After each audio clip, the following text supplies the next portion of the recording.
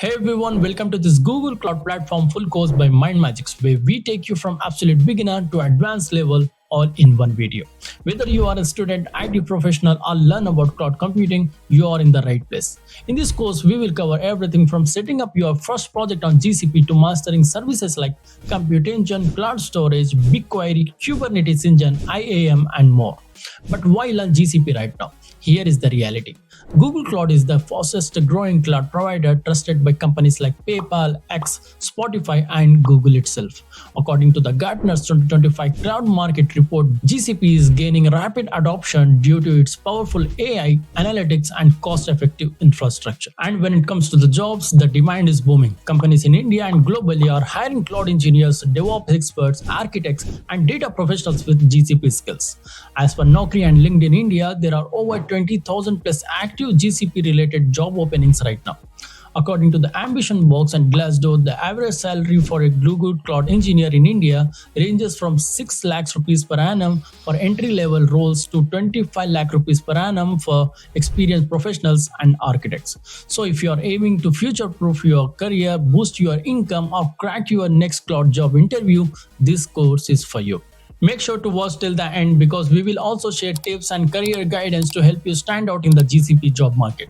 Before moving ahead, I want you guys to like, share, and subscribe to our channel so you never miss any update from us.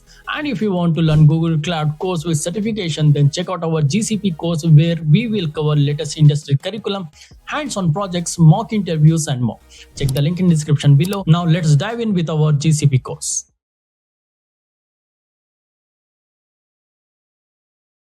Regions and zones. Where exactly these cloud data centers are located? That's our next question. It is located in almost all the major cities in the world, all around the world. Almost all the major cities and countries it is located. Total more than 30 data centers are there totally currently, and it will be keep on expanding as well. So just imagine in India there are two data centers, Mumbai and Delhi. So regions and zones. We are going to discuss about very important terminology in cloud: regions and zones. When it comes to AWS, it is regions and availability zones. So here GCP locations. Search this, you will find the locations which is available, and it will be keep on expanding as well. Currently there are 29 locations, and it will be very soon there will be three more locations will get added. It will become 32 or 33. So region and zone. As I said, in India, Mumbai and Delhi, these are the locations, cities where GCP, Google Cloud data centers are available. We can host our applications in those data centers, and we can access online. So it doesn't, and again, it doesn't matter whether the user location, whether you are in the same country or different country. You can host anywhere. It doesn't matter. We can create our applications anywhere. All right. So just imagine Mumbai, the Google Cloud, not imagine, it's there in Mumbai, Google Cloud data center is available. Then we can call Mumbai as a region. Mumbai is a region. All right. Because region is something in the city where Google Cloud data center is located. It's just a city name where Google Cloud data centers are located. Next, zone, region and zones. We are discussing region and zones, right? Zones are the actual data centers. In every region, there will be minimum 3 zones.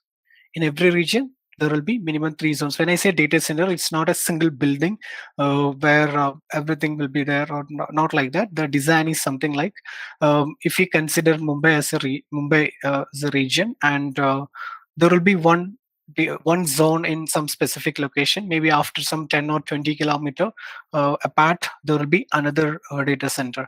So minimum 3 zones will be there. 3 different data centers will be there in the same region or same city, and it will be physically apart as well, because it is for the high availability. If there is any issue in one building, or any power supply issue or any connectivity issue, it should not affect the entire region. That is the idea of having separate isolated data centers. All right, regions and zones. Okay, here regions and zones. GCP resources are hosted in multiple locations globally. we can see 29 locations. Region is the specific independent geographic location which consists zone. So you can't see a region. Like if you go to Mumbai, you can't see something called a region. You can see zones. Zones are the actual data center. 3 different zones. Zones are nothing but a data center. It will consist of all the servers, storage, networking, everything. It will be consist of. So region is a city where Google Cloud Data Center is located. Zones are the actual data center. Very simple. Let's see where and how it is available. So here is the map. I'll drop this. You can search for GCP locations, or I'll drop this link as well. I think link won't be able to, like it will go off, right? Anyway, you can keep the link separately. And it will be keep on expanding as well. Let me zoom it. So here you can see the map where and all the GCP locations are available. The blue circles are the current data centers, and the font size is increasing, not the picture size. Blue circles are the active data centers. The white circles are under construction. The DC is under construction. All right, you can see US, UK, Asia, Australia, and Africa. In different continents, it's available. And you can see, and those are under constructions. In Middle East, there are many coming up. In US and UK also, there are many coming up.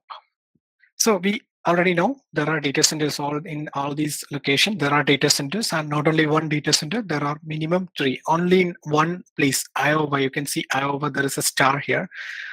See exception, region has 4 zones. Only in US, Iowa, there are 4 zones. Only in one place, only in one region, there are 4 zones. Except this, everywhere, minimum 3. Only 3 zones are there. Maybe in future, they'll be expanding it. Next, okay, listen carefully. So we have data centers everywhere. All these data centers are interconnected using Google's private network, Google's dedicated private network, which means cables, okay, using dedicated cables. All these data centers are connected each other. Then only we'll be able to access, right, for sure. So this is the idea here. See, you can see all these data centers are interconnected using cables. There are cables under oceans. Everything is interconnected. That's why we are able to access. We can host everywhere, and also all these servers can talk to each other, communicate each other. This is something big. All right. So there are dedicated cables which used to connect all the regions and zones. And to make it happen, there are other locations as well. If you notice here, this is few. These blue circles are few. If you come here, these black dots are more. Right. These are called edge location. GCP offer connection to services from 146 location across the globe. This is called edge location. Edge location is nothing but network location. You can see network location. To make this happen, make this connectivity happen, maybe to route the network or boost the network. And there are some other technologies are also involved. Other requirements are also involved, which is CDN. So this is this is the connectivity. Okay, it's called edge location. This word also you need to remember: region, zone, and edge location. Edge location, we don't use it frequently because it's a backend. Regions and zones, anyway, you are not going to forget because every service we are going to discuss. But edge location, you need to remember what is edge location. These are the network location, network point of presence, where you will divert the traffic or route the traffic, and many other things like CDN and many other features are also involved in it. Regions and zone scope, because this is very important when if you are going to be an architect, or if you are going to design, like you asked right just now, you Akhil asked, right, design based on what all the criteria we can design, location. And there is one more criteria, which is scope. When you're designing, it will help you, and when you're understanding the concept also, this will help you. The concept of scope will help you. And right now you won't exactly understand what is scope, but make a note. Whenever we discuss a subject, a service, there is a concept called scope, like what is in this service, what is the scope of this service. Almost all the Google Cloud services are classified based on scope. not a proper classification, but you need to think in this perspective, in the scopes perspective.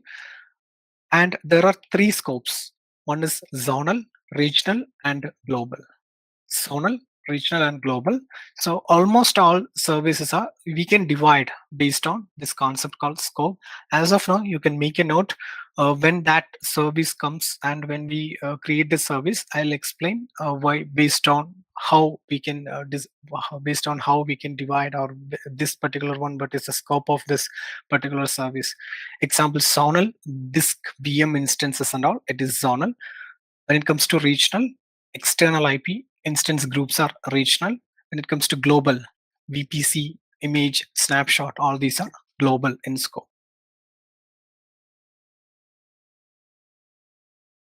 Interfaces, GCP interfaces, how we can communicate with Google Cloud. So we are having introduction to Google Cloud, right? So different things we are discussing together, regions and zone and scopes. Now interfaces, how we can communicate with the Google Cloud. There are three ways we can communicate. First one is console, and second one is command line. Third is API. Just first one is console, GCP console. Once you create your free trial account, it will take you to home page. This is your home page. This is called GCP console or Google Cloud console. You can see console.cloud.com. This is the primary way. Most of the cases, this is the primary way of dealing with the Google Cloud, communicating with the Google Cloud. Whatever you wanted to do, you can create a machine or create a storage or network, anything you can do with this console. This is the first way of dealing with Google Cloud. Maybe the most popular way of dealing with Google Cloud. Next, okay, I'll walk you through this. Before that, the second option, Cloud Shell. On the right side, there is a button, Activate Cloud Shell. I just clicked here. If you click, the command line interface will get open or get active. So if you are using a Windows machine, you have a command line interface, right? CMD, command prompt is there, right? And if you're using any Linux operating system, Ubuntu, or if you're using MacBook or something, you have terminal, right? That's also a command line interface. Just like that, only for Google Cloud to communicate with the Google Cloud. If you want to communicate using command line, this is the next way to do it. How many of you are not comfortable with Linux? That's not a problem, but it will be good if you learn some very basics Linux. Maybe if you spend some 2 to 3 hours, that will be enough. All right, very basic commands. So if you get a Linux machine, what all you will just check, like how to list and how to see the file systems, or how to switch the directory, how to list and hidden files. All these very basic things, if you are learning, that will be good. That will help you. But again, if you are going to work in Google Cloud, definitely you will end up on running some command and running some script, or somehow you will end up on doing it. So you can start now itself, and it won't stop you for learning Google Cloud. It doesn't matter, but it will be good. It will be easy for you if you know already. Okay, so maybe this weekend or something, you can spend some time to learn basic Linux. So why did I say that? Because when I click this, and when this command line got open, right? This is a Linux machine. Your command line CMD, not CMD, the command line Cloud Shell is a Linux machine. This is called Cloud Shell. Okay, this button is Cloud Shell. So you can see it's a Linux machine. All right. So all the very basic Linux command you can run here. And what is the use of this command line interface? Whatever you are doing in this GCP console, whatever you do here in GCP console, the same thing you can do it in command line as well. Okay, I'm talking about interfaces, right? What is interface? So the interface is something which helps us to communicate with the Google Cloud.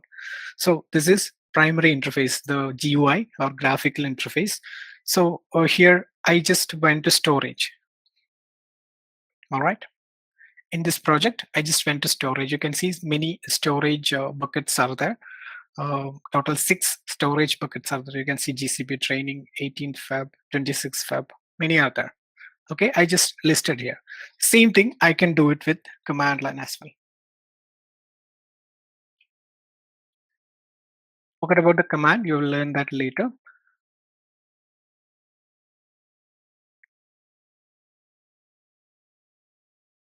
See the same information I can see from command line as well. See GCP 26 Feb, 18 Feb, whatever. And many things. Whatever you are doing here, I can create a bucket. I can create a bucket here also. What is bucket? We will learn later. But whatever you're doing with the console, I can do the same thing with the command line as well. All right. So that is the second way of communicating with the Google Cloud. There is one more way, API, using APIs when you are doing automation. When you're doing automation, you will use API. That is also the way when you do scripting or automation, the third option you can use it, which is API. That this we will deal with later. All right, these are the three ways you can communicate. The most popular way is GCP console, and if you're comfortable with the command line, you can do that as well. And there are some specific tasks you can only do with command line. There are some tasks in the second half of the training, not today, second half of the whole training. We're going to discuss that. So anyway, take your time and learn some basics. It's not mandatory also, but it will definitely help you somehow. So this is GCP console. Left side top main menu is there. If you drop down, you can see all the services. See, there are some compute services, serverless, storage, databases, networking, all the services provided by Google Cloud. You will find it in the main menu. Okay, if you want to go to any service, just go there and open that service, use it. So you can select any service like this. And if you want to go back, this is the home button, Google Cloud home button. You can go back. Next, there is a button here. If you drop down, you can select a project. At this moment, you will be having one project. All right. Some my project or whatever, there will be one project. What is project we are going to discuss in some time. Okay, I'll explain what is project when that slide comes. So just understand, you have option to select the project. If you have access to multiple project, you can select from here. Next, search box. If you already know the service name you're going to access, you can use the search box instead of going and searching here. This is more quick if you already know the service name you're going to deal with. So Kubernetes, just search and navigate there. All right, search box. Next is chat. This is if there is any support required. Then Cloud Shell. You will see a notification button here. All the important activities will be notified. All the major activities, some errors and everything will be notified here. Then your information, project info. Here, if you go to project info, if you want to rename your project, you can do this. You can do this as a first activity maybe. Just name, just remove this, use your name, because when you are sharing screen and all, I can quickly understand. So you can see, right, different names of the candidates. So you can give your name -GCP and save it. Maybe all of you can do that now or later. Billing. If you click on billing, you can go to billing. Maybe you can search or go to the main menu and go to billing.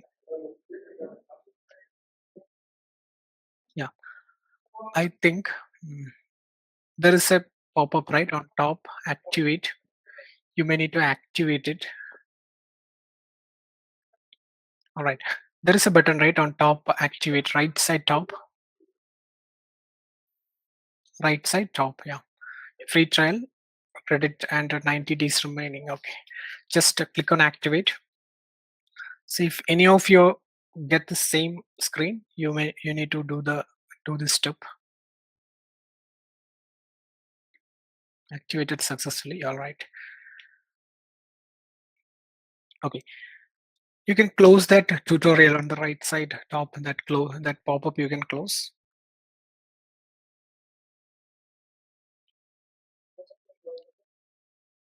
Yeah. Okay, and you can increase the font also a bit for others. So the right side top, there are three dots, right? The browser, right side top, not again the top one, the browser level, three dots. Yeah, there you can zoom a bit. Yeah, just to scroll it down. So those who have any issue with the account, or if you want to confirm your account is active, you can go to billing overview. Right side bottom, you can see this 22,000 credits. So it's $300. You will find this in this area billing. Go to billing and double check whether you got this free trial credit or not. This is how you can confirm your account is active. All right, on the left side you can go to left side middle, you can go to budget and alerts. This activity optionally you can do it. Create a budget. So you have 20,000 rupees in your account, right? So if you don't want to exhaust this amount, maybe you are going to create, you can close this pop-up also right side top, because you're going to use many services, and if you don't want to exhaust this amount and not taken back your GCP, your credit card or something, you can set up this alert. Maybe you can my alert or something, you can give the name,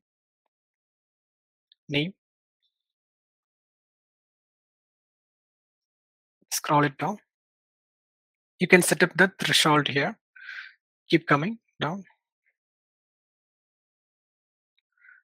Next, click on next. Not yeah, that one. So you can set a target amount, maybe to 20,000. You have 22,000, right? So 20,000 target you can set. Next,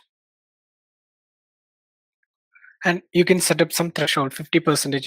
If it reached to 50% usage, you will get an email alert, and 90% and 100. Maybe if instead of 50, you can make it some 70 or 80. It's up to you. You can edit it. It's up to you. The point is you will get an alert when it reached to this free trial amount. All right, so that you won't really exhaust with this credit. You will get an idea. Scroll it down.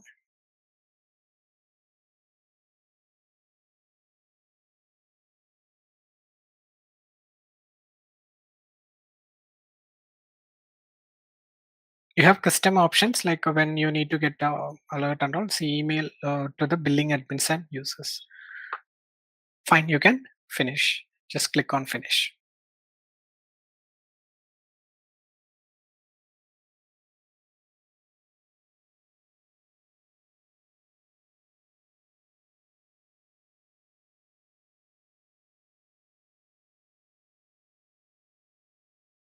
Let's understand what is Cloud Shell also for some time. Cloud Shell, as I mentioned, it's CLI of Google Cloud.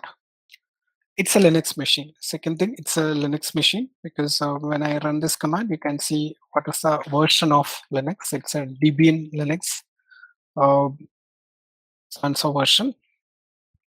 When you click here, when you click in this button, what is happening is one Linux server is getting created in the backend, and it is getting boot in the backend and only for you. And it's not a normal Linux machine which is embedded with your Google Cloud account. You can see this yellow color one, right? It's my project ID. Okay, it's internally connected with your account. That's why I'm able to list all my buckets and all the informations in my screen. So this is an interface. It's a Linux machine. When you click, it's getting only when you click, it's getting booted in the backend. And if you keep it for some time, it will get disconnect also. You may need to reconnect it. Maybe if you keep it for 1 hour and all, it will get disconnect, and there will be a reconnect button. You can reconnect again and use it. It doesn't matter. That's how it works. Um, in Linux, there is something called home directory, right? Home directory. It's just like desktop in Windows. So home directory, when you click, it will take you to the home directory, just like it will take you to a desktop, right? Windows will take you to the desktop. Just like that, when you log into any Linux machine, it will take you to the home directory. In this home directory, you have 5 GB space to keep your day-to-day files. If you want to keep it, there are 5 GB space for every users. So if I run this ls command, ls is the listing command, you can see my files, some day-to-day used files you can see. So maximum 5 GB of data you can keep it. It's not a storage to keep it permanently. The daily in desktop, what all you keep it, all the like day-to-day what all you use, that you will keep it, right? Just like that you can keep it. 5 GB is the limit here. That also you need to understand. So here all the some script or file or anything you can keep it here. That is the next property of Google Cloud. I mean Cloud Shell. And normal Linux command, it will just like this, it will work. Okay. And Google related command, there are some specific prefix and all you will end up on adding. So as when I was listing, I just added one prefix, right? GSUT ls. This is a Google command. And this is a Linux command. This is a common Linux command. If you know Linux, you will know this is a very basic listing command. So that's why I said if you know Google, I mean, if you know Linux, it is easy to relate what is happening. See, ls hyphen l. So this is again, those who know Linux, it will be easy what I did. See, this is a detailed listing. So you will find more information here, total, whatever, so and so. All right, ls space hyphen l. So df space hyphen h. Those who know, it will be like it is listing the file system. So just like that, if you know it, if you know Linux, it will be easy what exactly is happening in this commands. So there are Google commands, not only gsutil, there are many other commands. So here, when I click here, I can list all the projects, right? The same thing I can do from here as well, but the command is different. Out.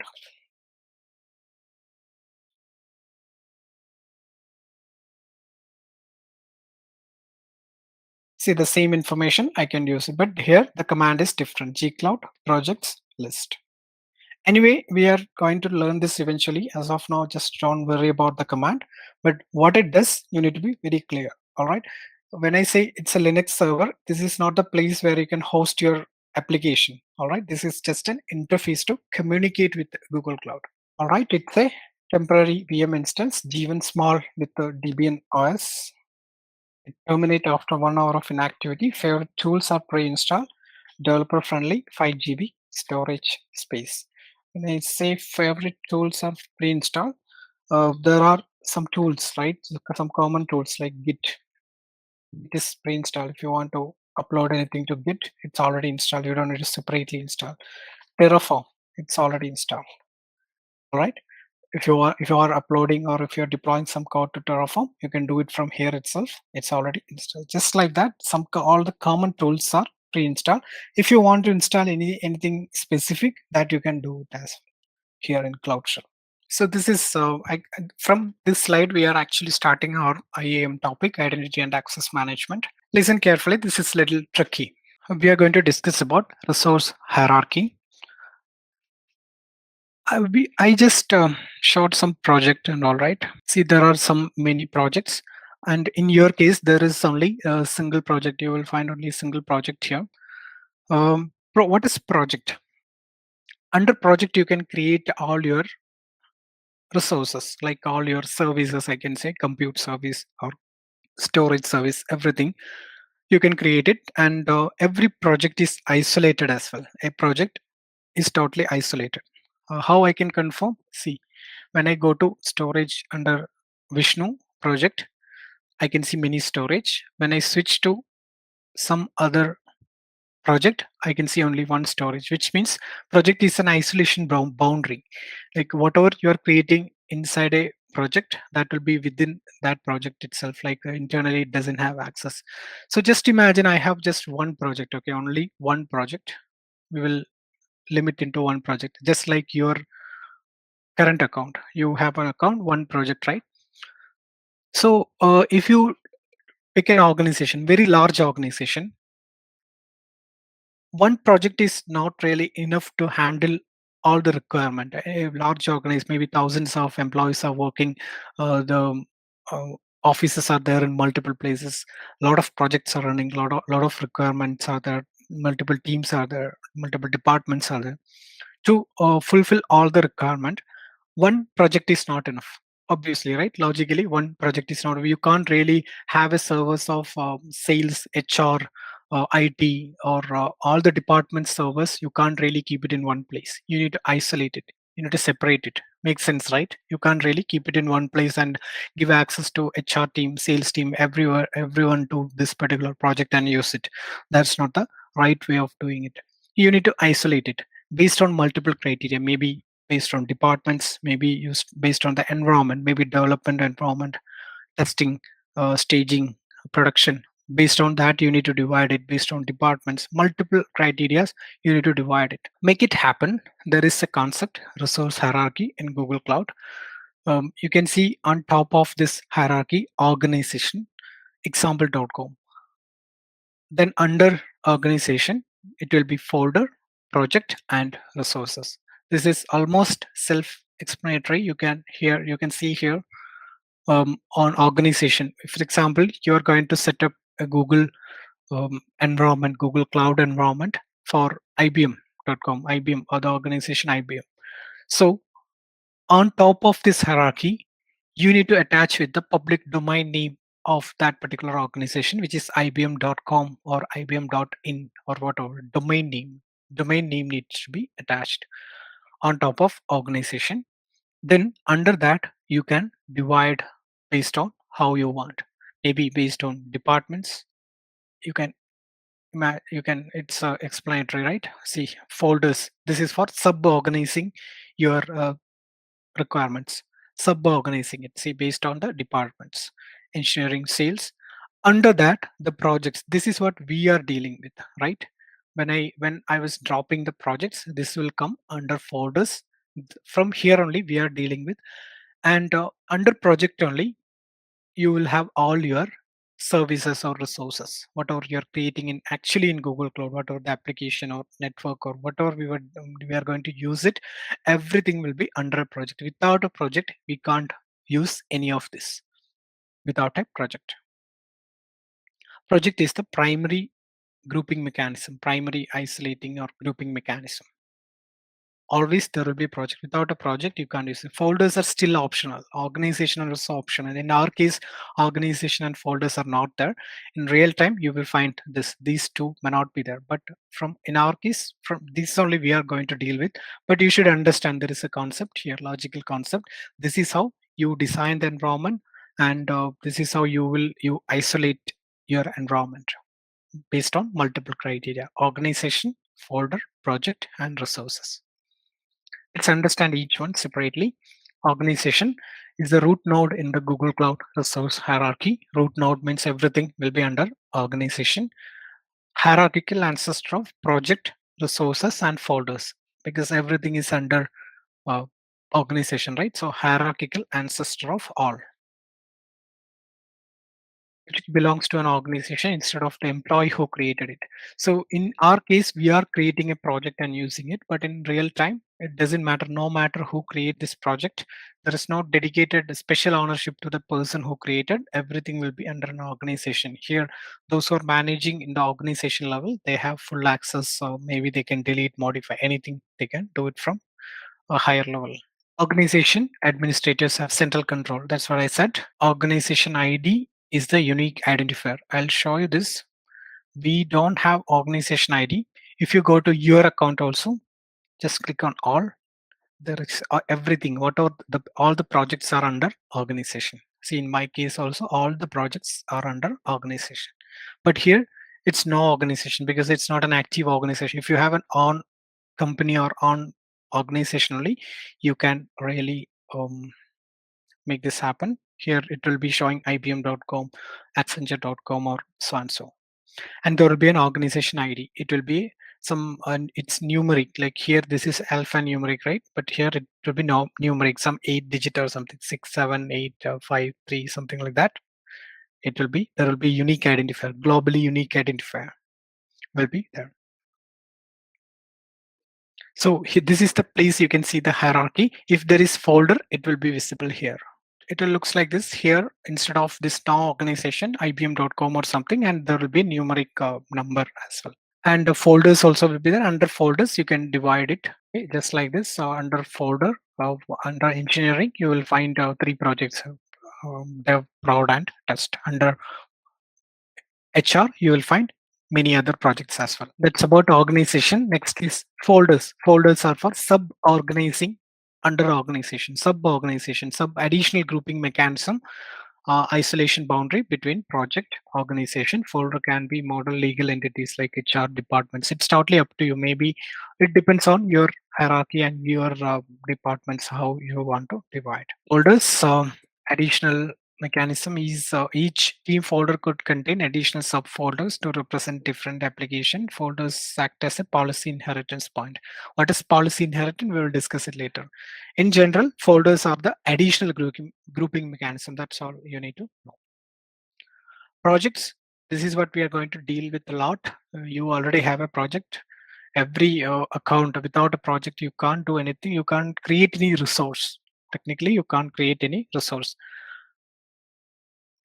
Project is the base level organizing entity. All your resources are under a project. Always 2 identifiers, 1 mutable display name, lifecycle. Let's see what it is. If you go to your project page, go to project settings, 2 identifiers. When I say 2 identifiers, one is project ID and project number. Project ID we are going to use a lot. I said, right, project ID. See, this is project ID. If you want to switch to another project, I need this project ID to switch. So project ID we use a lot. Project number very rarely we use, but still it's an identifier. It's a global identifier. This number, it's the unique number only for your project. This is also unique, but this one anytime you can you can change it. Project name, it doesn't matter. So it's quickly changed. Anytime you can do it. All right. So just rename your project with your name because for you it doesn't matter when you're sharing screen and all, or if you're providing access at that moment, it matters. All right. Next, yeah, there is a button, shut down the project. Shut down the project. If I click on shut down, I need to provide the project ID. See, it's asking for the project ID. So as I said, project ID we use in many places, right? So this is one of the place. When I provide project ID and click on shutdown, it will set to shut down next to 30 days. Okay, after 30 days only, it will completely shut down. So when I click on shutdown, next to 30 days, it will be in inactive state. Your applications or data won't be accessible.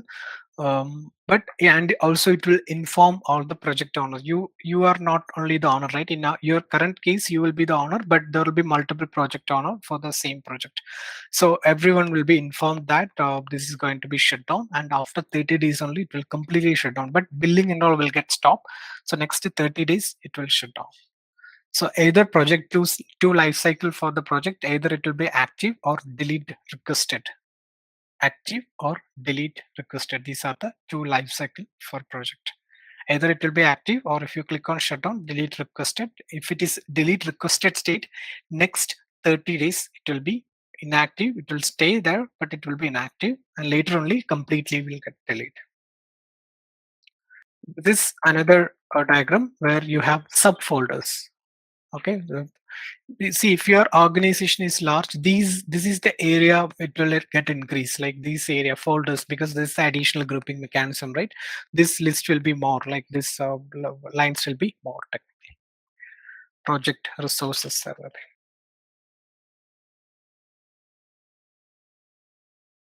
The one we discussed, right? The project organization. This is also part of IAM.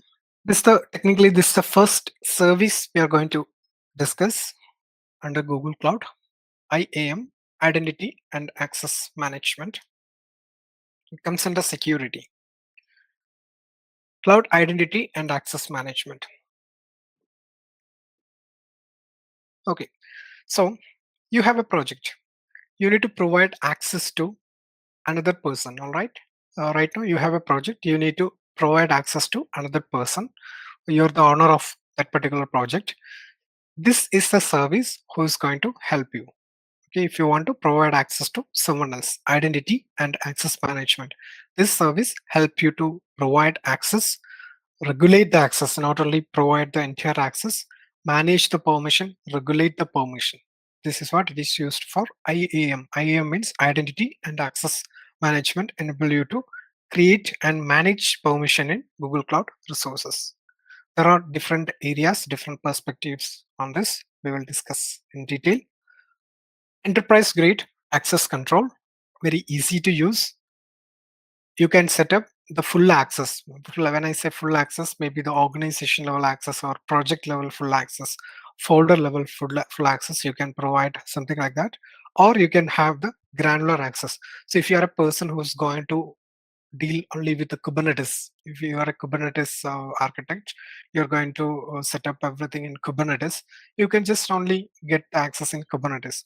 Or if you're a person who's going to deal only with the networking, like network creating, network firewalls, routing, all these things, you can have only access to networking part, not the entire project.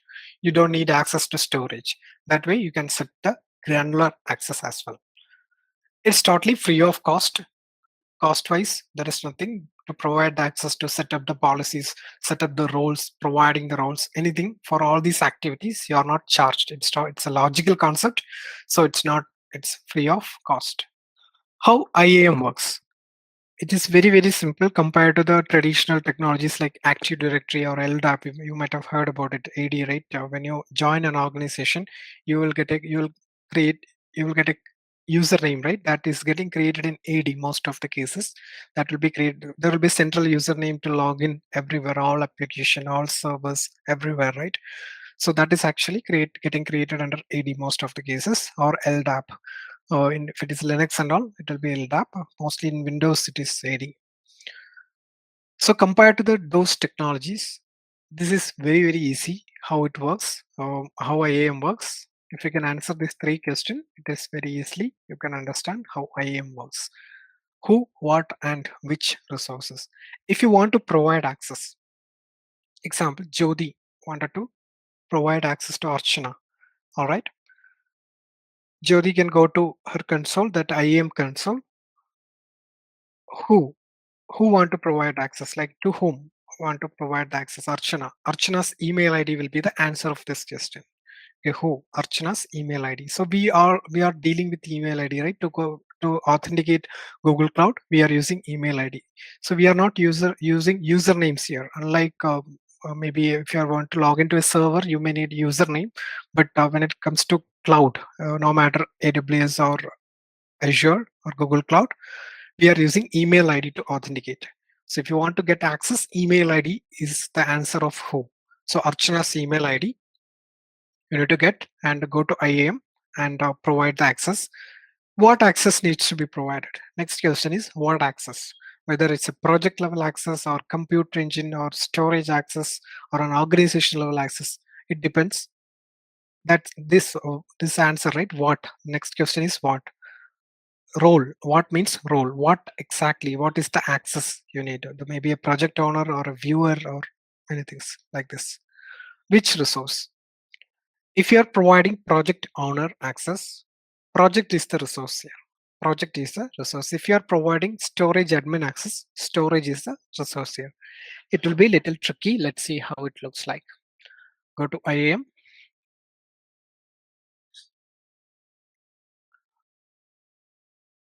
Just go to IAM. You can type here or IAM admin. Here you can see this is the actual owner. This is the person who created this project, and he provided access to me. This is my ID. All right. If you look at your IAM console, you can parallelly check it. You won't find all these kind of service account or whatever. Only your ID will be there. Your email ID will be that email ID which you use to create IAM. I want to provide access to someone. Very simple. Go to click on add. Provide the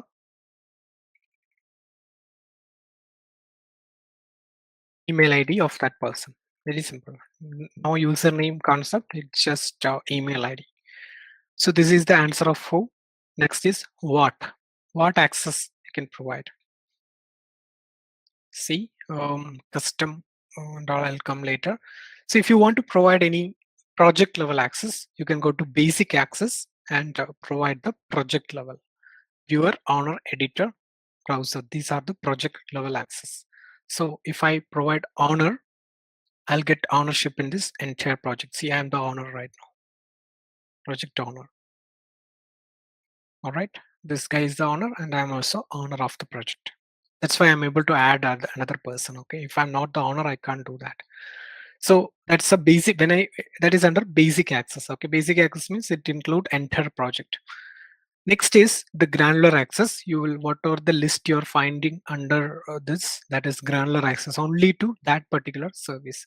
Example, Cloud Run is a service. Cloud SQL, if you're providing access to only database, Cloud SQL admin you can provide. All right, so in our case, Jyoti is providing access to Archana's. Archana's email IDs will be here and providing access to Cloud SQL. All right, Cloud SQL admin is the role. That's the answer to this particular one. What we are answering, who, what, and which resource, right? Who is email ID, what means Cloud SQL admin, which resource, which is Cloud SQL. Cloud SQL is the resource, Cloud SQL admin is the role. No complex things involved, just you need to know what is the role of that person. Based on that, you need to provide, go to basics and provide it. If it is a project level, you can provide like that. And also you can provide organization level, folder level also, but we don't have option to show. That's also very, just very simple, something like this. Policy. See, just now I was showing Cloud SQL admin, right? You're providing one email ID and you're attaching one role into it. That's what I was trying to do here. An email ID and one role into it. Okay, so I'm providing an email ID, attaching a role. If I save it, this forms a policy. This activity, the task which I did, that is called a policy creation. Policy creation means attaching a role to a member. That forms a policy. See, attaching plus one member, one role. And it can be either single member, group, service account. This and all you can forget as of now. We'll discuss later. Attaching a user to a role, or either single role or multiple role. That forms a policy. All right, member, role, and policy. A cloud IAM policy bind one or more member to a role. These two we already know, right? Member email ID, role is the permission. So if you attach, if you bind a role to a member, that forms a policy. Now we reach to a very tricky and very interesting concept, IAM policy inheritance. IAM policy inheritance. So here, the same slide which I used at last with the subfolders, I used it, right? Let's take a scenario here. Listen carefully. Not a complex thing, but it's little confusing or tricky thing. This is right now. Just assume that we are going to set up a full Google Cloud environment for an organization. Whatever we'll take IBM, very common example. So here, organization. As I mentioned, the organization level, we need to attach the public domain name, which is ibm.com. So I just created the organization. Okay, here I just created the organization. So this is how in real time also it works. When you are completely, if you're going to create an environment, this is where you start the organization level. First, you are the very top level, the decision makers. They will be working with the Google, and they will set up the organization here with working with the Google, attaching the public domain name. Will create the organization. So I created the organization here. All right, started with the organization. This is active. All right, next we'll take maybe for convenience we will take ibm.india, so it is easy to relate, right? So here there are 3 folders I'm creating. One is maybe one is Bangalore, Hyderabad, and Delhi. Okay, 3 different folders I'm creating. So IBM Bangalore, Hyderabad, and Delhi. All right, 3 I'm creating. And here for IBM Bangalore. So who's from Bangalore here? Anyone? Shankar. Okay, Shankar is, I don't know, I'm not sure, but I'm just taking the name. Shankar is responsible for IBM Bangalore, and maybe Archana is responsible for Hyderabad and Delhi. Okay, so I'll reduce. This is okay. This is Hyderabad. This is Bangalore. This is Delhi. I'm just providing 3 folder access to 3 persons here. Okay, maybe Shankar, Archana, and Jyoti. Okay, 3 folder access I provided. Understand? This is IBM Bangalore. I provide to Archana, Shankar, and Jyoti. All right. So far, so good, right? 3 folders I have created and 3. Archana is responsible for entire workloads under IBM Bangalore. Archana is responsible. Next, Archana created 2 folders. Are you able to follow or confusing? So far it's good, right? No confusion so far. Archana is creating 2 folders, Team A and Team B. Team B, Archana is providing access to Kundan. Team B, okay, Kundan is responsible to handle these workloads. All right, Team B, here Kundan, and 2 products are there, product 1 and product 2. Who else? Okay, Jyoti is responsible for product 1. So here Kundan and here it's Jyoti. Jyoti is responsible for product 1. Okay, I think Jyoti, I already used the name right here. Okay, who else left? Devika is responsible for product 1. I already used the name here. So Devika is responsible for product 1. And Devika created 3 projects. Okay, I'll recap it anyway. So just 3 products. Test GCP. Mohan is responsible for test project. Mohan is responsible for test project. So Devika provided access to Mohan. So I'll just recap the scenario. I have created organization. I provided access to 3. I created 3 folder and Shankar, Archana, and Jyoti. Archana created 2 other folders, provided access to Kundan, and again Devika, product 1, Mohan, here test GCP, Mohan provided access. So far so good, right? Clear? Now, policy inheritance. This is the concept we are going to discuss, policy inheritance. See, I have organization admin access because I'm the one who created. I have organization admin access. I have central control on everything, each and everything under organization. Because if I have the top level access, the organization admin access, this will get inherit to everything till resources. Inheritance, right? The word inheritance. Focus on this word, inheritance. My access will get inherit till resources, which means I have admin access to all these folders, all this project, and all resources. Archana, here Archana, you got access whatever is under department Y, whatever the workloads under department Y, team A, team B, product 1, product 2, all the projects. But you have no clue what is under department X because you have access from this only. Make sense? You have no clue what is under how many folders are under department X or how many projects are under this. This is Hyderabad, right? Yeah. And the same way, only Jyoti have access to whatever under this Delhi region, Delhi folder, whatever the folders or project. And Jyoti have no clue what is under department Y. Clear? And Archana got full access. If you have folder admin access, you have admin access from here to here, but not under here. The same way, Kundan got access everything under team B, but not under anything under team A or whatever here, and so on. This is called policy inheritance. the policy will get inherit all child resources. Okay, for all child whatever you're getting, like if you're getting the access in project level, all the child resources also you will get the same access. If you're getting viewer access here, you can view everything under test project. If you're getting owner access, you will get ownership on all the resources. You don't need to separately provide it. You don't have to provide for compute engine, app engine all together.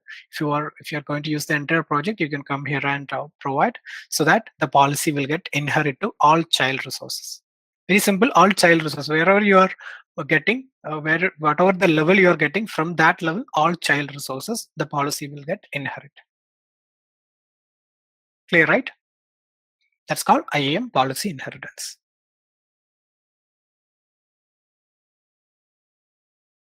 Who will, if you are providing access, to whom you are providing? Okay, that's the answer of this one. Who's the person who get the access? First is Google account. Google account we already created using Google account, using Gmail account. We created the account, and next one is service account. And always it should be a Google account. It's not mandatory that it should be a Gmail account. You can have any other domain, but using that there should be account created in Google. That's the idea. So at the rate Gmail, not only at the rate Gmail account or at the rate Gmail or something. Using anything you can have a Google Cloud account. But using whatever the ID it is, using that you should be having a Google account. So Google Group. Second one is second one is service account. Service account we are going to discuss in detail using using a separate slide. At that point, I'll explain more. The next one is Google Group. You can create groups in Google. There is a URL groups.google.com.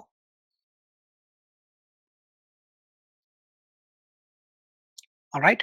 If you go to this URL groups.google.com, instead of providing access to individual IDs, you can provide access to groups, Google Groups. You can create a groups, something like this. You can create a group.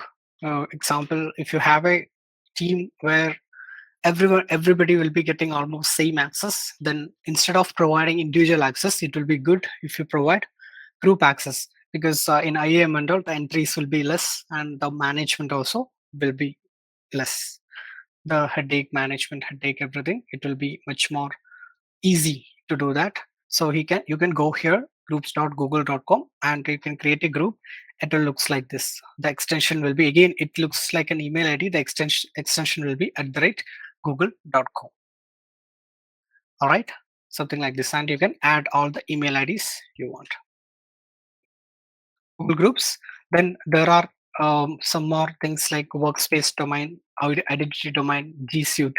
Workspace domain means you can provide access to the entire domain. Whoever, if you work for an organization at the rate ibm.com, whoever got email ID .example.com or .ibm.com, whatever it is, for that domain, the entire owners or an entire whoever got email ID with that domain name, they will get the access. If you provide access to some website and all, you can use it like some internal website. However, it doesn't matter. You don't need to specifically go and create account for each and every employees of your company. Instead of that, you can provide access to entire domain. In cloud identity domain, and G Suite. This is another important area, identity domain and G Suite. This is something big. Okay, if you are managing, did anyone hear about G Suite? Okay, GCP is a SaaS product of Google Cloud, not Google Cloud, Google SaaS product, software as a service product. If you are starting a business or something, you will get the entire business package. Entire business package means all the IT related requirement. If you will get a mail option, you can host your employees' mails there. The organization mails, and storage, Google Drive as a storage, then all the Google Sheet and all this my office package requirements, right? Excel, Word, something like that. Google also got a document sheet. All almost all the Google products in a package. You will get it. This one, almost all these products. See, Drive, chat option, calendar, meetings, and all these this Google Sheets, everything you will get it as an enterprise package with security and everything. So this is called Google G Suite. Okay, for not exactly this, there are many more features. So you can host your mails, many things you will get it. So that G Suite you can attach with the Google Cloud if you want. If your organization is already using G Suite, you can attach it with the Google Cloud. That is another important part. So just like G Suite, there is another domain level management, which is cloud identity domain. There also, what you can do is in both the place, what you can do is you can create users, you can create their email IDs, you can create groups, many things you can do it in these areas. This is if your organization is already using, it is easy to attach with the Google Cloud. So it's easy to integrate with the Google Cloud. The last two are not specific with every service. There are some service you can provide access using the last two, all authenticated users and all users using these options. Some specific websites and all there, if you're hosting a website in it, you can provide access all authenticated users. Sometime when you log into a website, it will ask for authentication, right? You need to log in with any of this account, like Google account or Facebook account, something like that. If you authenticated, or if you sign up using some account only, you will be able to access certain pages, right? So for if you are creating website something like that, only for the authenticated users you can provide access. Actually, we are doing it in second half of our training, the last two. Then the last one, all users, no matter who, without authentication, like if you get a URL or something, anybody can access it. So all these are under who. And the most used one is Google account and service account. Where you need to focus is these two: Google account and service account. Google account, using Google account, you already have an account, right? And when it comes to organization level, it will be different. In your organization, your office mail ID, you'll be creating account, and not you will be creating, or will be providing account. It is very easy to provide also. Like today, we are going to do it. You don't need if there is already organization GCP accounts access, it's very easy to provide to another person. Everything you already set up, like billing account, everything is ready. Then it is very easy to provide to another person. Any questions in this list? First two are the important ones. Rest all are optional. It depends on where you work. You will get chance to work on it. And last two are very simple. These two are something optional. Sometime you may get to chance to work. Otherwise, not. Next one is role. Okay, who we answered. These all are the possibilities of who. And first two. First we are good. Second one we are going to discuss later. Next is role. Okay, what resource, who and what. So what means it is role? Okay, the answer of what, which is role. Role is a collection of permission. You cannot grant a permission to the user directly. Instead of that, you can grant a role. When you grant a role, you grant them all the permission. It's a confusing statement. Let's see what it is. Okay, I'm going to IAM. What was the statement? Role is a collection of permission. You cannot grant a permission to the user directly. Let's see. I'm going to role.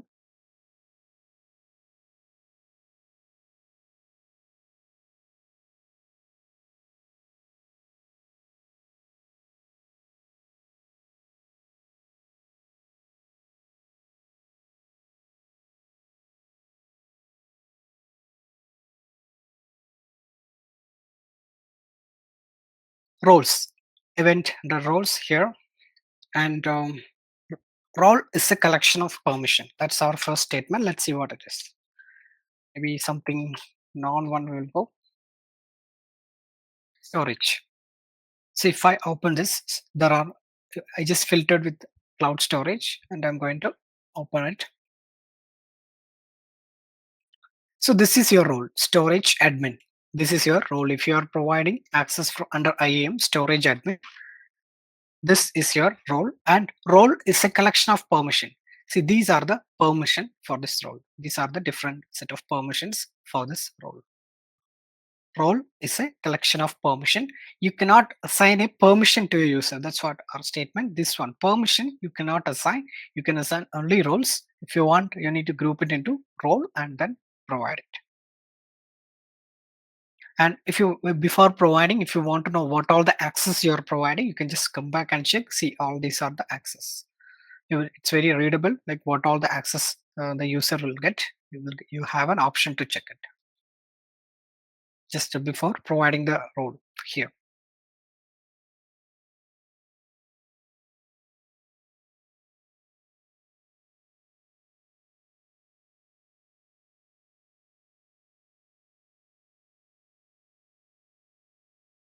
First, see, I'm going to roles, and when we provide here, before providing here, we can go to the role and check what are the permissions you have.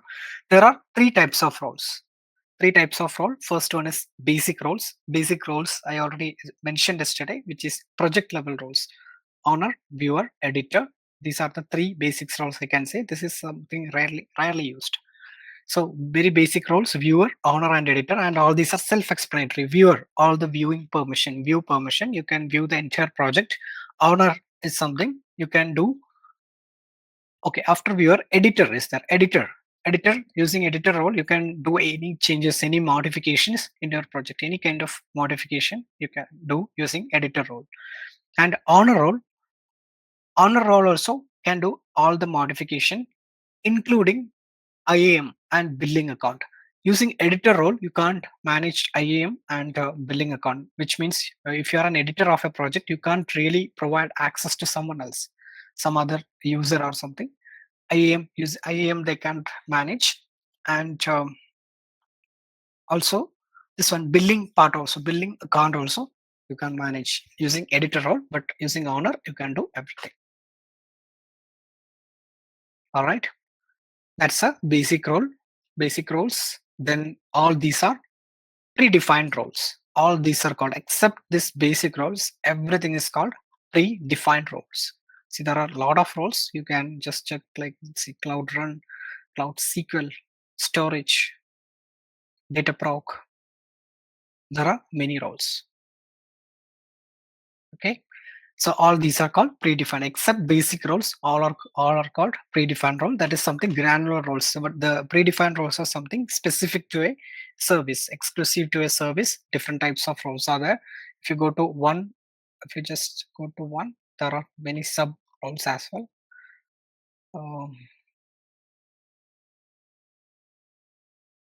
Here, logs role, admin, writer, accessor. It depends on the roles, depends on the predefined role. The right side, these will be changing, like what, which is based on what it does, what that service does. Based on that changes. Data proc, only 6 are there. If you go to data store, there are many. All right, that is predefined role. Then the last one is custom role, what Jyoti asked. Custom roles, you can go to add role. If you go to IAM, you can go to add roles, and you can not this, sorry, IAM and roles. You can create a role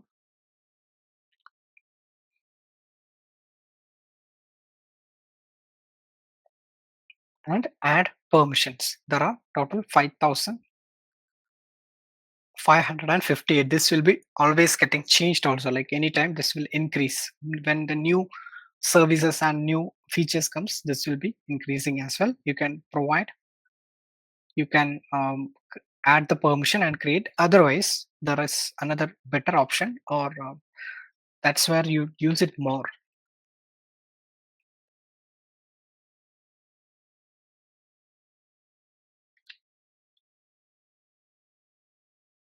You can edit existing roles. So existing roles will be there. You can use this option, create from role, and maybe if you want to remove something, example, I want to remove this delete option before I provide access to someone. I don't want them to delete the content of my storage. So something like that, you can do it. I'm just removing two delete options. See here, storage bucket delete and object delete. These two I'm just deleting and creating a custom role. You can easily create it. All right. So this is something. It is like instead of creating a new role, this is how we use it, or we can combine two roles and use it instead of providing multiple times same the two different role to anyone. You can combine two roles and use it. See here, I have created a custom role. You can figure it out based on the icons. I'm removing one.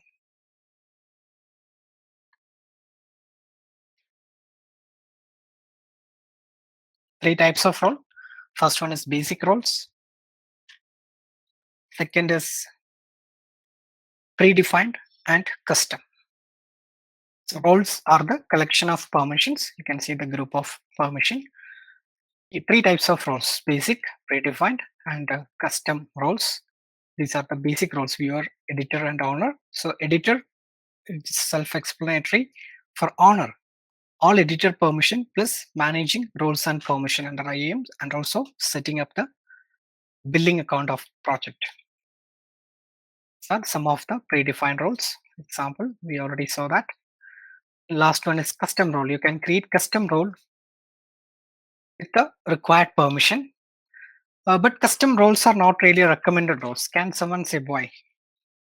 What will be the possibilities? It's not so widely used on custom roles. Custom roles are not so widely used. The reason is custom roles are not maintained by Google, because in that particular service, example, we just checked cloud storage, right? There are 25 permissions, and later they may add some new features, new permissions in the predefined role. The 25 will become 30, just imagine. But if you create a custom role using 25, like by removing, we just removed two permission and created a custom role, it won't be updated in the custom role for sure, right? Obviously it won't be updated in the custom role. So it's not maintained by Google. When new permission or feature adds, then the custom roles won't be updated automatically. So that is something you need to keep it in mind before creating a custom role. To create a custom role, you must choose the organization or project to create in. You create custom role by combining one or more available cloud IAM permissions. Last one is which resource. There is no explanations required. Whatever, if you are providing if you are providing storage admin role, the storage is resource. Then basic roles, project is resource, or organization folder. All those also can be the answer of which. Project level permission inherit to all the resources. We discussed that in detail about the inheritance.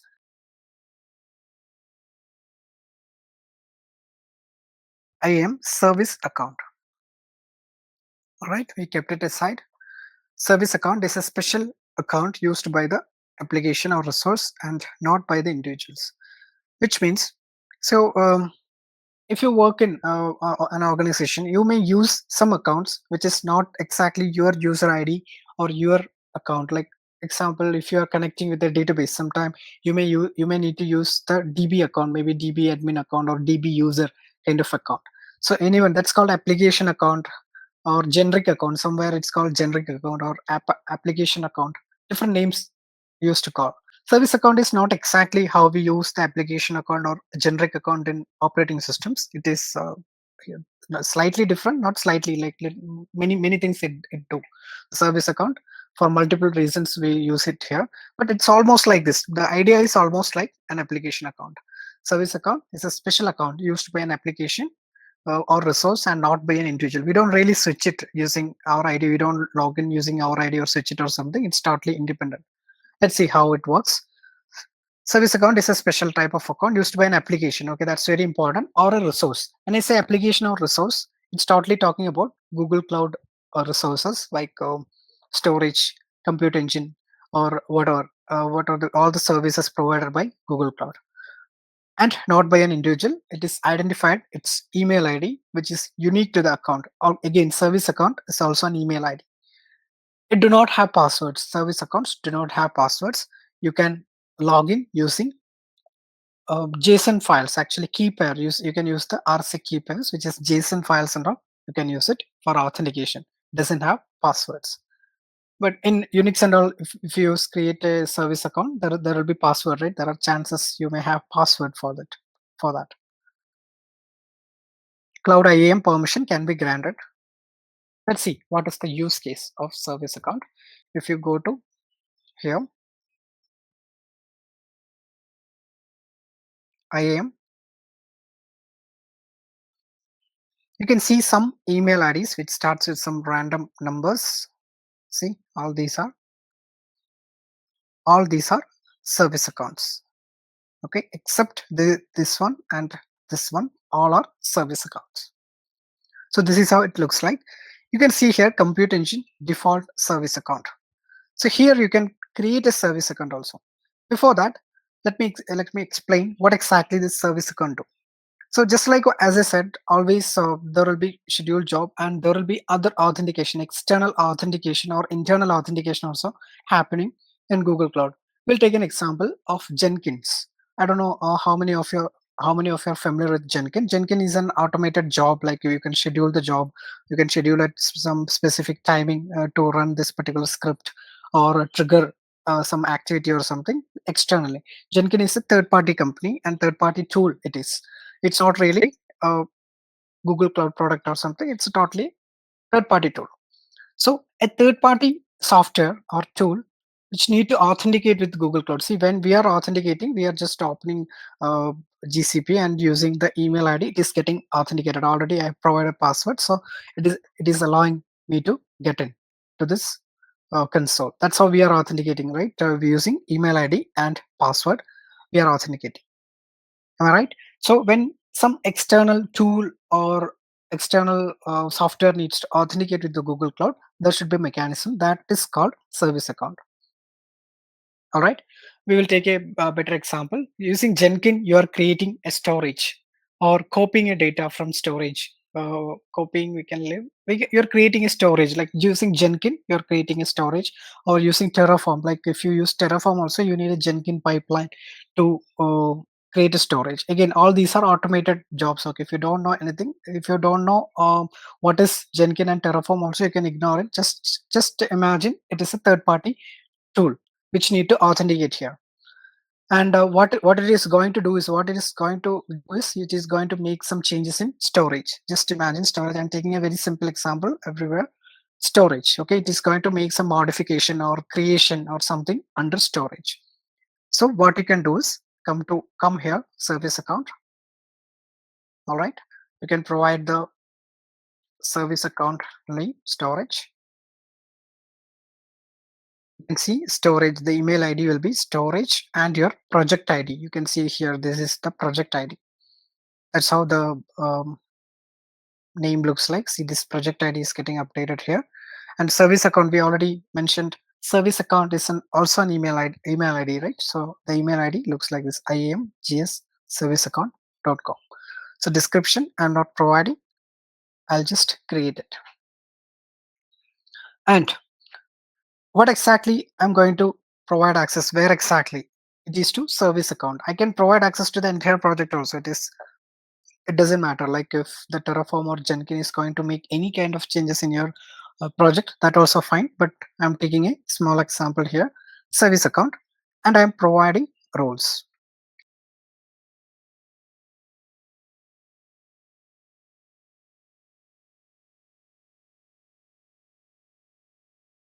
Storage admin.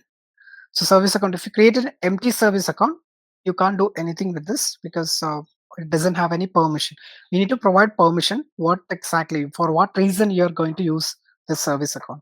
Say I provided storage admin permission, and if you want, you can provide the individual user access also so that they can manage this service account. I'm not doing that right now. See, I just created a service account. All right, this is how it looks like. And for the permission, what I can do is I can download a key pair. See here, manage permission, manage keys. I'm just going to just switch to here keys. Okay, so there are different types of authentication. Those who are not doing it, we use username and password, which means username you will provide, and password also you will type and get in. But there are there are passwordless authentication in Unix, like your SSH passwordless authentication. That is another way of authentication. Instead of password, you'll use SSH keys. SSH keys you will be passing, copying one time, and next time, every time it login, it will be automatically get allow you to in maybe individual or application account, anything. The same way here also, it is key authentication, key based authentication. You can use, you can create a key for authentication. It's a one-time task. You need to create the key. You need to copy to wherever, whichever the service you're using. If you're using Jenkins, you can attach this service account plus key with the Jenkins. There is a place to do it. If it is Terraform, when you write a Terraform code, there also you can update. You have option to update it.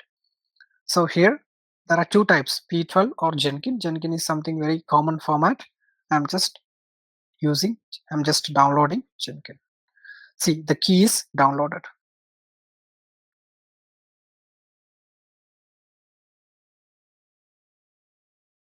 So if you open this,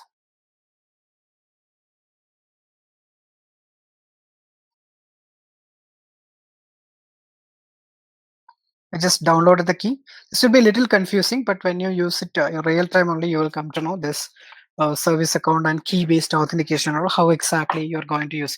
But theoretically, you should know what exactly, what is this at least. You should have a clear idea.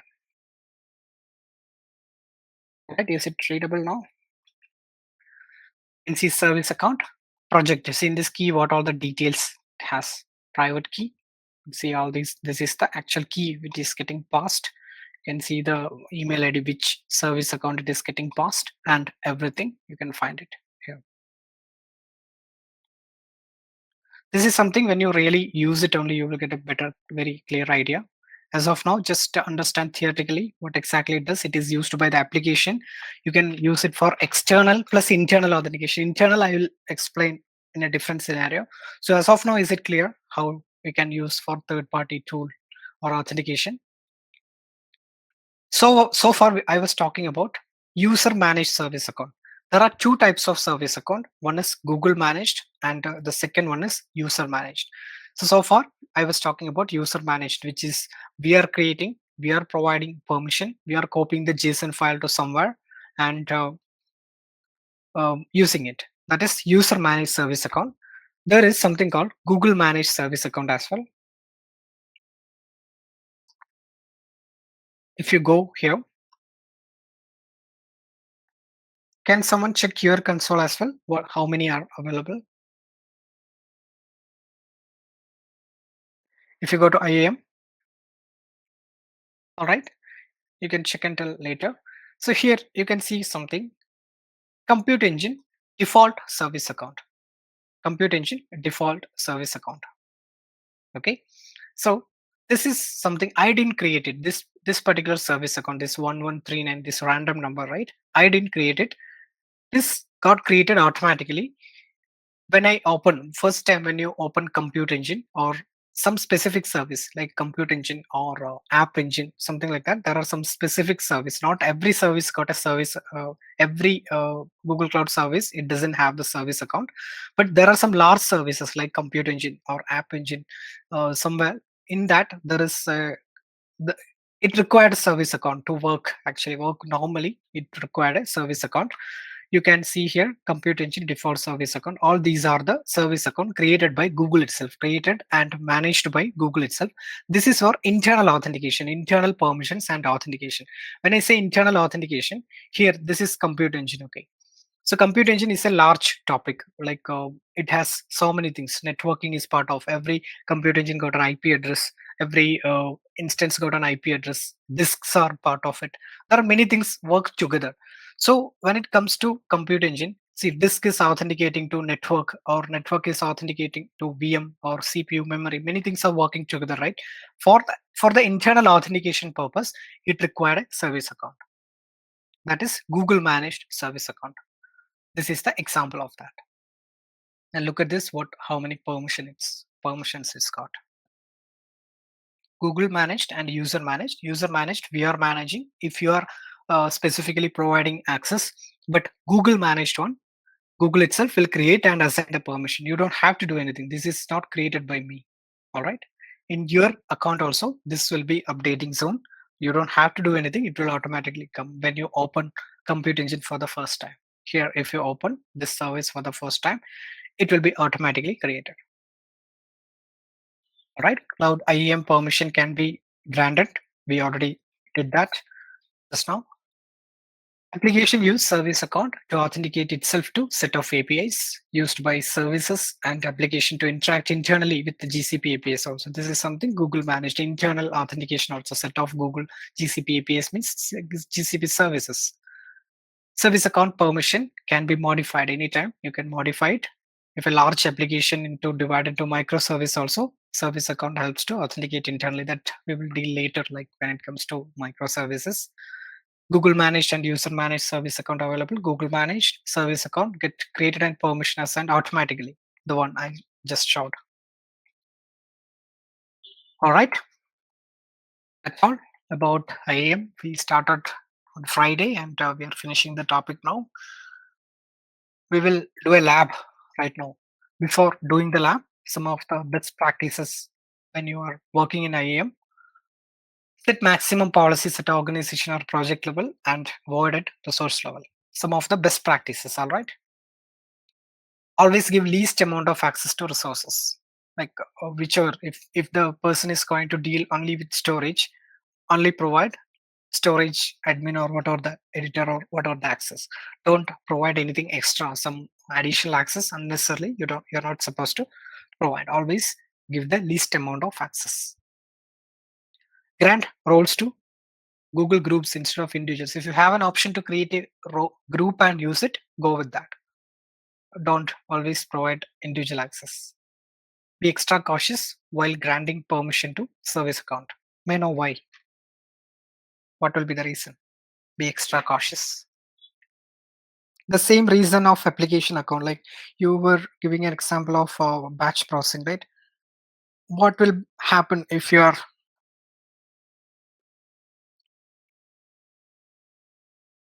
what are the some extended possibilities? See, if you just now I just showed how to download the key and copy it somewhere and use it, right? um, See, just I copied this JSON key to some other external tool, third party tool, or some other server. I will give another example. You are using a hybrid cloud. You are copying example in your hybrid cloud. We already know what is hybrid cloud, right, from last session. Like you are using on premises plus Google Cloud, and from on premise you are using Google Cloud storage for backup solution. Like you are copying all this backup data every day from your on premises, your data center server to Google Cloud. So for that you need a service account, right? In storage, if you're making some changes daily basis, you're copying data totally from an external network. So you created a service account, you copied this JSON key to your on premises. You need to visualize this. You copied the key to the on premises, and from there you're using it. Whatever the script I was showing, right? In script you have updated whatever. Later, like you resign from the organization, all right, and still there is a possibility, like until unless you're not properly documented or whatever, others won't be knowing where and all you are using this service account, right? The keys and all, where and all you have copied, or some other person's copied and all. You have no idea. This is one of the security breach of service account. You have no idea, but you will be finding it in logs and all. But that is very difficult. You need to go and search technically. So you need to be very careful when you use service account. Provide the permission. It should be right permission, because this is something you're going to. It's out of your control. See, if you create a storage, you can find it in Google Cloud Console itself, whether the storage is there or not. Later, you can modify, delete it. But this is something where and all your authentication is coming. You can't really. You can figure it out using the logs and all, but it's not really very straight, right? You need to go and search it. So that's why you need to be always cautious before creating and providing permission to service account. There are multiple possibilities. It will be making any harm to your account, GCP account. Make sense? So let's do a lab. We will provide some permission in a project to another email ID or other user, and how that permissions looks like. Okay. So first, all right. Keep this open and open one more tab, GCP tab. Just right click somewhere on the, yeah, there, and open it. Before we start the lab, I will just show you how the service account is getting created. See here under IAM, as of now, there is only one entry. It's our primary email ID, which used to create this account. Now, go to the next tab, go to Compute Engine.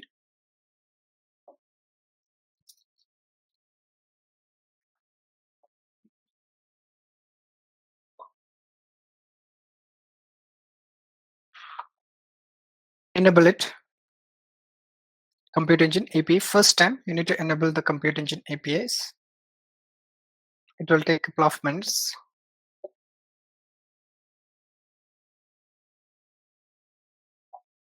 Maybe you can go to IAM and check it once.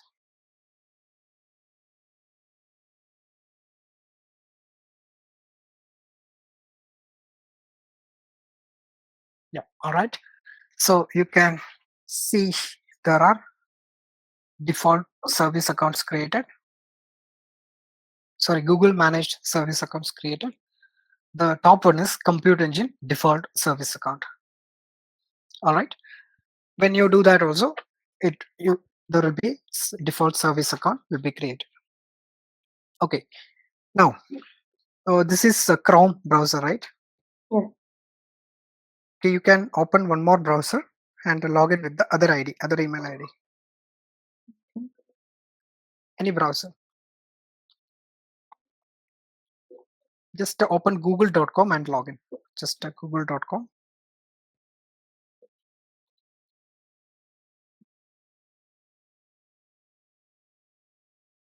Just okay, go back to Chrome.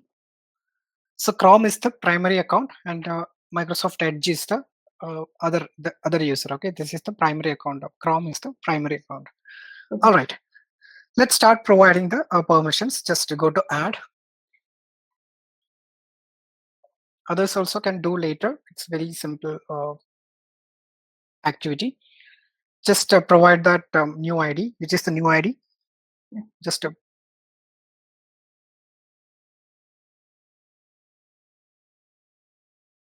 and first we will start with a very small permission. Instead of providing project level access, we will start with a very small permission. Just type storage.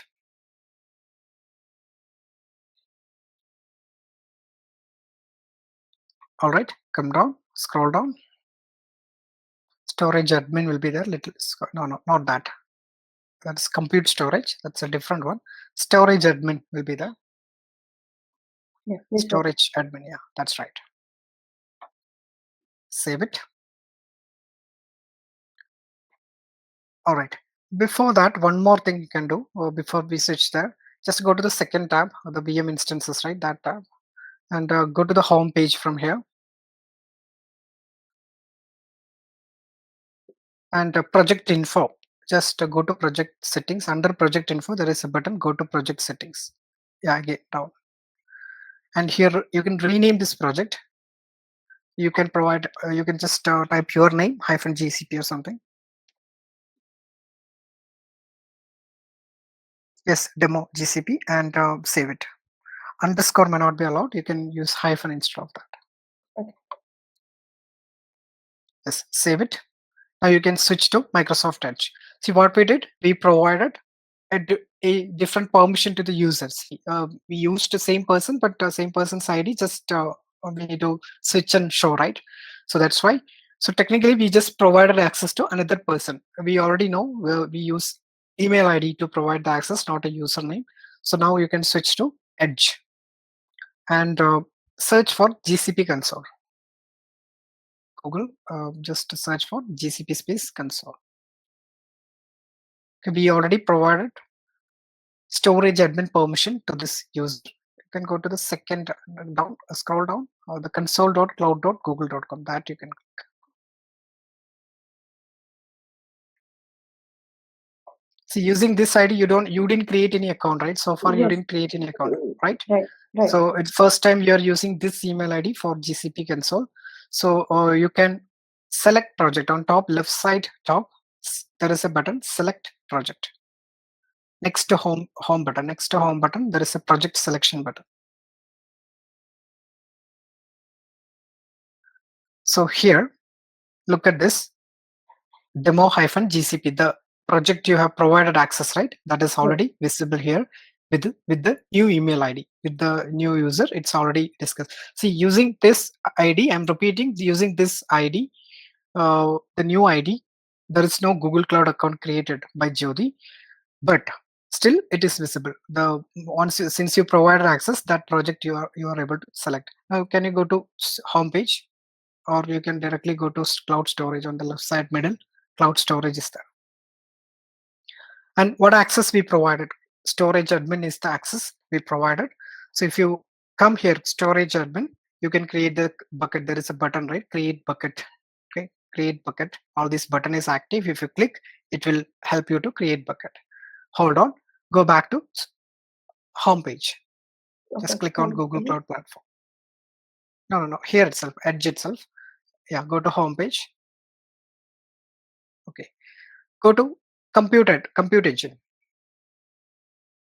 VM instances. Yes. See, if you open compute engine, obviously you do not have sufficient permission to view this page. Using the new user ID, we try to open some other service because we provided access only to storage admin. So when we open compute engine, this is the error you will get. If you don't have permission, you do not have sufficient permission to view this page. If you want, you can do one more thing. Go to this Edge and open some other one more service also you can open and check whether you have access anything else. Like go to home page. Here it's something little Kubernetes or VPC or anything. Yeah, everywhere you will find the same error because you have access only to storage. Okay.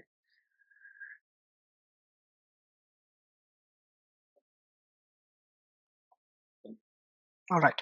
Now you can go back to Chrome browser.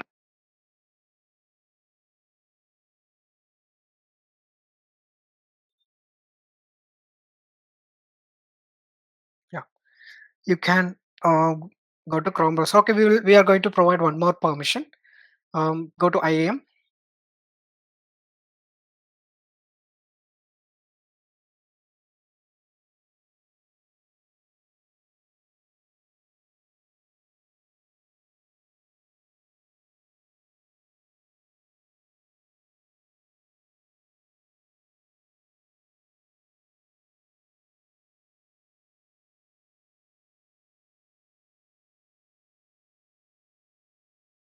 Okay, now again one more permission. Let's go with a different permission.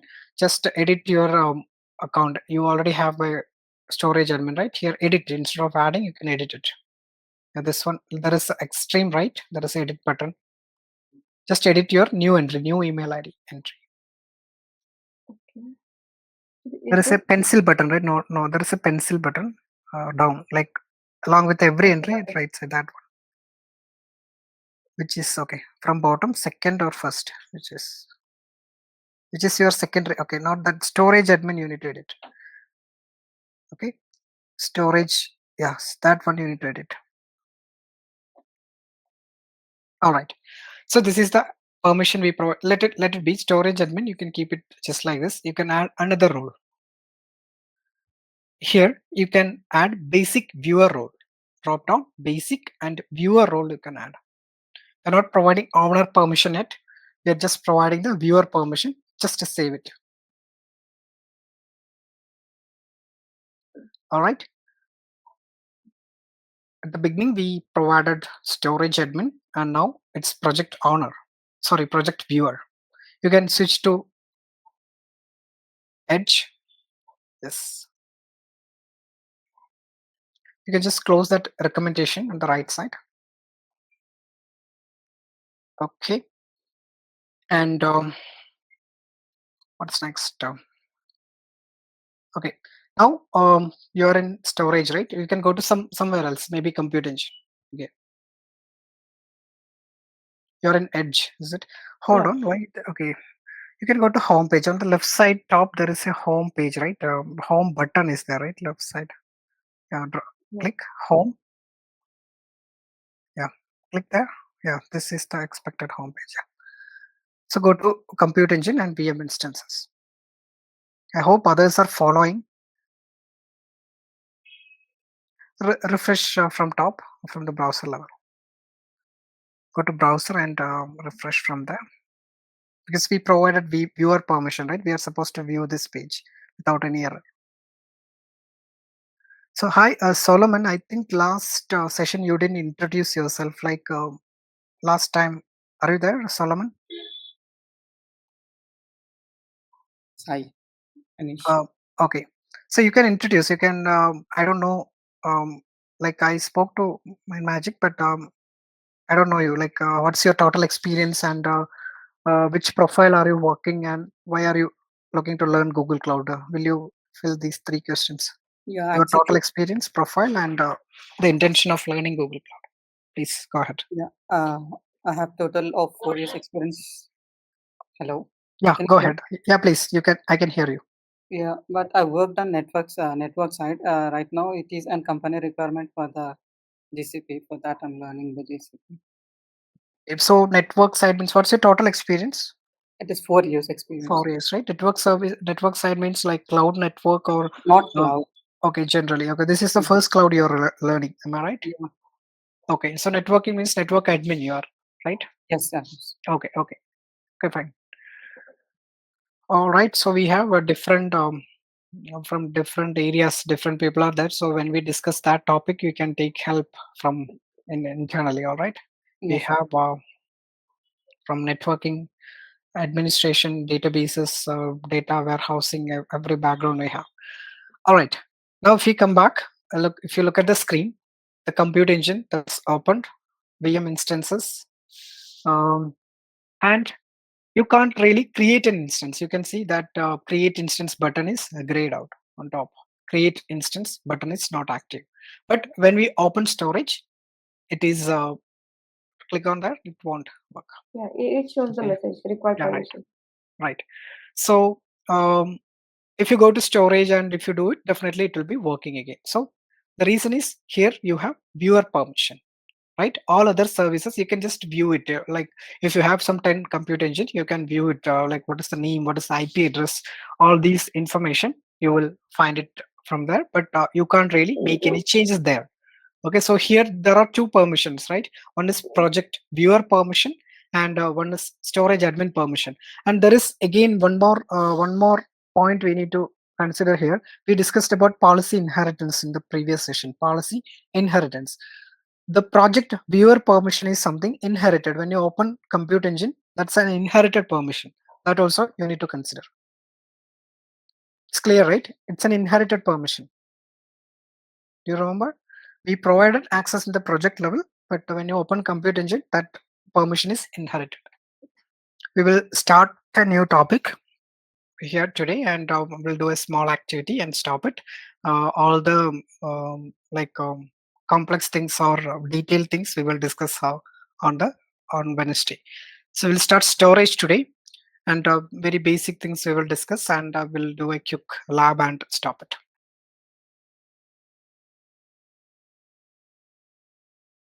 So I'm skipping to module 5. This we will just changing the order. This we will start on Wednesday or something. Going to GCS or Google Cloud Storage. Just like IAM, this also not a complex topic, like it's a little tricky or logical, nothing else. That's why like we'll first deal with some light topic, then we will go to little more complex topics.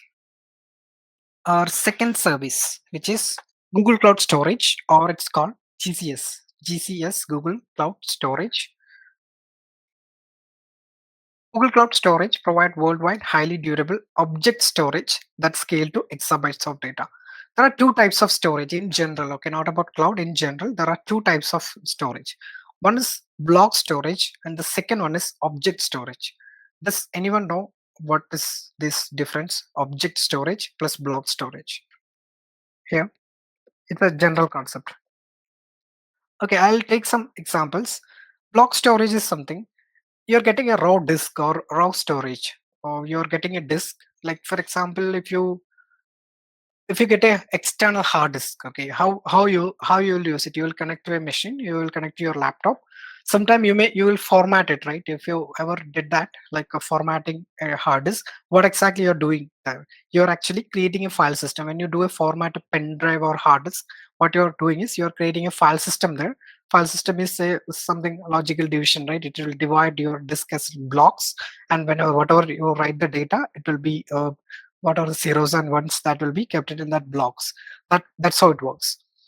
So that kind of storage, like you are getting a raw disk and you are using it however you want. You are creating a file system according to your requirement. Maybe in Windows the file system type is different, in Linux it is different. So depends on your operating system. You are only deciding which file system you require, and creating the file system and using it, attaching and using it. Such storage is called block storage. Your external disk or pen drive, all these are the real-time examples. When it comes to organizations, you may get the storage from the you may get the lens or some storage from the storage team, like we discussed the storage boxes, right, in the initial session, like large storage boxes. From there, some logical, some 100 GB space you will get, and you will do the formatting. If it is Windows, you will do the disk management and formatting and use it. If it is Linux, you will use some commands and use it. So such storage is called block storage. You are getting a raw disk, you are customizing and using it. That is block storage. Today we are going to discuss about object storage. Object storage means real-time example. If you take Google Drive is an object storage. You can say that. What is Google Drive? Unlike your pen drive or hard disk, unlike what you're not doing there in Google Drive, it's a ready-to-use storage as a service, right? Ready-to-use storage. You're not formatting. You're not worried where it is hosted, whether any server or something where it is hosted, or you're not creating any file system. You're just using it, right? You're just uploading your content, setting the permission. If you want, you're sharing to others and just using it. That is called such storage is called object storage. In Google Cloud, you have both the options. Under Compute Engine, we are going to discuss about block storages, and here we are discussing object storage. Object storage is a separate service.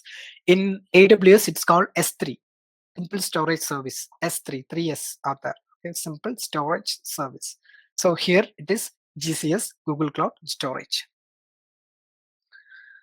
So it is object storage. I hope this is clear. The basics, it is clear. And cloud storage, you can see images, pictures, videos, or objects. Storage for custom data analytics. What are the use cases of this storage? That's what we are discussing. You can save any object. What is object actually? Object is any data you save in your storage. That is called object. It can be images or videos, anything, documents, anything you can store it in the storage. So images, pictures, videos, objects, blobs, unstructured data, anything you can store it. Then we can use it for data analysis, data analytic pipelines. You can use it. You can keep the data, and using any other external tools like a data flow, BigQuery, any data warehousing tool, or any kind of tool you can attach with the storage and use it. You can keep your data here, and using the external tools, you can do the data analysis. Then storing multimedia or hosting your website, like if you have a static website, like where there is no such many transactions are happening, just a static website, you can store it, you can host it in Google Cloud Storage. We are using it in some second half of our training. This one, keeping a website in the storage, you keeping your web front end in storage. Then backups and archives. You can use it for keeping your old backup and archives, like large amount of file, you can keep it. All right, these are some of the general use cases of storage, but technically you can do anything. You can keep anything in storage. It looks just like a Google Drive, like the usage is just like Google Drive, like you can open using a web interface and upload the content. You can set the permissions as well, but much more advanced. It's an enterprise level storage. Unlike Google Drive, there are a lot of other options here. Features: unified experience, strongly consistent listing, geo-redundant we'll discuss. Scalable to exabytes. So highly scalable, unlimited storage space. It's an unlimited storage. When you create a storage, what you do, like when you're creating a disk control generally in cloud or somewhere else, you need to specify the size, right?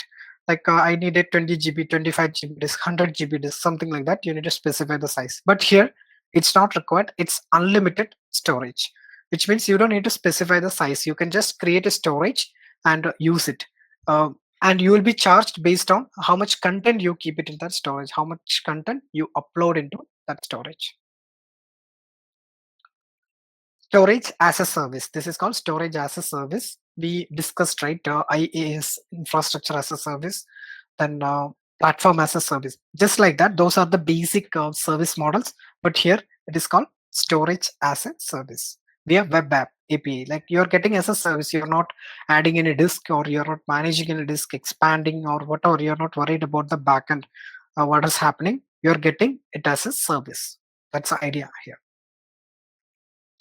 Data durability, these two numbers you need to remember. Durability is 99.999, availability is 99.999.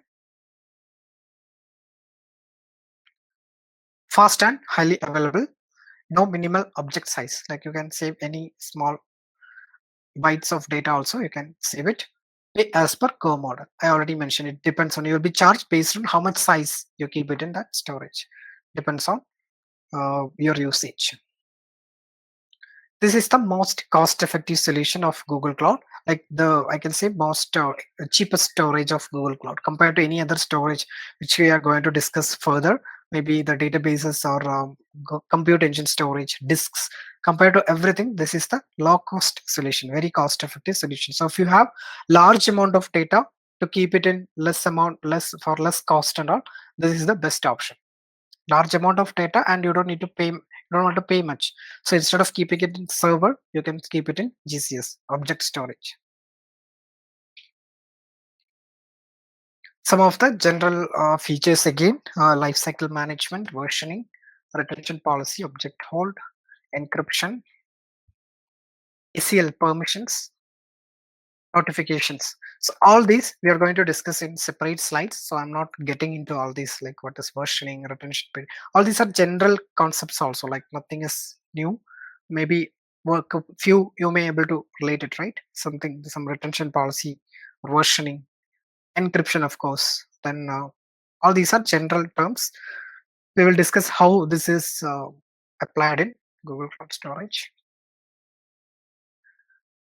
So this is the architecture of storage. It will be under project. Okay, that's called bucket. Your storage is called buckets here, and it will be under a project always. Everything is under project, right? So directly under project, you can create storage. And when it comes to Google Cloud, we call this bucket. Okay, every storage is called as bucket. Even in AWS is called bucket. S3 buckets. Okay, under bucket, you can keep the objects. Objects are your actual data. Without a bucket, you can't keep your objects at all. Bucket is the first logical entity. It is nothing, it's a logical container which holds your data. Every data you store will be under a bucket, and the bucket name will be globally unique. This is very important. The bucket name is globally unique. Example, if I created a bucket called GCP training, no one in the world will be able to create another bucket with the same name, no matter whether it's in same project or different organization. No matter what, nobody will be able to create. It's globally unique. Okay, just like email ID. If someone create an email ID, others won't be able to create using same, right? The same way, you won't be able to repeat the bucket names. So no matter if just because you are in a different project, it won't make any difference. Bucket name cannot be changed once it is created. Labels can be added. We'll see what is labels later. IAM provides security and permission. We already did that today, bucket, right? We provided securities and permission to the bucket today already.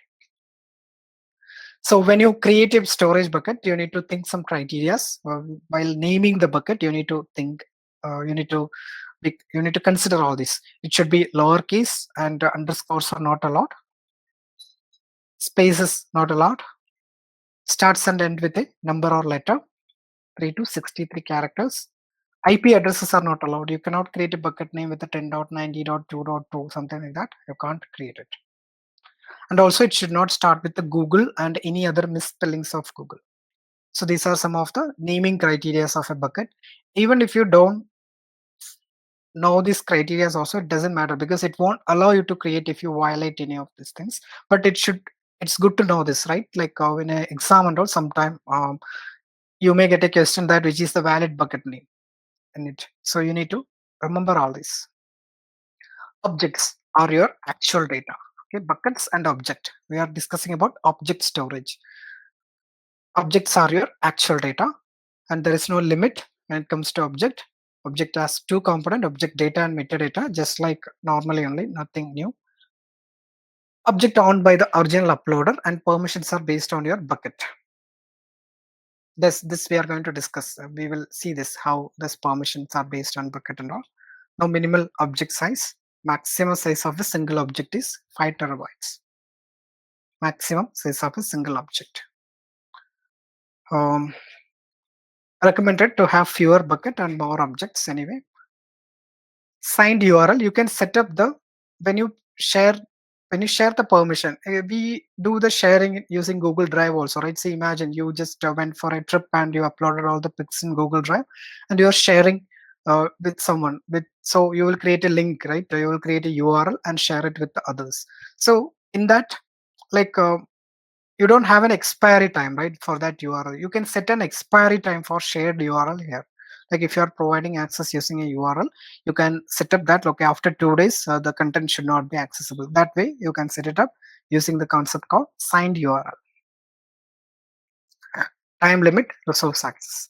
So these are some of the features of objects. Let's do a lab. We'll create a storage and create a bucket and upload the content. I think I'll only do it because I need to show a few things.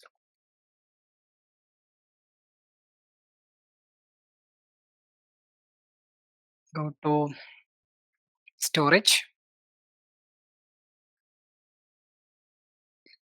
See, there are many other storage already.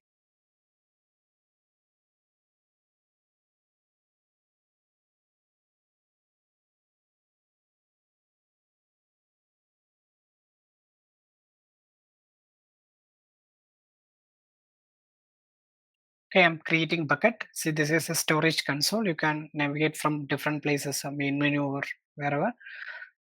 Creating a bucket. Is the font readable? Should I increase? Okay. So here is the bucket name you have to provide. For example, if I'm providing, don't allow because the bucket name is already taken. Because the bucket name is globally unique, so the general names and all you won't get it. See GCP, if I try GCP training, you won't get it. So I'll just provide the date today, 25. I'm just providing 25 April. Okay, that's fine, that's working. So if you try common names, it won't work. Bucket name is globally unique. Labels, these are optional. If you want to add any label, something like production, if this bucket is to keep your production data, the production you can keep it, or and value you can keep it maybe 1 or 2, or production db, you can not db, right? Db won't be there, maybe web, whatever you can. You can just do the labeling for your identification, what exactly it does, the environment, maybe life cycles, based on life cycle, based on your business unit, anything you can do the using anything you can do the labeling. If you're managing many bucket, labeling helps. I just clicked on continue. Then location type, you can see multi-regional, dual regional, and regional. See, we discussed in the last session, right? I asked you to make a note about scope of a service. When we discuss service, I mentioned scope we will discuss, right? So here you have multiple option where and all you can create. Either it can be it is in a region. We know what is region, right? It's a city, and inside region there are zones. And here dual region is there, and also multi-regional also there. So there are 3 types of scope, right? We discussed. One is global, regional, and zonal. So just assume, just guess what is the scope of a bucket. Just guess that.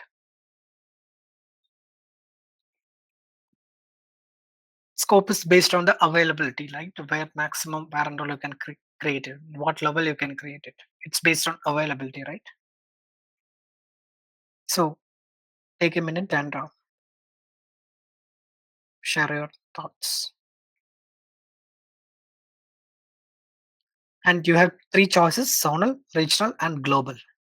See here, you have option to create multi-regional, a multi-region, which means it's global. More than one region means you can consider that's a global. It's not mandatory to that everywhere, like in every region you may not be finding it, but if it is more than one region in Google Cloud, like we can always consider that as a global service.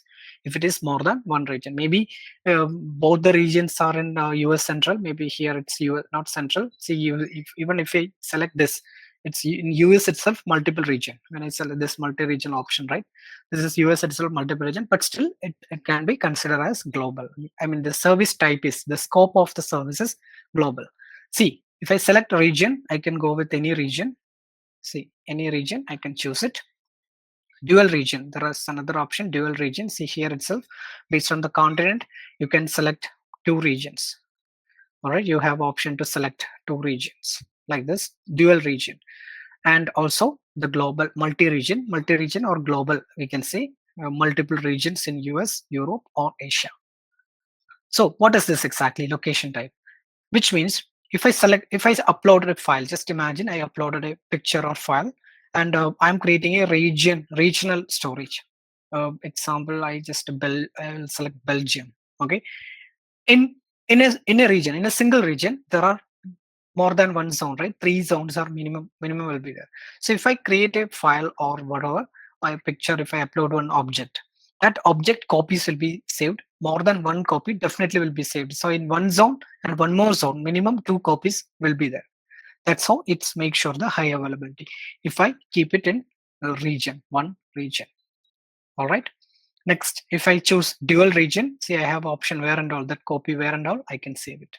So again, more than one copy will be there. One copy will be there in US Central one, and one will be there in. Now I'm not exactly saying one copy, but it depends on them. It's not really communicated to us. But more than one copy will be definitely there. One will be there in Iowa, and other one will be there in South Carolina. Okay, you got the logic. What is the location type? It depends on what you choose. So if you want more high availability, you need to go for the maximum possible option, multi-regional. Okay, in regional also you will get high availability for a zonal failure. If one zone fail, your data will be safe.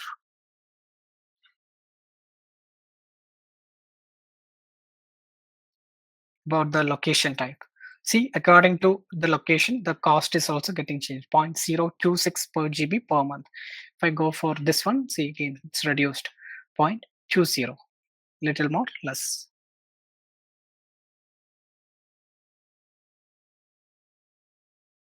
Okay, I'll go with the regional. Next one is storage class.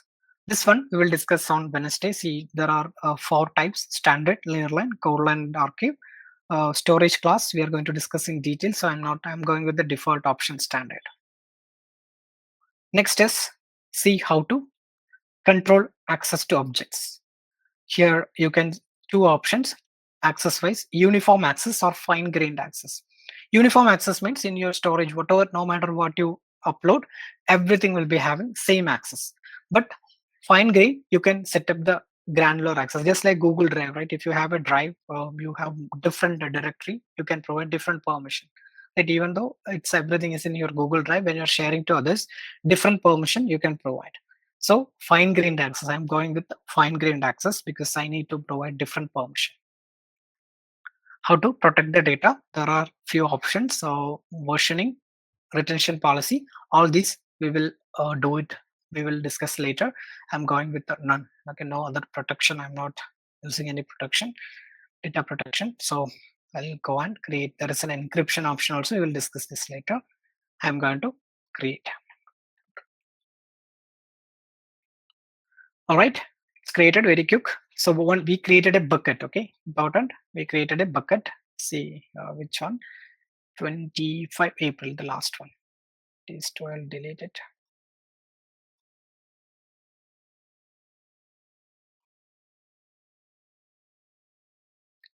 I think there is some retention or something. It's not allowing me to delete. Too. I need to check that why. We'll do it later. Bucket. I just went inside the bucket. I can upload any file. All right. So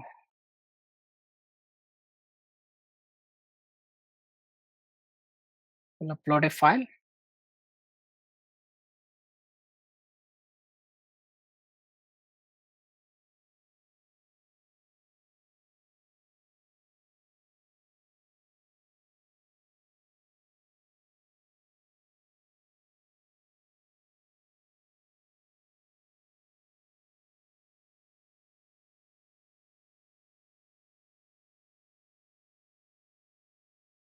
I just uploaded an image. All right, it's very quick. I just clicked on upload file and it is uploaded. Anywhere you can upload it. There are different ways you can copy the data or upload. This is just manual upload. You have multiple options. From command line, you can upload the content that we will discuss on Wednesday. As of now, I went with a very small option. So I just uploaded it. See, I can go inside. See, I just selected the object details. If you go to object details, you will find everything. See, size, type, everything. There is an authenticated URL as well. And you will see the preview also sometime. The version history, it's not really visible. All right. So I'm just copying this authenticated URL, or I'm just clicking on top of this authenticated URL. All right, it's just downloading it.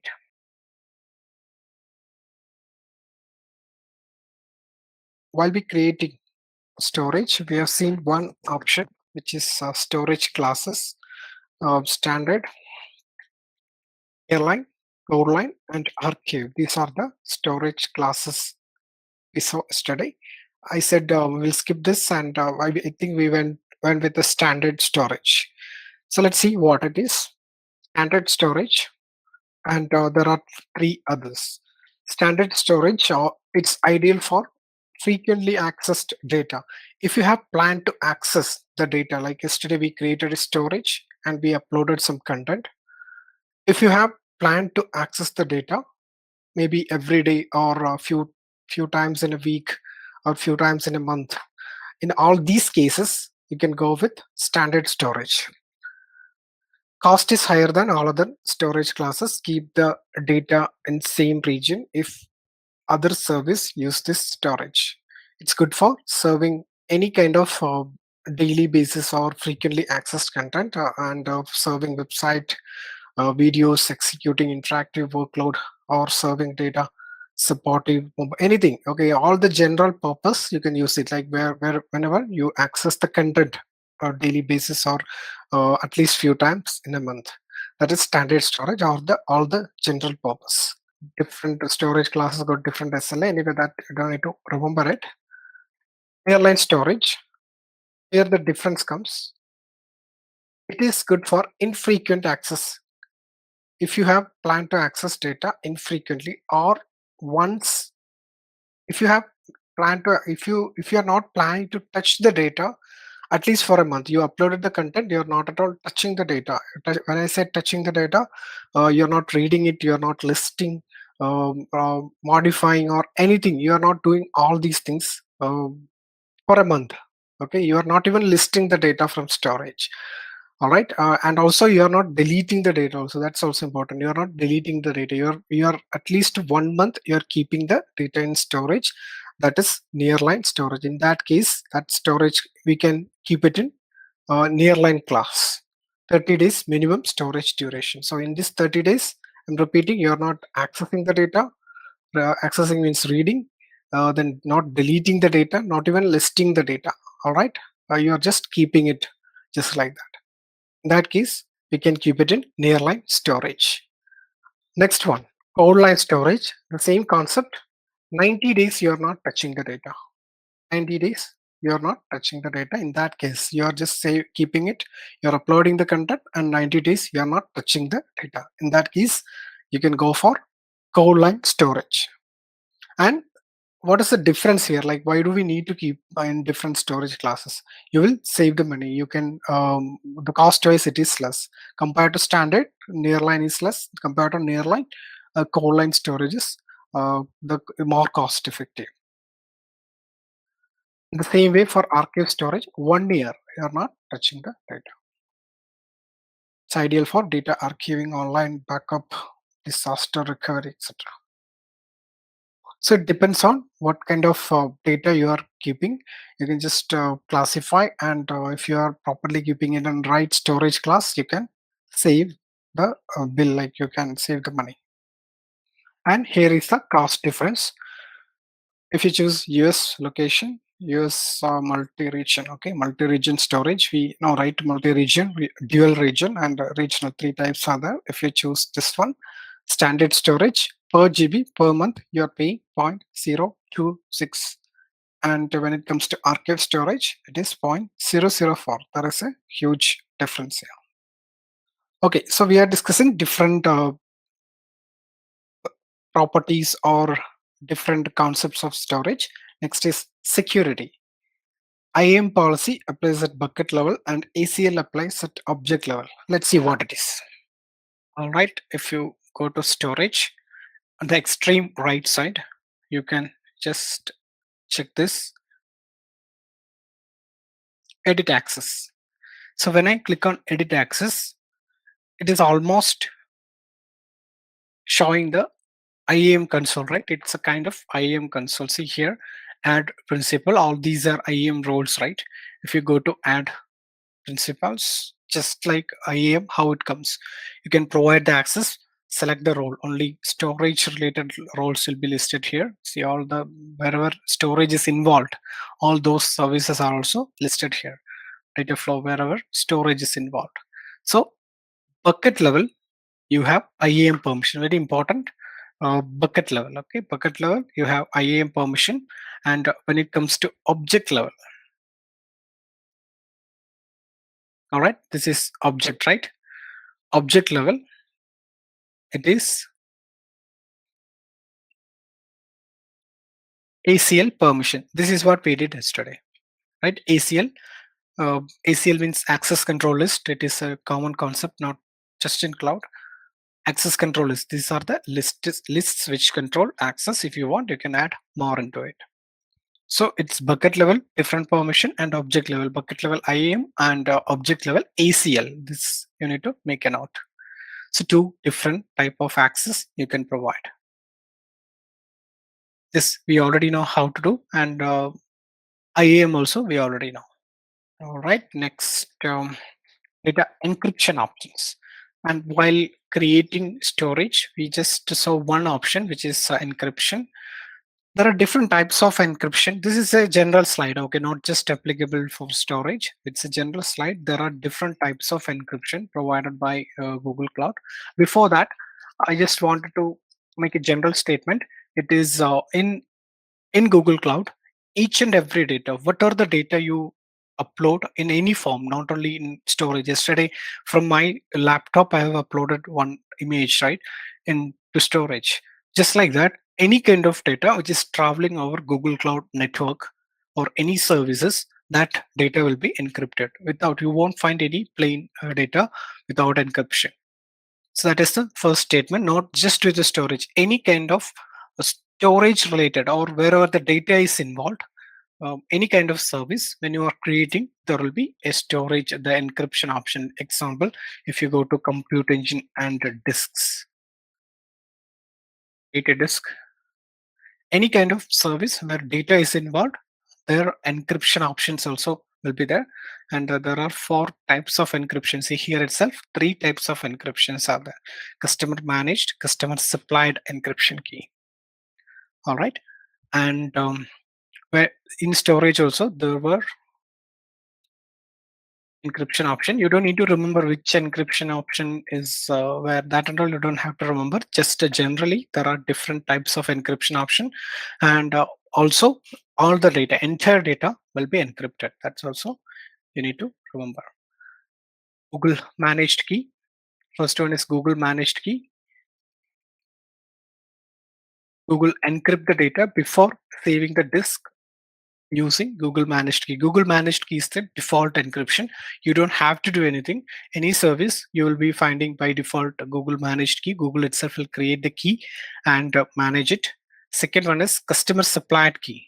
You can create and manage your own encryption key. There is key management service here in Google itself, Google Cloud itself. You can, okay. Third one is that, okay. User can generate and manage keys using key management service. You can create the key and attach the key, the encryption keys. And the second one here it is, you can use any encryption service, like you can use any encryption tool in your laptop and you can provide that particular key. The last one is client side encryption. You can encrypt the data and then upload it.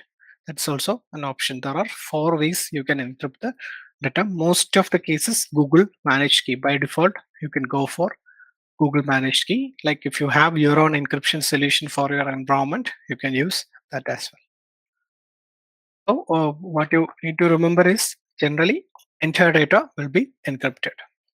Just imagine you have a text file, okay, whatever, maybe a Word, MS Word, or a Notepad or whatever. You have a text file, that is file 1. File name is file 1 and the content is 1, 2, 3. Okay, whatever it is inside this content is 1, 2, 3. Okay, whatever it is. File 1 is the file name and it's a text file. All right.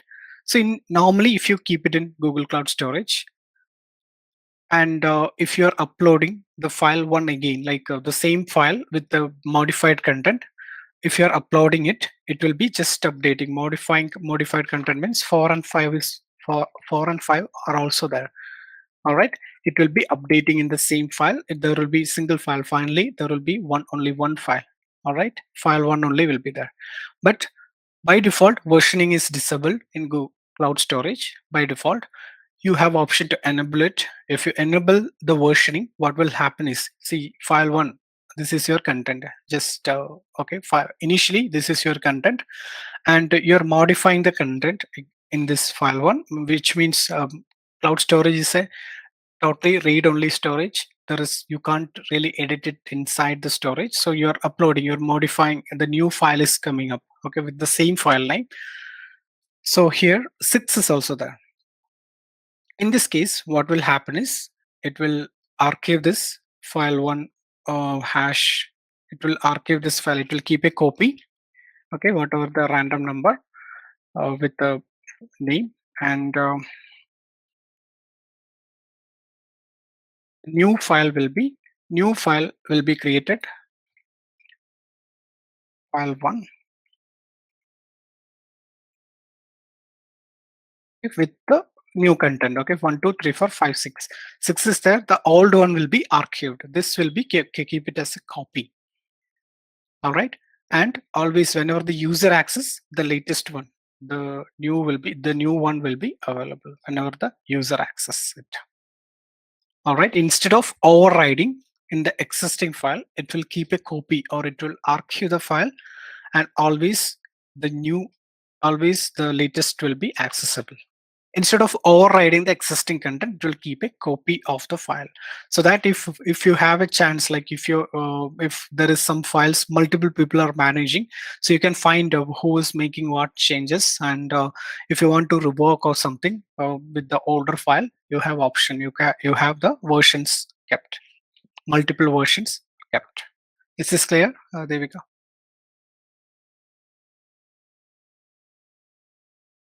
So versioning, that is it's a general concept, like in different levels of versioning is there, like here and there. If you notice Word, when you're using Word also, there is some kind of versioning in it. Applies at bucket level and disabled by default. If you enable versioning, instead of overriding, it set versions at file level. While accessing the object, it's always give live object.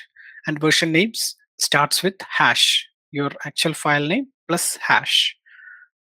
Version names.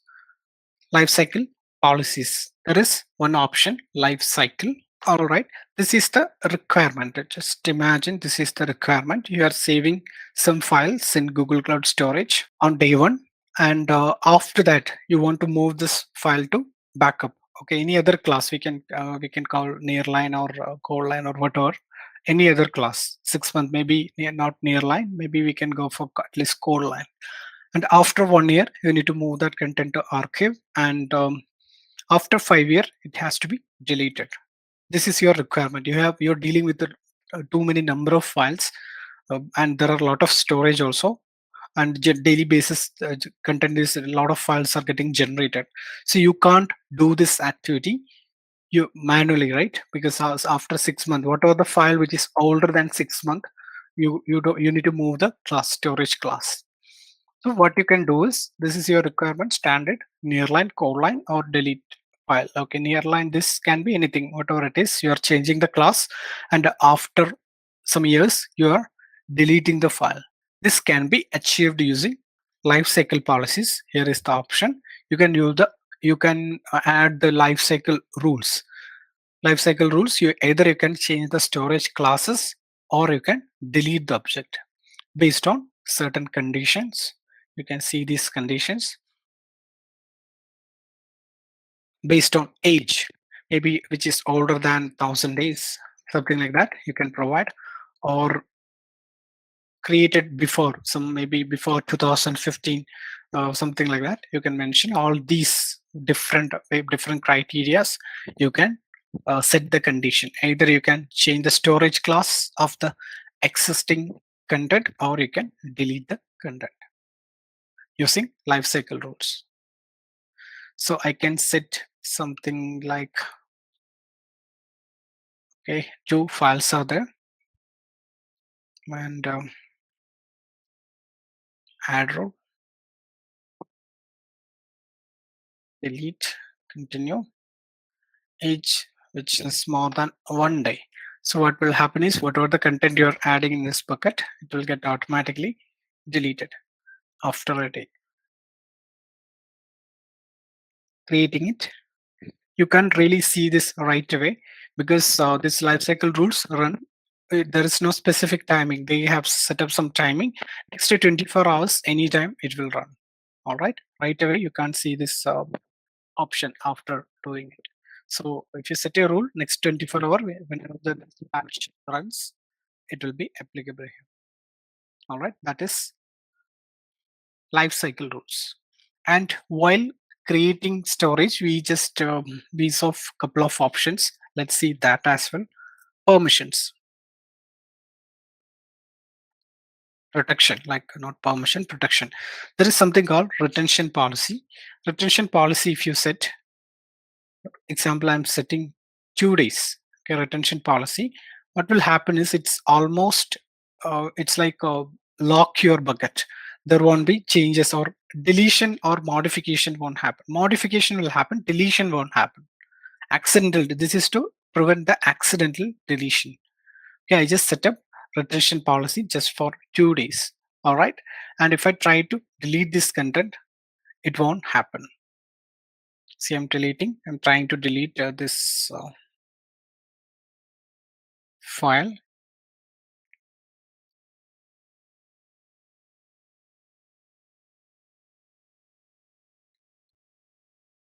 And including you, that's the important part, is including you. Even though you are the owner of the bucket, if you set a retention policy, including you or your teammate or whoever got access, they won't be able to delete your contents in bucket, which this is called retention policy.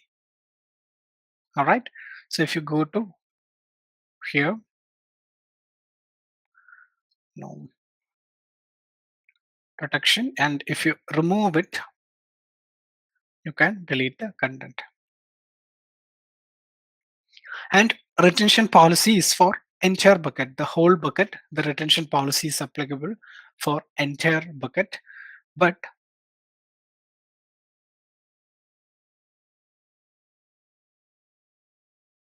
there is one more option. If you go to a single file, okay, retention policy, it's applicable for the entire bucket. If you enable it, if you have 100 files for all these, it will be applicable. But if you wanted to do the same for one file, you can use object holes.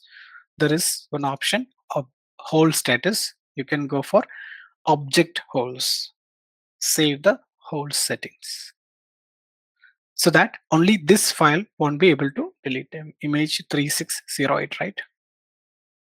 So I'm trying to delete this content.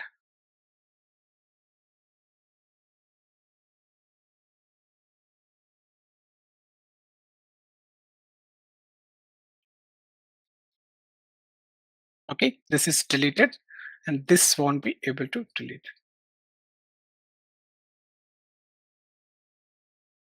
All right, error. So this way you can log the content, like if you're working in a file and nobody else wanted to modify that, in that case you can just set up this either retention policy or you can go for object holes. See, if you go here, configuration,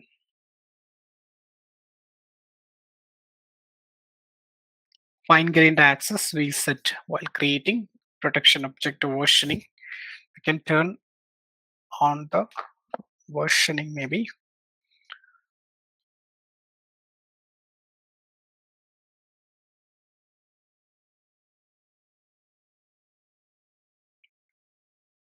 Okay, these are IAM permissions. Protection, when it comes to protection, versioning plus retention policy and lifecycle rules. These all are the options. Total features of GCS buckets. Any questions in general? Actually, this versioning option were there only in command line earlier. So my documentation is in command line. So you can see this this versioning GUI option recently disabled. The maximum number of versions per object, maybe we can make it 10. Expire non-current versions after 7 days.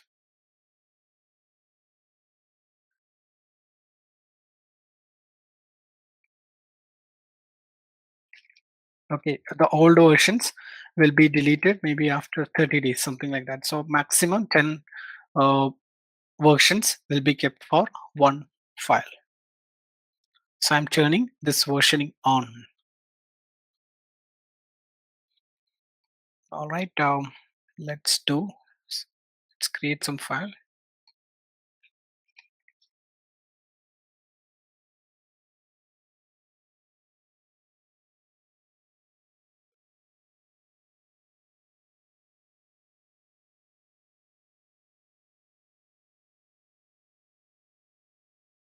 I'm doing in this graphical mode for the first time. I'll say I have kept a document in this document share, in that it will be in command line. You can do it from G Cloud Shell.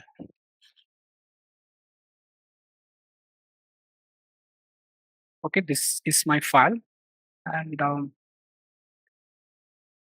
content is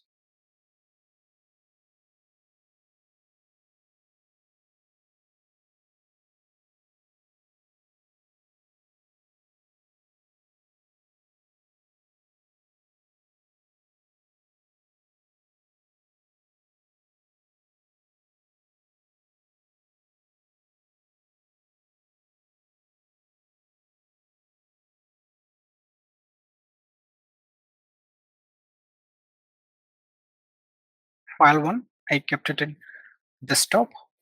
I'm closing it. This is the content 1, 2, and 3. This is my content. Let's try this.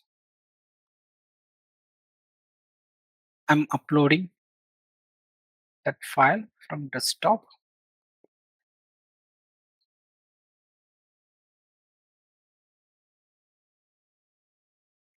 All right. File 1 is uploaded. Let's see the content. Okay. I think I should go for the notepad.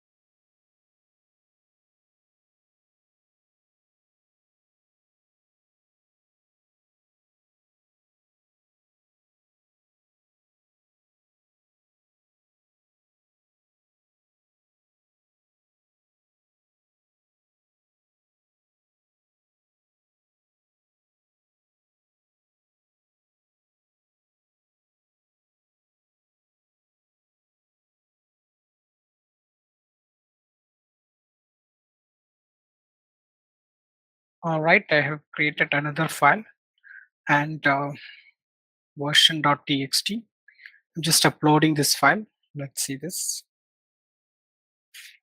version.txt. This is the file.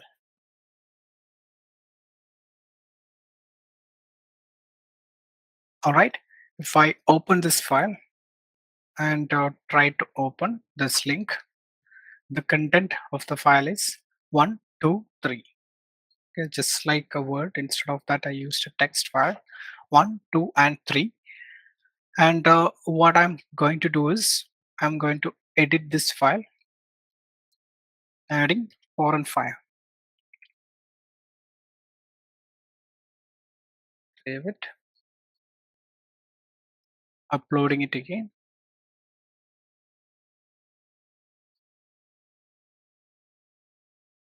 All right, now my content is changed. Okay, in exclude object from this upload version dot.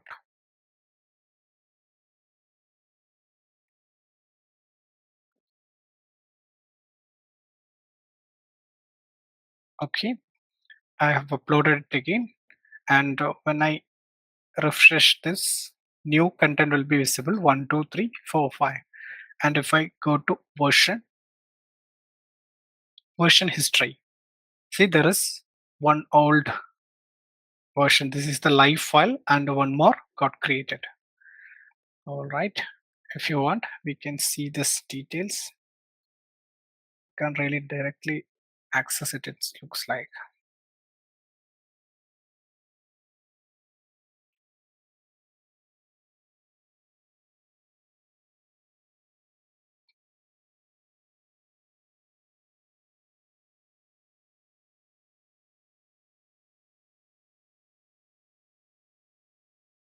There is no URL involved.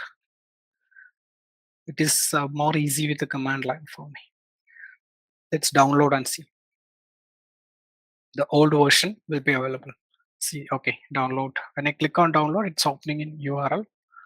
So the old version will be available. What is versioning? We enable the versioning. We uploaded the content with the 1, 2, 3. That's the file content.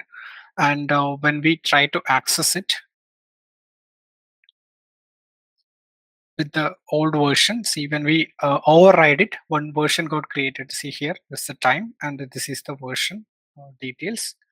And you have restore button also. You can see the under versioning, and always when you access the live file, if you click on the live object, you will be getting the latest file. You can try this, add multiple time and try it here. And old versions and all, you can delete it. You can set the timing. Multi-layer encryption, logs and audit. Logs will be there so that you can see who all are accessing, what all the activities are happening in your bucket. Then ACL and IAM policy. We already discussed. ACL applies at object level and IAM policy applies at bucket level. Retention policy, object hold. This also, both are same. Retention policy applies at bucket level, and object holds, you can do it in one file or object level. Pricing criteria, first is for the data storage. The amount of data you keep it in storage, for that you need to pay network usage. The amount of data read from between your bucket, read from or moved between your bucket. What are the network usages? Operations, like including listing. Okay, the actions of cloud storage including listing, you need to pay retrieval and early deletion fees. This is applicable only for nearline, core line, and archive, not exactly in standard. Standard, there is no condition that you need to keep it for this many days, right? Only in the storage, when it comes to the storage class, the last three storage class, nearline, core line, and archive. Example, nearline, you need to keep it for 30 days. If you are deleting it after 10 days, then on early deletion phases applicable for you. That's how it manage it, balance it. So when I say you are not supposed to touch the data for 1 month, it doesn't mean that you won't be able to access at all. Like your data will be there, it will be accessible. But if you are violating this condition, you need to pay extra, the early deletion fees or retrieval fees. You need to pay for it. So you won't be getting the full benefits of the whatever the cost you're saving, right? You won't be getting that full benefits. That's the only case. Your data will be always accessible for you. These are the pricing criteria. And when I say listing and all, listing operation and all, there are some caps like first 10,000 and all not chargeable. But for data storage, there is no such. I mean, if you are saving very small files and all, it won't be hardly you end up on paying. If there is some certain GB only, you will be chargeable. Or instead of every month, like if you keep it in small file, maybe after 6 months, every 3 month or 6 month, including other services, it will charge. Like very small charges, it will be ignored. And again, for the listing operation and all, there are some caps. If you reach to that cap only, you will be chargeable.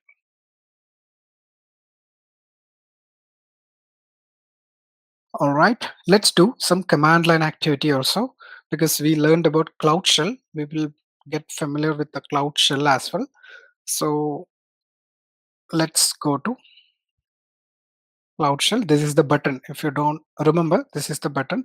All of you be familiar with both the sides, command line plus GUI. Don't just stick with the GUI. There are some activities you can do it only command line, and also there are many options as well in command line. All right, there are many options.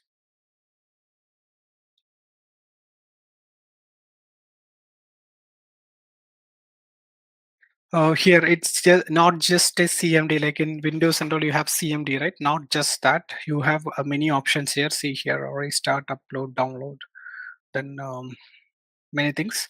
Here also there is an editor. Like if you're doing coding and all, there is an editor here. You can just make all your code changes easily. It's an inbuilt editor. See here, see there are some codes, right? You can easily do the editing of codes. Okay, play here. Just like any other editor, you will find it. You can access all your files from here. Then if you click on open terminal, it will switch back. So just to be familiar with it, just go with all other options. You can make it in full screen. There is a horizontal line. You can make it up and down. Okay.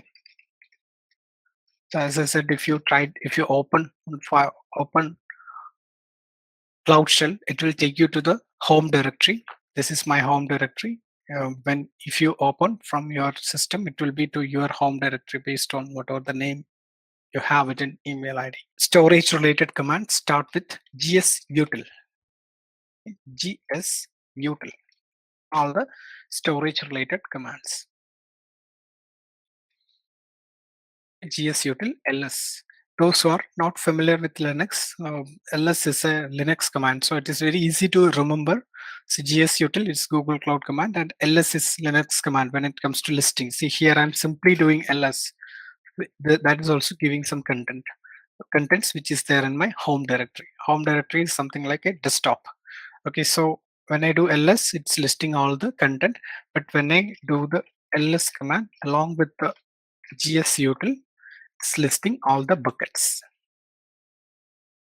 See here, all these buckets are listing here. See this storage, what are the buckets I have, that's listing here as well. See this. And if you want to list the content of the bucket, here I'm just using 25 April, same command. All right, I'm listing the content of bucket. See that image, file 1, version 1, everything, version and everything. If you want to list the versions of file, there is one more command, al. See, versions are also getting listed. See, versions are something like hash and some random number. Okay, because we enable the versioning. Then if you want to create a bucket. So I mentioned earlier, command line tool, whatever you're doing with the console, you can do the same with command line tools also. So I mentioned that. So let's try to create a bucket. And the command is gsutil mb. And when it comes to command line, when you mention a bucket name, okay, you always it should start with a prefix, gs colon prefix. You can't simply provide a bucket name. So gsutil mb, I'm creating a new bucket. So instead of 25th April, I'm using 30 April maybe. All right. MB, make bucket. MB stands for make bucket. So just creating a bucket, and when I do ls, I can see the bucket. 30 April. If you come back here also, it will be updated. 30 April. If you go inside, nothing is there, no files. All right, there is 0 file in it. We just created a simple bucket. So if I do ls, there are many files in my home directory. I can upload any of this.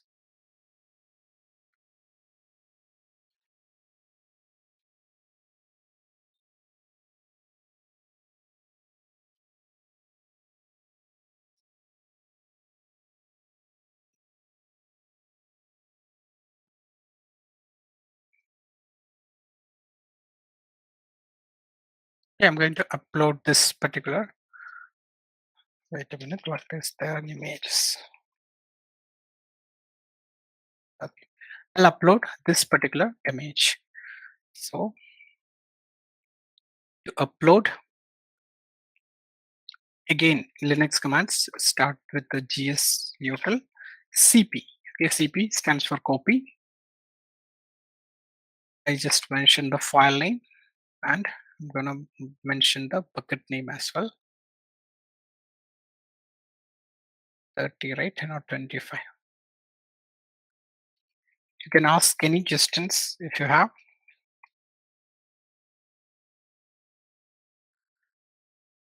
gsutil. I hope the text is readable. Font is readable. All right, it's uploaded the image. So here itself I can see.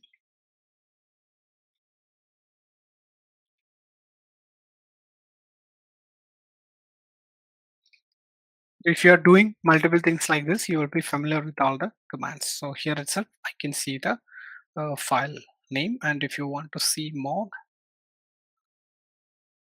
so key map, if you go inside, you can access it.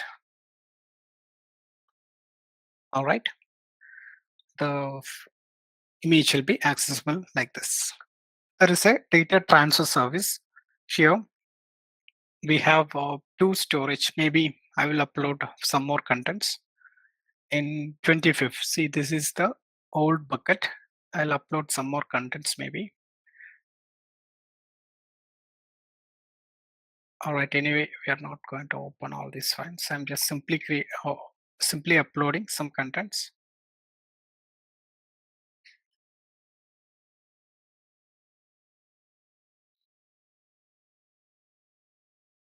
So in 25 April, this particular bucket, there are many content. I'm going to transfer into 30.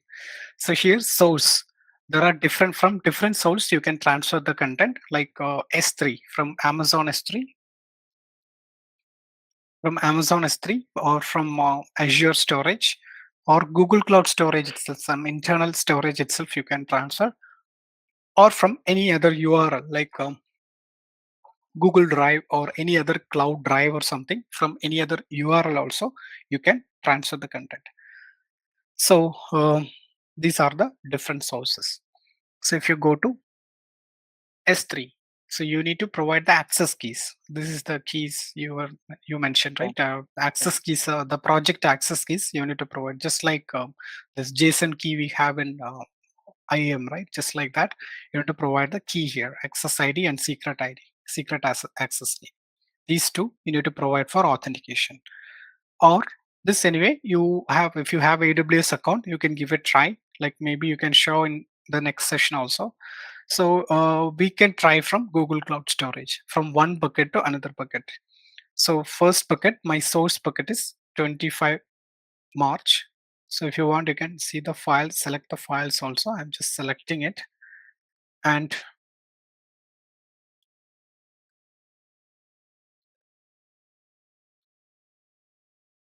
okay, that's the source. You have multiple other options like prefix and all you can add. And when I go to destination, I'll mention 30th April. So in 25th, there are many files. Okay, I'm going to transfer to 30th April. Then many other options also you have, like whether to override or delete, or from the source whether you need to delete or whatever. You can just explore this. If you want, you can schedule the data transfer also. And also you can schedule it every day, every week, from one place to another. Like if you are using, if you're working in multi-cloud, and if you want to transfer from AWS to Google Cloud, like you are running some, maybe some data warehousing in Google Cloud with all your content, no matter AWS or Google Cloud. So every week or every day you can transfer the content here. That's also an option. So create it.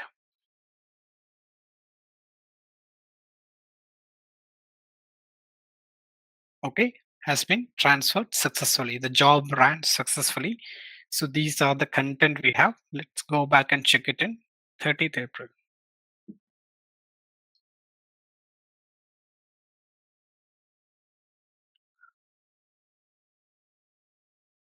In progress, it's not completed. That's about data transfer. And the similar way, there is data transfer from on-premises, not just from cloud. On-premises, and there is transfer appliance. There are different other options also. All right. So you can apply for appliance. Like this is a little different. Okay, we'll see this. So this is something. It was not part of our this one. I, since he asked, I explained it. Data transfer service. We are moving to little complex one, which is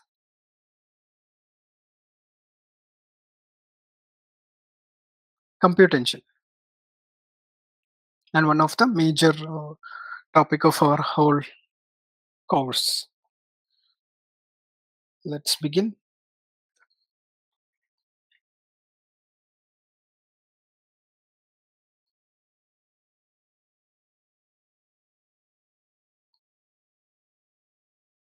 Let me delete all this.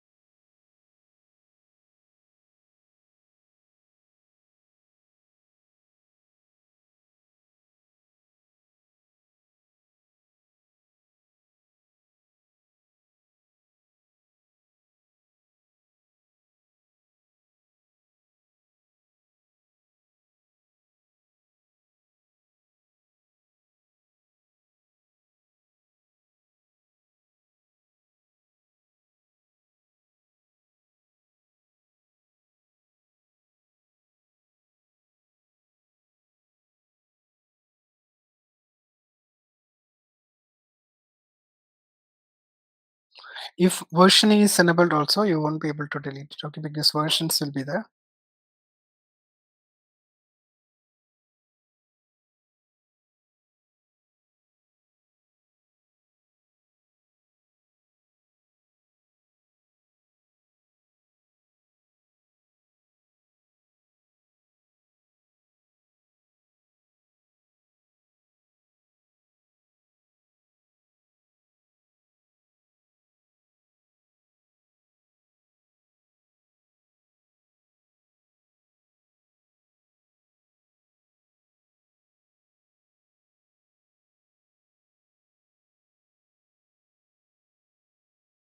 See what all you need to check. You may need to check the object hold. See, there is an object hold instead of uh, retention period. There is an object hold, so it's not allowing me to delete it.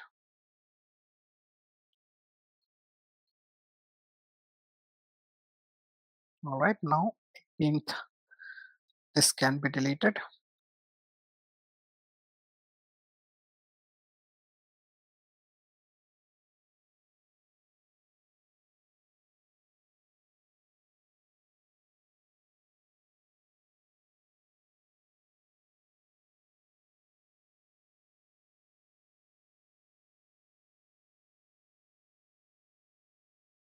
So if you are not able to delete, just check everything, retention period, versioning plus object hold.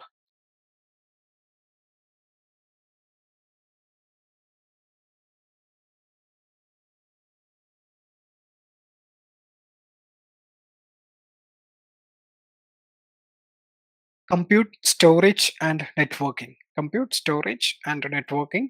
So here compute itself, when we discussed compute services itself, compute services is something like wherever the hosting or the computing is involved, like hosting a website or some processing, installing an application or hosting an application or anything, hosting a database. All these hosting part is involved, hosting a website or application or database or anything. Wherever the hosting part is involved, their compute related services comes. Under compute related services itself, there are many services. In that, very important one is compute engine. Okay, under compute related services, you have compute engine, Kubernetes engine, app engine. Just now I deleted few things, right? App engine related stuff. So app engine, cloud run, many are there. We are going to discuss rest of the things at the end of almost at the end of the session. Kubernetes is our last topic, and all other computing services are also almost we are discussing at the end of the training. But compute engine, this is the very important, like everything, all these upcoming, the Kubernetes and the app engine also, the backend is compute engine. So this is a very important topic, compute engine. Compute engine is a service we discussed right under in a data center. Three important things will be there: compute related service, compute, storage, and networking. So storage, we discussed one storage, and there are many other storage and database. When I say storage, it includes the databases also. There also technically you are storing the data, right? So it's coming up when under storage, more things are coming up, and compute engine, this is the first compute related. This is the first service we are going to discuss, which is compute engine. Okay. When I say compute engine, it's a Google service engine. That word is along with the Google Cloud itself. It's coming, and under AWS, it's called EC2. Okay, EC2. That's a service name. EC2 is a service name, and in Google Cloud, it is compute engine or GCE. Okay, it's called GCE, Google Compute Engine. And what we can do with this, with the compute engine, we can create Linux and Windows machine use under compute engine. What you can do is you can create Linux operating systems and Windows operating system, nothing else. Operating system means it's servers, right? In a data center, what you're doing ultimately, you're purchasing a server. Server mean hardware, and on top of that, you're installing an operating system, either Linux or Windows. And on top of Linux or Windows, you're creating whatever application, maybe middleware or a data or a database or a web application, web hosting application, and finally your application will be ready. That's what you're doing it in real time, like in a data center. Also the same way here, compute engine offers Linux and Windows virtual machines. Let's see what it is. An instance is a virtual machine. We call that as virtual machine instances. Under compute engine, if you create a Linux operating system, that is called VM instances, virtual machine instances. An instance is a virtual machine hosted in Google's infrastructure. Okay, EC2 also, EC2 instances we call in AWS. An instance is a virtual machine hosted in Google's infrastructure. Compute engine instances are either Linux or Windows operating system runs in Google Cloud. Very simple. Why it's called instances? Okay, why it is called instances? Because, and also why it's called virtual machine instances. These are the some basics. Okay, this is not related to Google. It's something common concept. So there will be physical machine, there will be physical server. I had shown the diagrams earlier. This is how a physical server looks like, and on top of this physical server there is a concept called hypervisor. In we had a slide, right? IaaS, PaaS, infrastructure as service, platform as service. There also there is a detailed diagram, like from bottom hypervisor, on top of that operating system is coming, right? The same way, it's a small diagram of the same physical server. There will be physical server on top of that hypervisor. What this hypervisor do? This is actually helps to virtualize your physical hardware. Why do we need to virtualize that? Next question. So in a physical server, there will be plenty of CPUs and RAM, right? In our laptop, we may have some i5 processor, i7 processor, and some 16 GB RAM or 8 GB RAM or something like that. So in our laptop, if we notice, hardly we use the full capacity of our laptop. Most of the cases, your CPU utilization will be some 10% or 20%. If you ever check in Task Manager or whatever the depends on what operating system you use. If you check in Task Manager in Windows, you will find you hardly use the total capacity of your laptop. Maybe some 10% of your CPU, and maybe some 30% of your memory. That's only maximum you will use. Generally, that's a normal utilization, right? So when it comes to a physical server, there will be some 60 CPU or 250 GB RAM will be there. And if you install a simple operating system, just like a normal operating system, one operating system in a physical server, it will hardly use the capacity of your physical server, maybe 10%. Just like your laptop, it will hardly use a very small amount of capacity of your physical server. So that's the reason the concept of hypervisor. So it's underutilized, right? So you're purchasing a server and hardly you're using it. So some before 2000s and all, generally a server is something like that. One hardware, on top of that, one operating system, just like our laptop. One hardware and one operating system. That's how servers are also being utilized. So we are at that point of time, we already know it's totally considering the capacity, it's very much underutilized. So then only this concept, the hypervisor or virtualization, came into picture after 2000. So virtualization become more popular. What this helps is it virtualize your hardware, and you can create isolated, completely isolated virtual machines. Okay, virtual machines instance you can hold, just virtual machine you can create it. So that, see, you have an isolated Linux operating system with some 4 CPU or 8 CPU, then 16 GB RAM. So that if you have a large server, you can in this server you can have maybe some 5 machine or 10 machines, and everything is completely isolated. This can be Linux, this can be Windows, this can be Ubuntu, one can be different flavors, and there is no connection between these two. Okay, it's totally isolated. You can have one application here, another application here. So this is a kind of revolutionary concept, this hypervisor after 2000. There are many. Does anyone know any hypervisor name here? Like, have you heard about VMware? VMware is a hypervisor basically. So VMware is a company, plus their product is also VMware. All right. And there is a hypervisor called hypervisor itself. There is a open source which is called hypervisor. That itself a hypervisor. Then KVM is a hypervisor Google use in their backend. All right. So these are general idea. I'm not talking about Google Cloud. These are the general idea. If you are able to visualize this only, what you will be able to understand what is upcoming. Okay, physical server you are virtualizing, and so that you're effectively using the total capacity of your physical server. So far clear, right? Why do we need to use hypervisor or virtualization? You can use your total hardware more effectively. So here, now when it comes to Google Cloud, till here we are not managing it. Like in a normal data center, you need to manage physical server plus hypervisor. Till here, we are not managing it. We are directly creating a virtual machine instance. Why it's called instance? Because in VMware, if you want to create a virtual machine, a Linux machine, it will take some 20 minutes or 40 minutes. It will take, depends on the capacity. Here it is very quick. In cloud, it's a pretty quick, very quickly you can create. That's why it's called instance. This is what happening in the backend. Till here, we are not managing also, but this is what in the backend. Physical server is there, and virtual machines here creating on top of physical server. This will use the CPU and memory from here, all here for all the processings. So it's scalable. Like we are going to create it. Before that, we will go through the general features. What is Compute Engine instance? It's a Linux or Windows machine creating under Google Cloud. Scalable, high performance virtual machines. It is flexible for different workloads. When I say different workload or any CPU intensive, memory intensive, any kind of graphical intensive like animation or any type of workload, it is suitable. Different types of virtual machines are there. Linux and Windows. These are the two flavors it support. And Linux itself, there are different types of Linux, right? Ubuntu, Debian, and Fedora, Red Hat Linux. Different types of Linux are there. Different types of machine types are available. What is machine type? We will discuss later. Load balancing. So GC VMs are all these few I'm skipping, which we are going to discuss in detail. Now I'm not explaining what it is.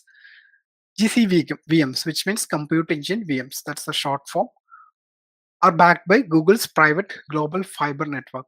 We already discussed this, right? There is a networking between all the data center. GC VMs are all VM.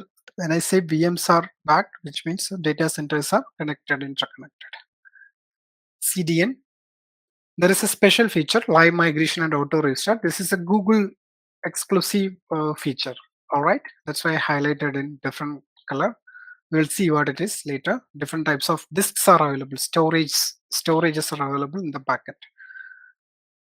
OS patch management, printable VMs. All these are special features. GPU, graphical processor. If you are hosting any workloads like animation, games, or any kind of high-end video editing, in all these cases, graphical processing units will be required. So that's available. Billing. When it comes to billing, it is per second billing. Every second you need to pay. When I say every second, like it is cut short into second level. It's if you use a VM for 3 days, 25 minutes, 25 minutes, 32 seconds. In that case, you can you as soon as you delete it, in second level billing stops also. Different types of discounts are available when it comes to billing. Container support. Container, I mentioned about this Kubernetes, Docker, container, all this I mentioned. It support containers. KVM is the hypervisor used in the backend of Compute Engine and GK. So I was mentioned about just we discussed about hypervisor, right? KVM. Okay, that is hypervisor name. This is what used in the backend anyway. We don't have any control on it. We don't need to bother about it also, but just for your information. When I access a VM, like so we are creating a VM in Google Cloud Compute Engine, and when we access a VM, how to do that? We need to access it, right? That is conventional method only. If it is a Windows, you might have access to some remote machines, right? If it is a Windows, using RDP, and the port number is 3389. RDP is the protocol can be used. And if it is Linux, you can use SSH protocol, the normal method only, and the port number is 22. All right, we will create a VM right now, and then we will move on. First, we will create a Linux instance and configure a web server in it. We will host a website in it, and we will access the website from public network. This is what we are going to do now. Let's create a Compute Engine. Yeah, just click on Google Cloud Platform or go there. Scroll it up a bit. Yeah. Okay, just go to project settings.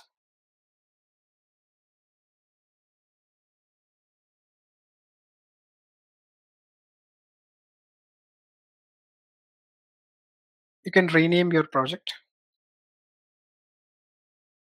No, the name, project name.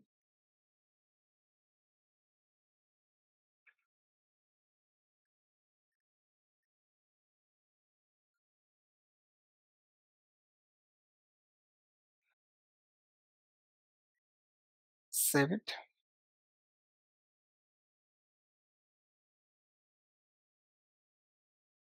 All right, just go to Compute Engine now.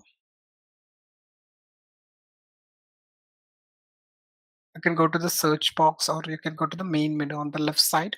This is only IAM admin, left side there. Yeah, that button, left side corner, that menu button is there, right? On the blue bar. Yeah, click there, scroll it down. Compute Engine VM instances.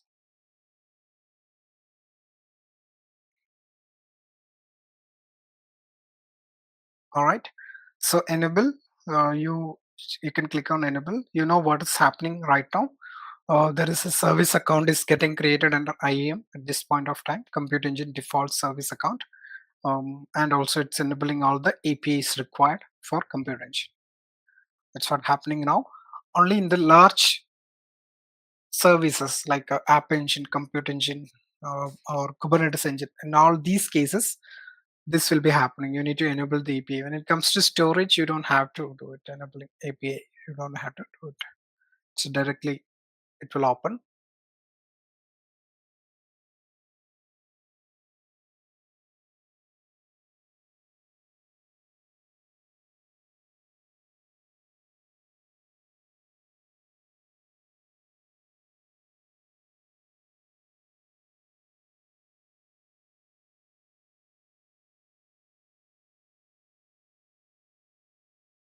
It's enabled, and we are in the Compute Engine screen. You can hide the info panel. Right side top, there is a button, hide info panel. Now this is left side, you will find a lot of options. We will go through later one by one. Then create instance. First we will have a very simple machine with, let's not discuss so much. We'll create a simple machine. Create instance. All right, so first one is instance name. That's your host name of your VM instance name. You can give something like web-server. If you try with block letters, it won't accept. There are some naming conditions and all. So web server, that is fine. Web server will be fine. On the right side, you can see the total estimated cost with the default options. If you whenever you're changing the options, you can see the cost is also getting changed. Next one is label. Label we already discussed under storage. You can label something like production, development, something like that. You can do the labeling. You can add label. Maybe prod DB. You can mention prod and under value you can mention DB1 or something like that, or web prod. In the value you can mention web. So it's a production web server. That's what we meant. All right, production web server. So maybe web 1, web 2, web 3. If you are dealing with many, you can label. I mean, in every organization, there will be some labeling, naming conventions also that you need to use it, like based on development, production, and based on the billing unit, multiple things will be there. You need to use the labeling accordingly, like not your whatever you think. So that's how it works in labeling. It is used for filtering and also to understand the environment, and all this purpose it will be used. Next is region. You can go with the default region. Either you can go for I recommend to go with the US Central one. Like all the older account, by default it will be showing US Central one. All the new account, it is showing different one. Go with Iowa, that US Central one.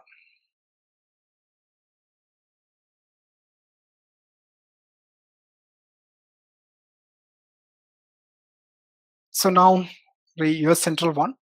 Machine configuration. If you scroll a bit down, scroll down. Machine configuration, there are different types of machine families. General purpose, compute optimized. Under machine family series, right, there you can see the details, like N2. N2 family means in the backend, Intel Cascade and Ice Lake CPU platforms are getting used. N2D means AMD processor. T2D means all these things. Okay, this you can read yourself what exactly it is. It's not very important for us, but when you really design the environment, you need to consider all these things, like which CPU platforms will get used, and all these things you need to consider. You can go for N1 series. You can select N1. There is no reason. I'm just simply asking to select or something. Machine type is machine type. Okay, machine family, machine series, and machine type. When it comes to machine type, there are many. There are some. If you scroll it down, there are different combinations of CPU and memories are available.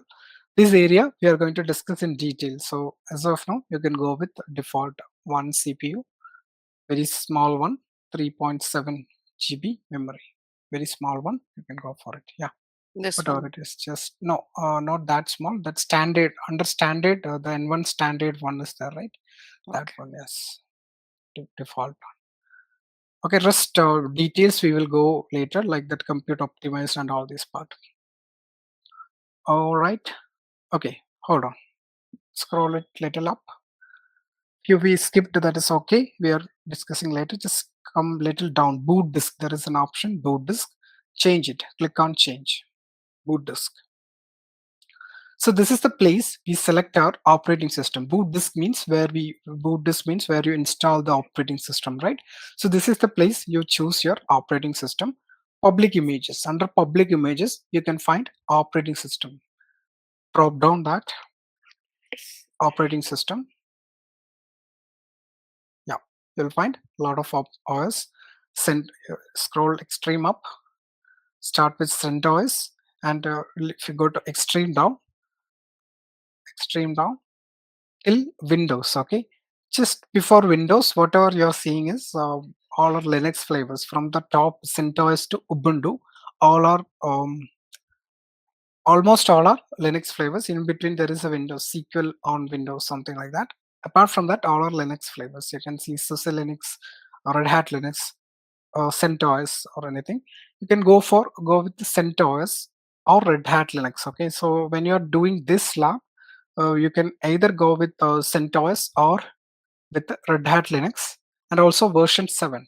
In the extreme up, you will find CentOS or Red Hat Linux also fine.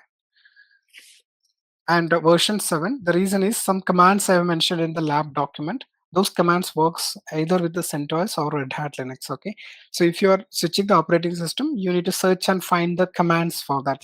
There are just 2 commands, so it doesn't matter.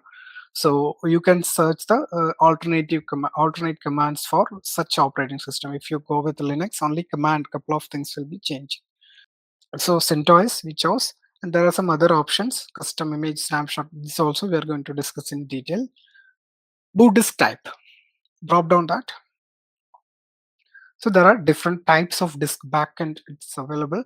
So someone asked, right, like why this under storage? What is the cost differences coming? Just like this, different types of storage options are getting used. And when it comes to storage, there are ultimately it will be saving in disks, right? So disks itself, there are different types. SSDs are there, standard disks are there, all these things are there. So everything cost wise also it will be different. So you can go with the balance itself 20 GB. And one more point, if you choose an operating system, by default it will choose the minimum size of the disk. See, CentOS it directly chose 20. You can increase it but can't decrease it. If you try it with the 15, it won't work. If you try 25, it will work. You can give a try. Size. Try with the 15. Okay, it won't work. You can increase it. The boot disk size, you can increase it. 25, right? Right. So this you can do it. Okay, always you can increase as per your standard. So just select anything is fine. Like size is fine, and then select. Click on select. All right. If you scroll down,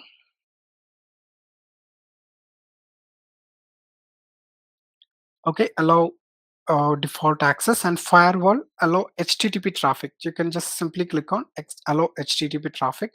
And there are many other options also. There is a button, right? Network disk security management. There are plenty of other options. If you click on that next button, networking disk security, yeah, there you will find a lot of other options. We are skipping this as of now. we are going to discuss later in detail. You can create it now. You can click on create.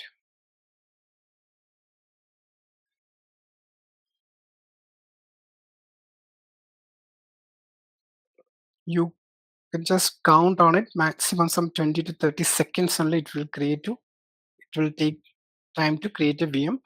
If you consider the VMware or any other traditional technologies to create an operating system, if you ever install an operating system in laptop or something, how much time it takes? Some 45 minutes, 1 hour, right? Here it's a matter of seconds. Now you can hide that related actions at all, building all this. There is a button. Okay, so cool. We created a VM called web server, and there are two IP addresses got created: internal IP and external IP. Okay, this area also we are going to discuss under networking, so I'm not getting into the details, it will be confusing for you. Now we can directly log into your VM. There is a button called SSH connect. You can simply click on SSH. SSH is a general protocol to connect any Linux or Linux machines, any flavor, doesn't matter, Linux or Windows. I mean, not Windows, any like which CentOS, or you can simply click, one new window will be opened. If you're only sharing browser, then you need to share one separately. Is it opened for you? Yeah, right, that's right. So it's opened. It's a new window in browser window itself. It is opened. This is how it looks like. On the right side top, there is a settings button. You can drop down that. Go to font or text size. Go to text size. Make it large. Okay. Or medium also will be fine. Text size medium. All right. This is the web server you have created, and you're able to log in also. You're able to log in the operating system.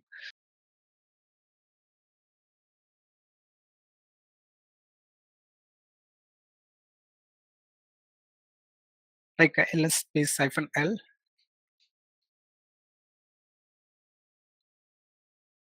Okay. You can simply run this command ls space -l. Yeah. So nothing is there. df space -h. df space -h. Yeah. This is the file system structure. This is something like we open my computer in Windows. You can see from bottom, third one, 20 GB. You can see the disk size from bottom. You can highlight that 20 GB. You can just highlight that area, 20 GBC. This is the disk size we selected, right? That's also visible. So let's do the activity. You can run this command, sudo yum install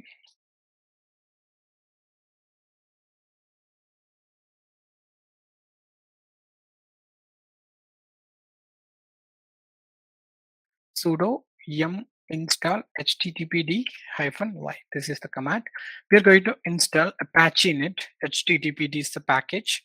Apache, it's a web hosting platform, right? A web server where you can host your web server. So either you can type or copy and control V. Copy the command and control V. You can do any of this. Or you can type sudo yum install httpd-y.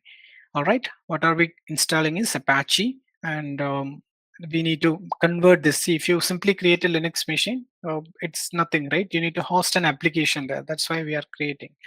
So if you to create any application, it depends on your convenience. Anything you can create it. We are creating a web server. We are hosting a small text website in it. All right, we installed the Apache. So next, what you can do is there is another command to start the service. All right, it started. If you want to check whether it started or not, you can press up arrow. Press up arrow, and instead of start, same command, instead of start, you can try status. Status space HTTPD. All right, it is running, service is running. Now you can go back to your previous screen, the GCP console. All right, now you can simply click on external IP. There is an external IP, right? Start with 104. Yes. You just simply click on top of the IP.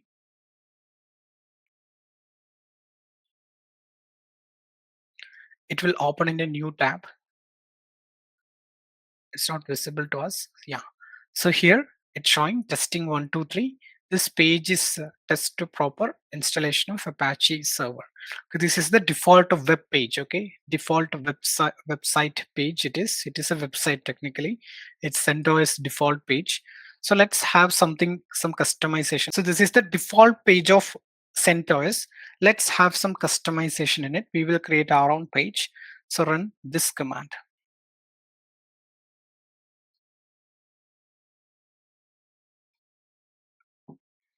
Just copy this command and run it in the console.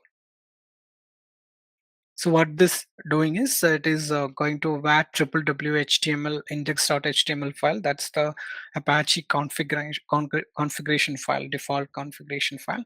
It is adding some text content, and the text is hello, welcome to GCP. That is the custom text. We are adding some text in it.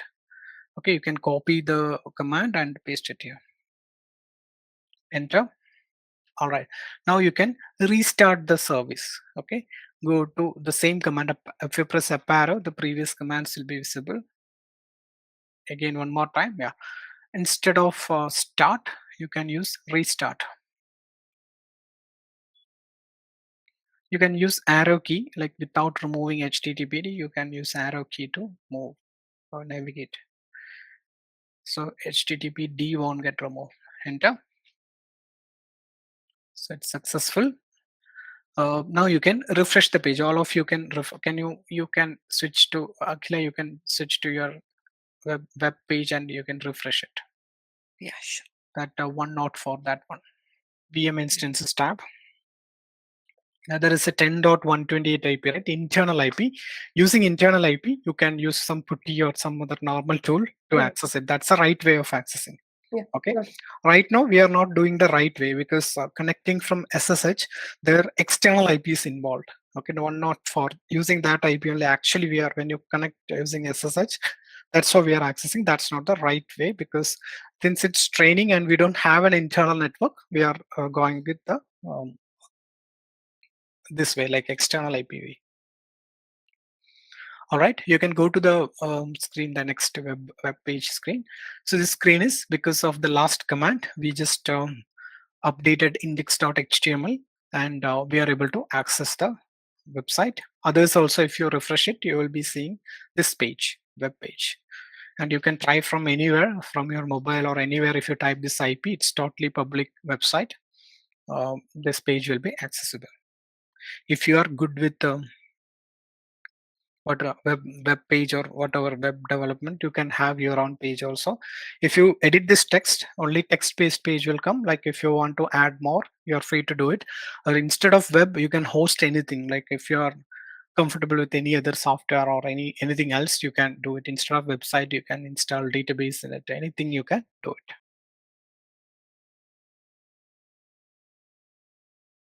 While creating the VM, we just selected machine type.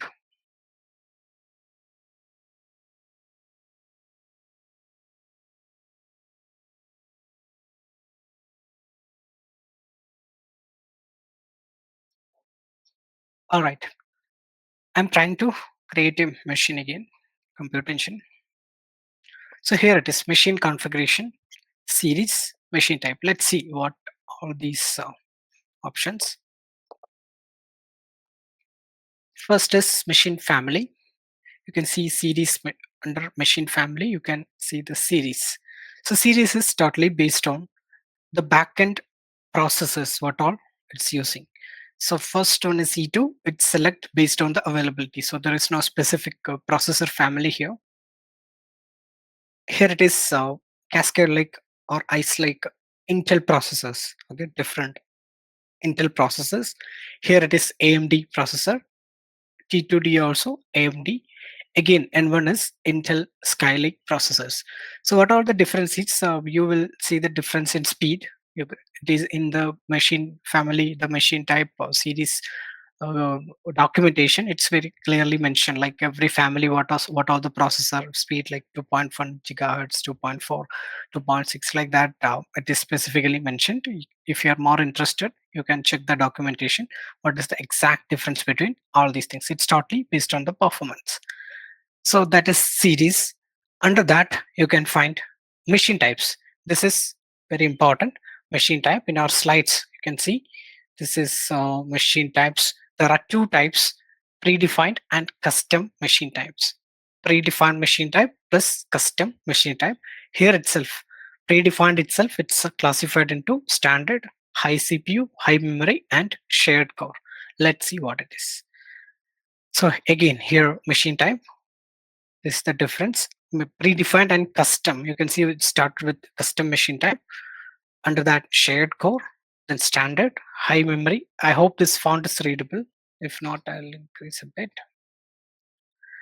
So high memory and high CPU. So if you look at standard, it's a very common machine type. Like you can see the proportions of CPU and memory. It's kind of okay. So you stand 2 CPU and 8 GB for CPU and 16 GB. It's kind of normal. And when it comes to high memory, it is 2 CPU and 16 GB. The proportion is slightly different. In memory is more. And when it comes to CPU, it is 2 CPU and 2 GB memory. High CPU, you can see 4 CPU and 4 GB. Again, compared to standard, the proportion is different. All right, CPU capacity is more. And when it comes to shared core, it is very small machines. See, if I switch to N1 and shared core, it's very small machine, 1 CPU and the 614 MB. It is less than a mobile phone configuration. Very tiny machines. And the processor core, it is shared on multiple machines. See, you are creating a VM under shared core configuration, and the same CPU may shared into another VM also. Maybe someone else might have created the same. The CPU will be shared. That's why it's called shared core. Core. That word core is related to CPU, right? Multiple core will be there, right, in a CPU. So that's why it's called shared core. Anyway, just for your information. So this is the 4 type: shared core, standard, high CPU, and high memory. Everything is self-explanatory to understand. The other type is custom machine type. So why custom machine type? Because if you look at the standard machine types, it's 4 CPU, 15 GB, and 8 CPU, 30 GB. I want something in between, 6 CPU and 20 GB if I want. In that case, you can go with custom. So here you can select it. Right, very straight. And it's always recommended to go with predefined machine type than custom machine type. All right, because the price is, cost is, and all, it is near. Like if you're really after selecting custom machine type, if you're really saving good amount of cost, then only you need to go with custom machine type. Otherwise, predefined or predefined machine type is the recommended option. Next, here again, few more options you can find. General purpose, compute optimized. So when I say compute optimized, the entire hardware, the backend hardware, it is optimized for compute, high performance, compute intensive workloads. I can say compute intensive workload. The entire backend hardware. Again, series is different here. See here, it is N1, N2, T2. All these series are there, right? And here it is different. It is C2. From series itself, you can figure it out. C2 because compute optimized. All right, here the processor speed itself very high. You can see the Intel Cascade Lake processor here. Generally the speed itself very high, and you will find some configuration. Compute intensity, it's not about number, okay? It's not about how many CPUs are there. It's more about the entire workload, like entire hardware is optimized, and also one specific CPU the speed is high. See here, here also for CPU, maybe in here also you will find for CPU, but the one CPU core's speed is high. All right, that's why it's called compute intensive, like compute optimized. And again, memory optimized, again same case.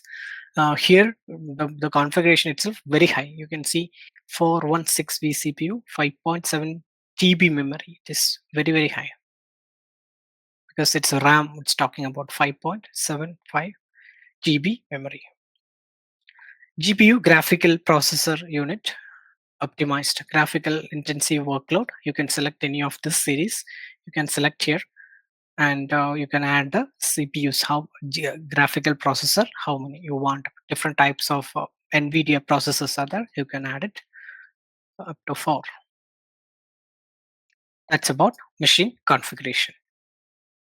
Some shared core, okay. Custom machine type, if none of the general purpose machine type is not matching your need, and again it costs slightly more to use custom machine type than the equivalent predefined machine type. So if you, that's why I said if you are going with the custom machine type, you need to make sure this is you're really saving some cost. All right, all our examples we have already went through.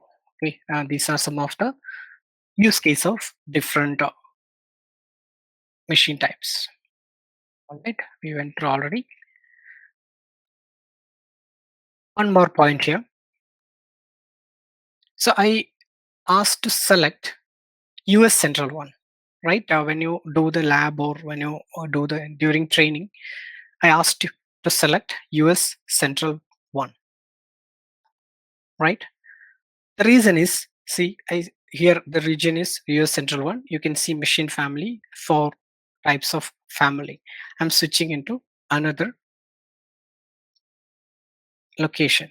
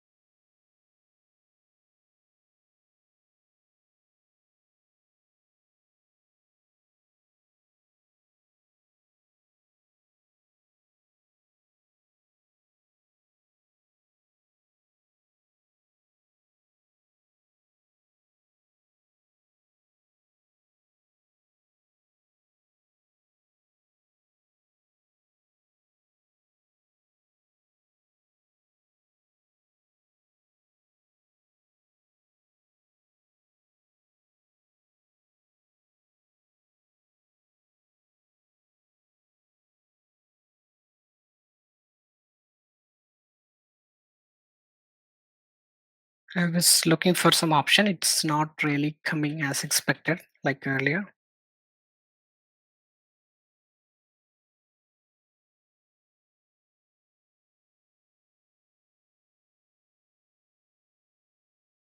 All right, leave that. The point is, what I was trying to say is, many options are more, or it is US Central one. If you notice, many configuration options are more in US Central one. Now it's a kind of almost even. Okay, everywhere you are getting all these 4 types. Like earlier, like maybe a few months, couple of months back, if you select somewhere else, some other location, all these options were not there. Maybe GPU optimized, that is not there. See here, it's still it is same. See, this is this error. Okay, error type got changed. When I select Europe West 2, it is asking to select some other location than Europe West 2, because this option is not there. This GPU option is not there in Europe West 2. This is the error. Okay, error type got changed. I was looking for a different error. So again, if I select other West 6, again it is asking to select Europe West 1. Only in Europe West 1, this graphical processor optimized option is there. Everywhere it's not there. Again, if you go to memory optimized, see I selected west 6 and it is asking to select west 1. There only this M2 mega, this memory optimized machine is there. Okay, everywhere all these machine families are not available. So if I go back to US Central 1, see it is available. That error is not there. Okay, that error look got changed. That's what I was wondering. All right, you got the point what I'm trying to say. See in US Central 1 and a few of the locations only, all these machine families are available. See when I switch, see this is not available. Memory is not available here. Memory optimized one is not available. While doing the lab, you can just select this everywhere. All the options will be available. US Central 1 if you select it. All right. That's all about that. Unique features, high migration and auto restart. Some of the unique features of Compute Engine, live migration and auto restart, printable instance, TPU, encryption of boot disk. We'll see what it is. Live migration and auto restart.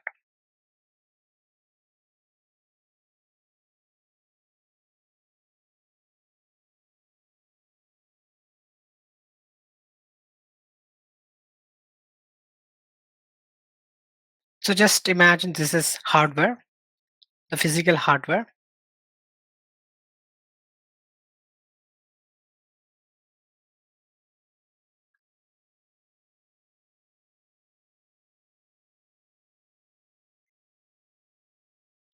And this is the machines you have created. This is the compute engine you have created. All right, clear, right? Like last time the diagram I have shown, right? This is the hardware. There is a hypervisor here. This is the virtual machine you have created. Okay, and if there is any issue with this hardware, okay, the physical hardware, like right now, like in our laptop, if there is an issue with hardware, your operating system is also down, right? If that is crashed, so if there is an issue with hardware, this also won't be working. But in this case, like we have created an instance in the lab, right? And if there is any issue with hardware, it will be automatically migrated to another hardware. Like if there is any power failure or if any OS crash or any serious hardware issue, all these virtual machines also will be migrated. Instead of going down, this will be migrated into another hardware. This is called live migration, and it will be migrated, and also it won't go down during the migration. It will be 100% available. Your application will be still accessible. It won't go down. That is called live migration. And while creating the instance, there is an option to choose this. So there is a button right here, network disk security. There is a button. If you expand this, go under management. So here on host maintenance, there is a setting. There are two options: migrate VM or terminate VM. If you select this option, it will be migrated to another hardware. When Compute Engine perform periodic infrastructure maintenance, it can migrate to another hardware without downtime. So not only if there is a failure during the migration, also periodic maintenance also, this will be migrated to another hardware. Okay, this is one of the very unique feature of Compute Engine. Next, the same live migration and auto restart.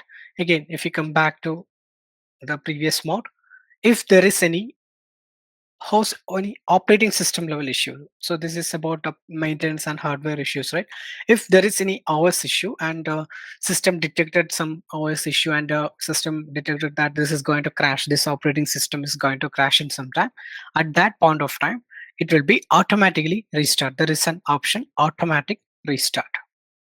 All right, automatic restart recommended is on. This also recommended is on, and if you turn it on, to avoid the crash, it will be automatically restarted. The VM will be automatically restarted. Depends on the type of VM. You need to either turn on or turn off the settings. That's about live migration and auto restart. These are some of the scenarios this live migration will happen.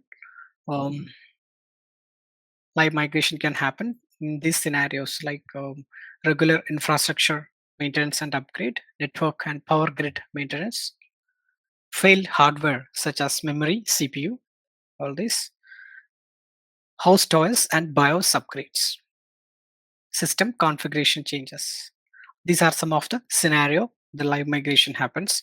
Auto restart is during the maintenance, like if automatically it will restart. Going to discuss many properties, so it will be confusing. You can make your own notes about each one. Printable instance.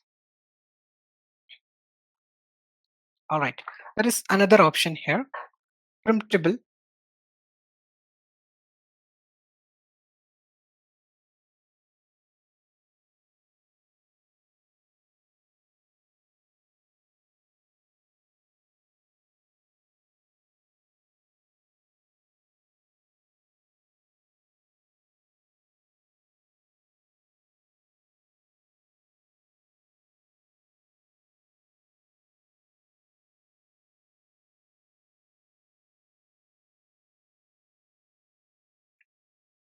Few of the options are swapped. It was supposed to be here on top of host maintenance.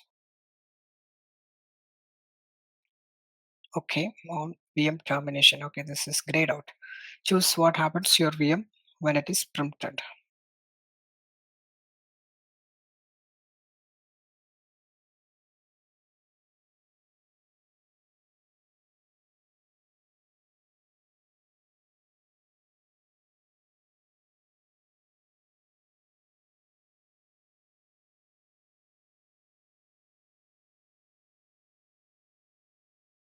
Right. So if you turn this option on, okay, spot, this is the printability option. Choose spot to get discounted printability VM. So earlier it was the view was slightly different. Instead of two options, only one option, printability on or off. Okay, earlier means just maybe 2 weeks back. So slightly this is changed. So either you can choose standard or spot.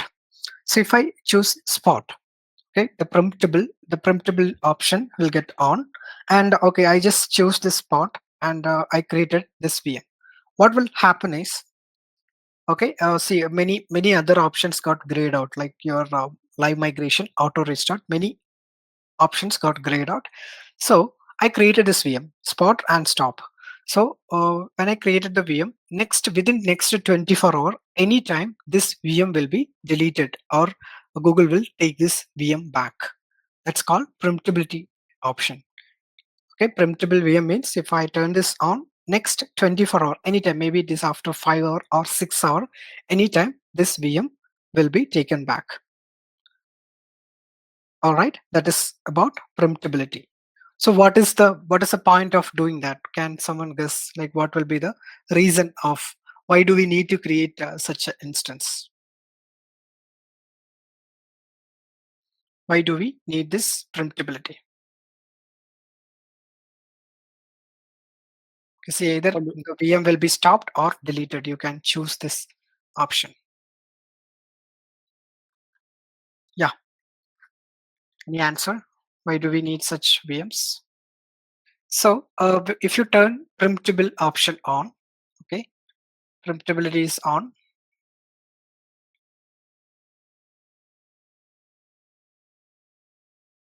All right, you will get the VMs in very low cost, almost up to some 70 to 80% cost, low cost. You will be getting a VM.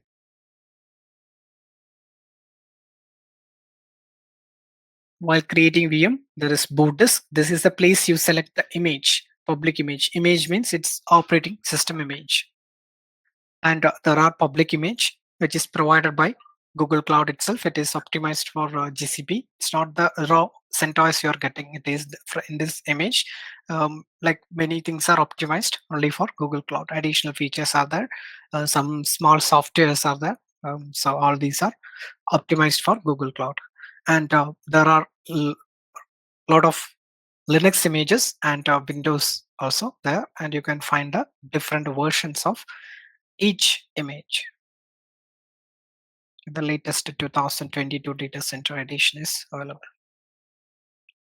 And custom image, there is another option, custom image. See, if none of these public images are not meeting your requirement, you need an operating system. It's totally different than all this. In that case, you can create your own image. For example, there is no HP Unix here or Solaris here. Okay, those are some of the old operating system. It's not really very popular, it's used. But for some reason, if you want to use that, maybe one or two machines, you need to run that application is only compatible with these operating system. If you want to use that, you have option, you can create your own image under custom image. So how to do that is, you need to go to this compute engine,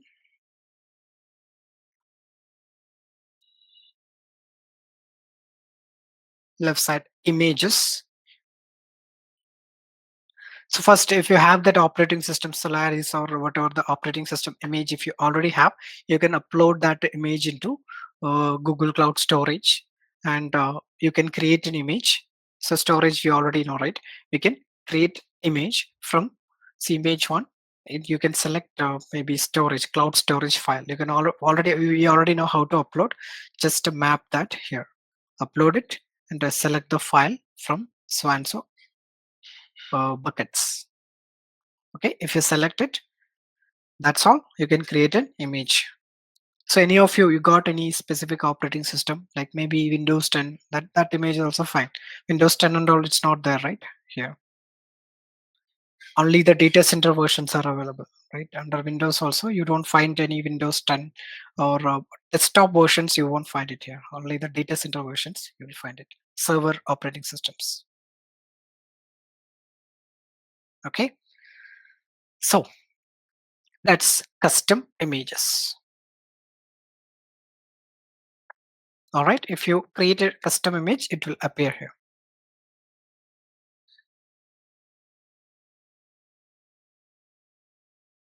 All right, now it's little tricky concept, like not tricky, storage options. If this is one of the important topic area of today, different type of storage. So there are two types. One is persistent disk. Under persistent disk itself, you will find for classification, standard, SSD, balanced, extreme. And the second one is local SSD. Two types of storage option. One is persistent disk and the second one is local SSD. Under persistent disk itself, there are four types: standard, SSD, balanced, and extreme. All right, let's see what it is. Okay, it's little tricky, but interesting as well.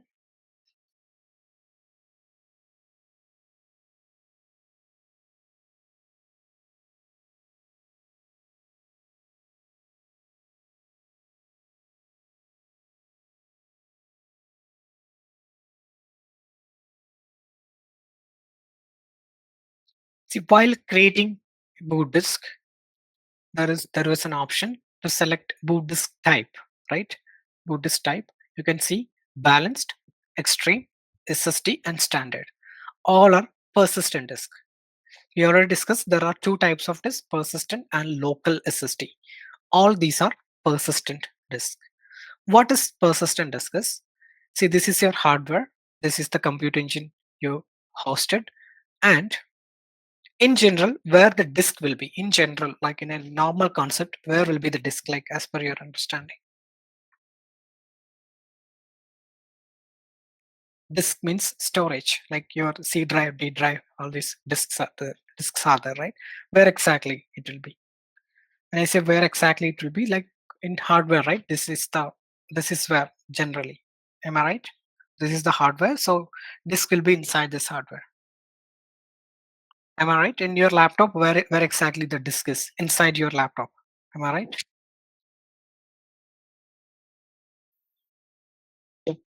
Yeah. Okay. But when you create, see, in general, if you take a Windows machine, C drive is the place where your operating systems are installed. If you open C drive, there will be a directory called Windows. There you will find all the configuration file, all your OS related configuration file, right? So that's where your OS is installed. Okay, it's very little tricky. Just listen carefully. That's where your operating system is installed. But here, see, if you choose boot disk, this is the place you install the operating system, right? You can find all the persistent disks. This persistent disks are coming from the large pool of storage, external storage, large pool of external storage. See, we already discussed in our first session, right? What is storage? I wanted to visualize this in your mind. So here, storage, I said, right, there will be like huge storage boxes inside the storage. You will find the pool of disk, like a lot of disks will be there inside the storage. When I say disk, see, each one is disk.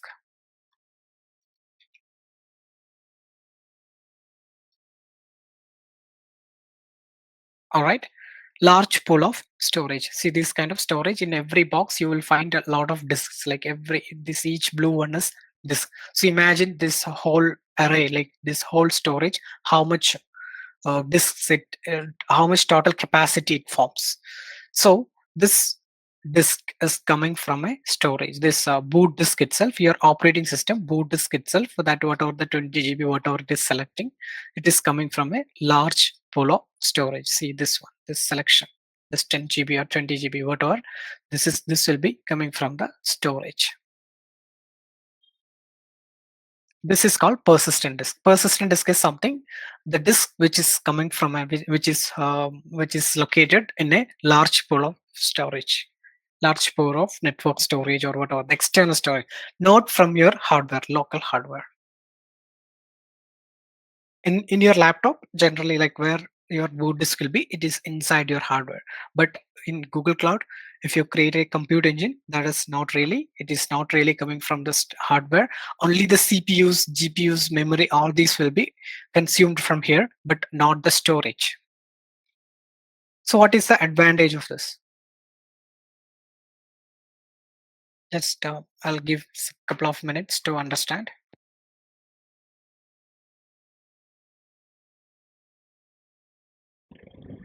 Maybe better memory utilization. No, it is generally it's related to only disk. Like if you connect a large pool of storage, what is the advantage? And, like instead of using the local one, anyway, in every hardware there will be local disk also, right? It's not about Can memory explain. utilization. That is, yeah, only it's only about storage. See, storage and memory are different. Okay, when everywhere in compute, generally in compute, when you say memory, it is about RAM, like what you select here, right? RAM, random access memory. Storage is the permanent storage, permanent data storage. See, this is RAM, 4 GB. Here, the 4 GB is RAM, and this is storage. So when you Common say memory access. utilization, do you mean storage utilization itself? Right, right, right. Okay, yeah. So it's not about utilization also, like this one, if you keep it here, instead of, if you use here, what is the disadvantage? Can you think in that perspective? If you use the local one here, what is the disadvantage? If there is any failure of this machine, or if there is any crash, it will affect here, right? See, what was live migration? Like last time we discussed, what is live migration? If there is any issue here, this will be moved to another hardware, right? If you use any disk from the local, like your operating system is in local, just imagine you are using a disk from local. Will this be possible, that migration moving from here to here, is it possible, that live migration? Because you have a direct dependency here. That is the point. And not only that, okay, when you create this large pool of storage, the data loss is very less, like the chances of data loss is very less if you use these kind of storage boxes. Okay, the reason is the data backup and many other redundancy related stuff will be happening in the storage level, in this storage level. That's the advantage of using external storage. All right, so the understanding here is your boot disk or your operating system itself, it is kept in external storage. See, all these are persistent disk. What is persistent disk? This is the pool of storage, external storage, not from your local hardware where you host your compute engine. So what all the advantage, like during live migration and all, it doesn't have the dependency with um, the physical hardware. you can move, this will be migrated just because your disk and your operating system, everything is here in an external storage. Make sense, everybody? Like, can you confirm this is clear? This what is persistent disk? It is coming from a large pool of storage from here. Yes. Okay, others, can you confirm? Because this is a little tricky.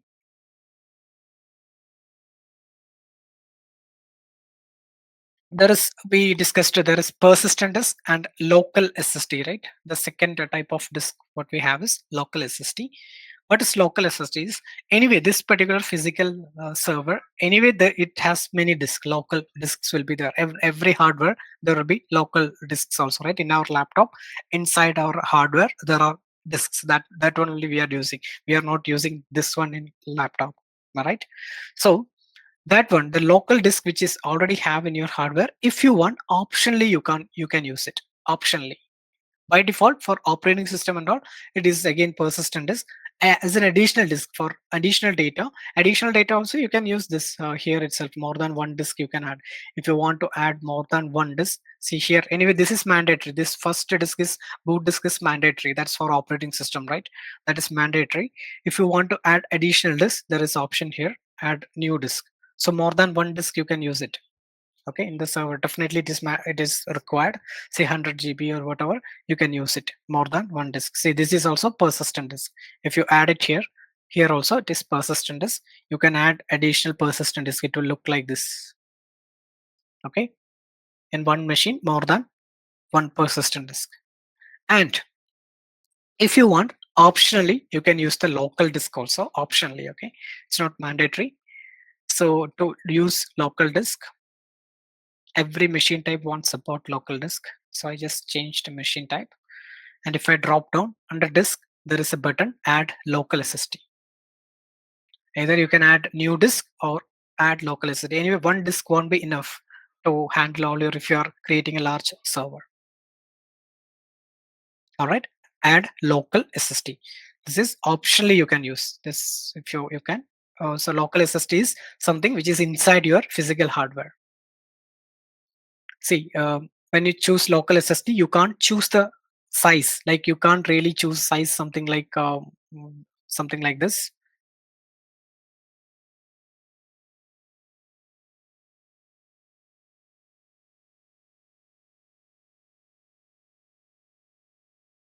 See here, when you are choosing boot disk or additional disk, you are choosing the size, right? See, I'm choosing 55 GB.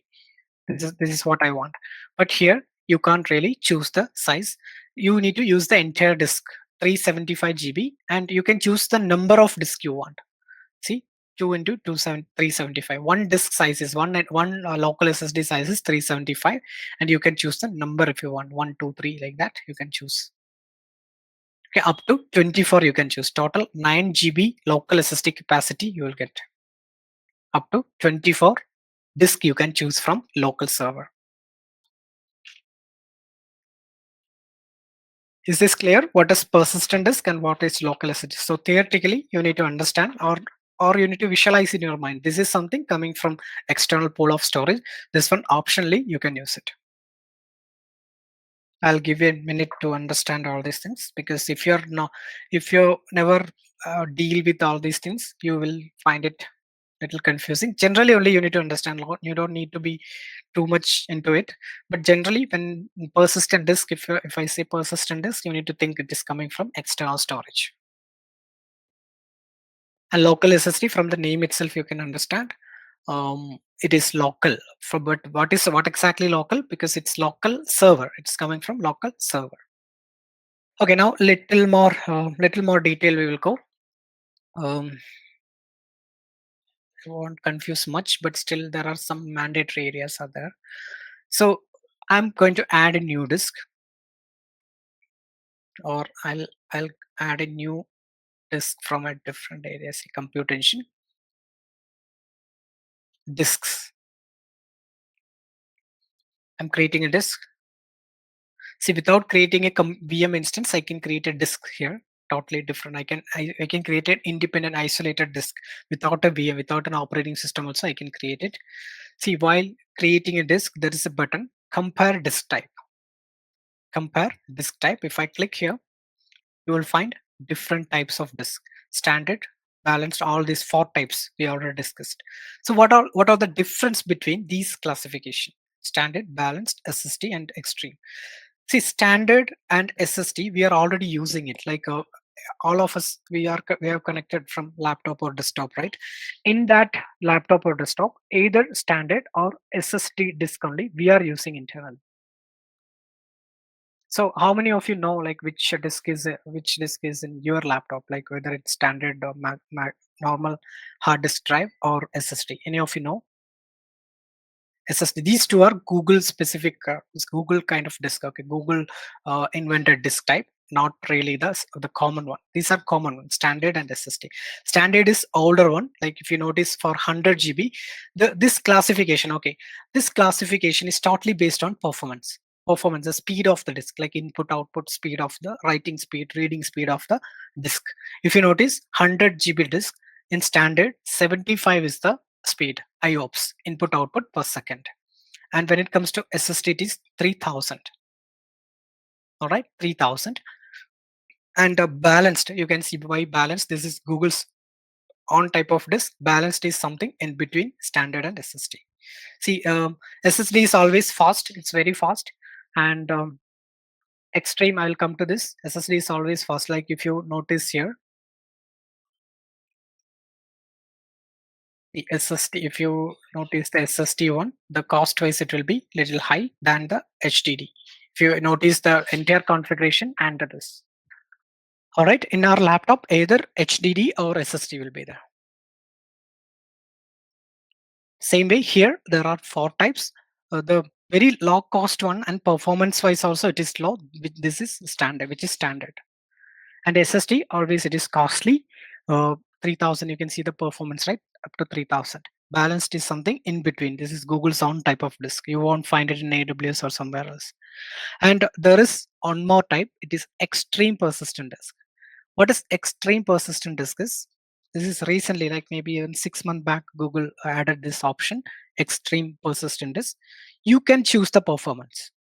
You can customize the performance. See, extreme I chose, and provisioned IOPS, you can see it is 10,000 to 1,20,000. All right. See, if I want, I can choose 50,000 IOPS. Like this, you can customize the performance. That is called extreme, and up to 1,20,000 IOPS it's about. If you choose this SSD and all, you can't customize it. Like depends on the size, it will vary. See, if you increase the size, this also will increase. See, for 100 GB, 3000 is the IOPS. If you make it 1000, 1 TB, this is increased. All right, depends on the total size, the performance vary. And when you increase the size, the performance also increase. But there is a threshold up to some extent only it will go. But in extreme, it will go up to 1,20,000. That's the difference between these 4. All right. What you need to understand is all these 4 are coming from the external pool. Depends on what you select. Some of the type of the external storage will get select, and from there logically it will be assigned to your VM. Logically, completely logical. It's not already this large pool of server will be connected to your hardware, and when you select 20 GB, that 20 GB will be logically assigned. All right, let's move on. That's all about disks. Okay, there are 2 types, persistent and local. Persistent itself 4 types. These are the 4 types: standard, balanced, SSD, and extreme. See, storage is the place where you keep your data permanently. Storage is, that is something like a very basics of computer, right? Here, see, what is this memory? This memory, like for 3.7 GB memory, that is your RAM, random access memory. Whatever you're seeing in this display, see, when you turn your computer on, whatever I opened a browser, right? Everything is coming from RAM, because and if I close the browser, it will disappear from the RAM also. But when you save some data that is in your disk, correct? Whatever the data I saved here, see documents, all this I'm saving in data. Even if I power it off and power it on also, this data will be persist, right? That's why it's called persistent disk, like in general. So here, whatever the data I'm saving, that will be in the storage, correct? See, this is my storage. And always when I refer memory, okay, when I refer memory, that is about RAM. In general, not only me, like in general, in memory means it's RAM, and storage, like if it is about disk, storage is about disk. All right. Storage is about disk and the memory. Like in your mobile phone also, you will find a RAM plus a total phone memory, right? Phone memory is disk and maybe memory card probably, but still that's a permanent memory. But RAM is different. RAM will be more fast and everything because you need to load everything right here. Let's go through the slides. Persistent disk is block storage. See, when we discussed about GCS, right, Google Cloud Storage, I mentioned that is object storage. If you remember, that is object storage. This is block storage. Persistent disk is block storage because why I say block storage, we are going to do a lab right now. We will understand at that point of time because I already mentioned also you will get a raw disk. You will be creating the file system, depends on the operating system what you use. You will be mounting it and using it. That kind of storage is called block storage, like your pen drive, your external hard disk, everything is block storage, even internal hard disk. So that's what we are dealing with, right? That's called block storage because you are getting a raw disk. It's up to you which operating system you're using. Anywhere you can attach any type of file system, you can create and use it. That is block storage. Object storage is what we already learned, GCS, Google Cloud Storage. That is ready to use storage or storage as service. See, it can attach from a network storage, external network storage. It behave like a physical disk of your laptop or server. OS disk is a persistent disk. This is a important highlighted area you can see. In our laptop and all, OS is also inside the laptop, right? But here it's not, it's from external. So different variants, independent from virtual machine. This independent from virtual machine means you can delete your VM by keeping this disk. See, I can delete this, okay, by keeping these disks, okay, not about as local SSD. Local SSD one also will be deleted if you delete the VM, but you can keep this disk separately and delete the VM. All the data and everything will be there. You can delete only VM because this is independent from virtual machine. See, I can simply create also without a VM creation. I can simply create a disk also independent from virtual machine. And delete Compute Engine instance by keeping the disk. Performance scale up with size that you already saw, right? For 100 GB, there is certain performance, and more than that, again, it's increase. Online dynamic resize. You can resize it. Scope is zonal. Okay, what is scope? Again, I'll explain in some time while doing the lab. Scope is zonal. See, disk scope is zonal. Earlier we discussed about images, right? Image scope is global, but a disk scope is zonal. We'll see what it is. Maximum up to 128 disk can be added on one instance. 128 total number, okay, count. See, one disk size will go up to 63 terabytes. Okay, 536 GB, which means 63 terabytes. One disk total maximum size will go up to 63 terabytes.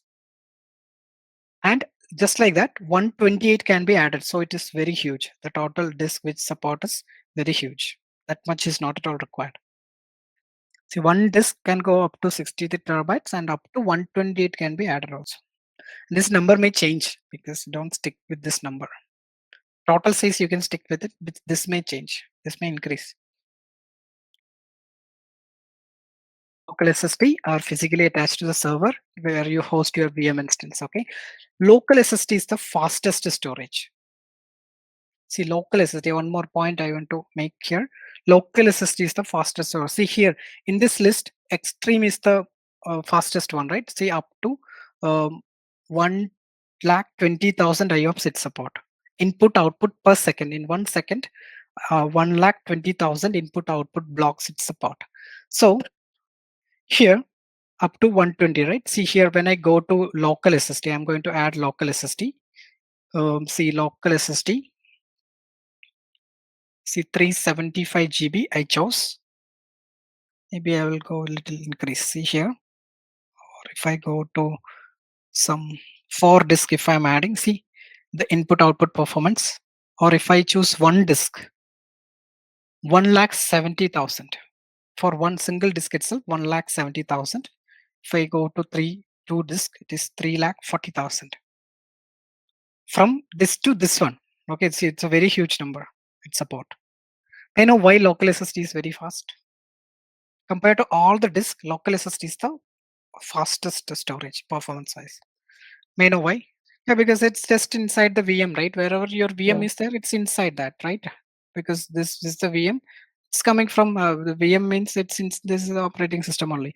It's not using any external cable or something. See, if you check your C drive, D drive, and if you connect any external hard disk, where the copying and all, where will be fast. If you copy data from C drive to D drive, that will be more performance wise. That will be more, right? If you connect any external hard disk and copy the same amount of data, it will be less because it is connected using cables. This is connected using cables, right? It's all network cables. Using these cables, it is connected. So definitely the local SSD is the fastest one. Logically, you can answer this question. Fastest storage. Its total size is fixed. Either you can you can increase the number, and up to 24 you can add, which is 9 terabytes. VM with a local SSD cannot live migrate. Another logical concept. See, live migration we already discussed. VM with a local SSD cannot live migrate.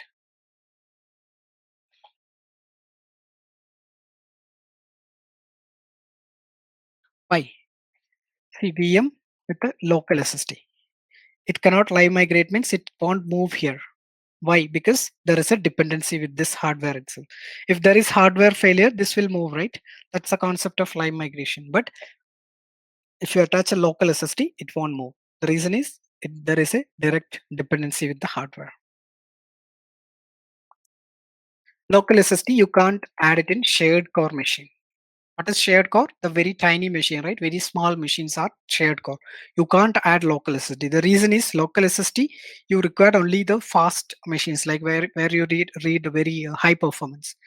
And it is not available in shared core because shared core itself is small machine. That's why the logical conflict. Local SSD can attach only while VM creation. So if you notice again, if you come back here, while VM creation only, you have option to add the local SSD here. See, local SSD. After VM creation, you can't do it. Once you create a new VM, you can't add a new local SSD. So if you have planned to use local SSD while VM creation itself, you need to add it. If you add one, you can increase it later. But if you have planned while VM creation itself, you should add it. So this is the difference between standard and SSD. If you ever notice, this is the older technology. Like in future, it will be hardly used. Now also, when you purchase a laptop, you have option to choose HDD or SSD. But this is an older technology. Like size-wise, it's big and it will be little noisy. Like when you turn on laptop, like older laptop and all, you will feel right something is rotating inside. That is mostly disk. So if you turn it on, this will be rotating and this will be reading and writing. That's why the performance is very low because it's an older technology. Like there is a mechanical part inside. But SSDs are just like pen drive. It is a name itself. SSD means solid state drive. So it is like pen drive. There is no moving part inside. You can. That's why performance is high because it looks like this inside. All right, balanced. It's performance wise somewhere in between. Okay, balanced also in the backend they are using SSD only, but performance wise it's not up to the normal SSDs. Again, someone asked, right, how in the GCS session, compute storage session, like why the classes are different. The backend, like nearline, code line, the classes are different, right? I think now you got a better visibility into it. Like different types of disks are used in the backend. In the backend, maybe SSD, standard disk, all these different types of disks are used. All right, this is almost same diagram what I draw, like different combinations of um, compute engine you can use. Like either when you create a compute engine, definitely one boot disk will be there, that is mandatory, and you can add additional disks. This is what we did in last session, and this is what we are going to do now. Okay, we are going to add one more disk in our existing VM. So this is what our current configuration is. We are going to add one more disk today. Okay, this is what we are going to do. Okay, this is what current configuration, this we will do it. One more disk, we are going to add it in the existing VM. So that's our second lab. Add new disk in Compute Engine and mount it.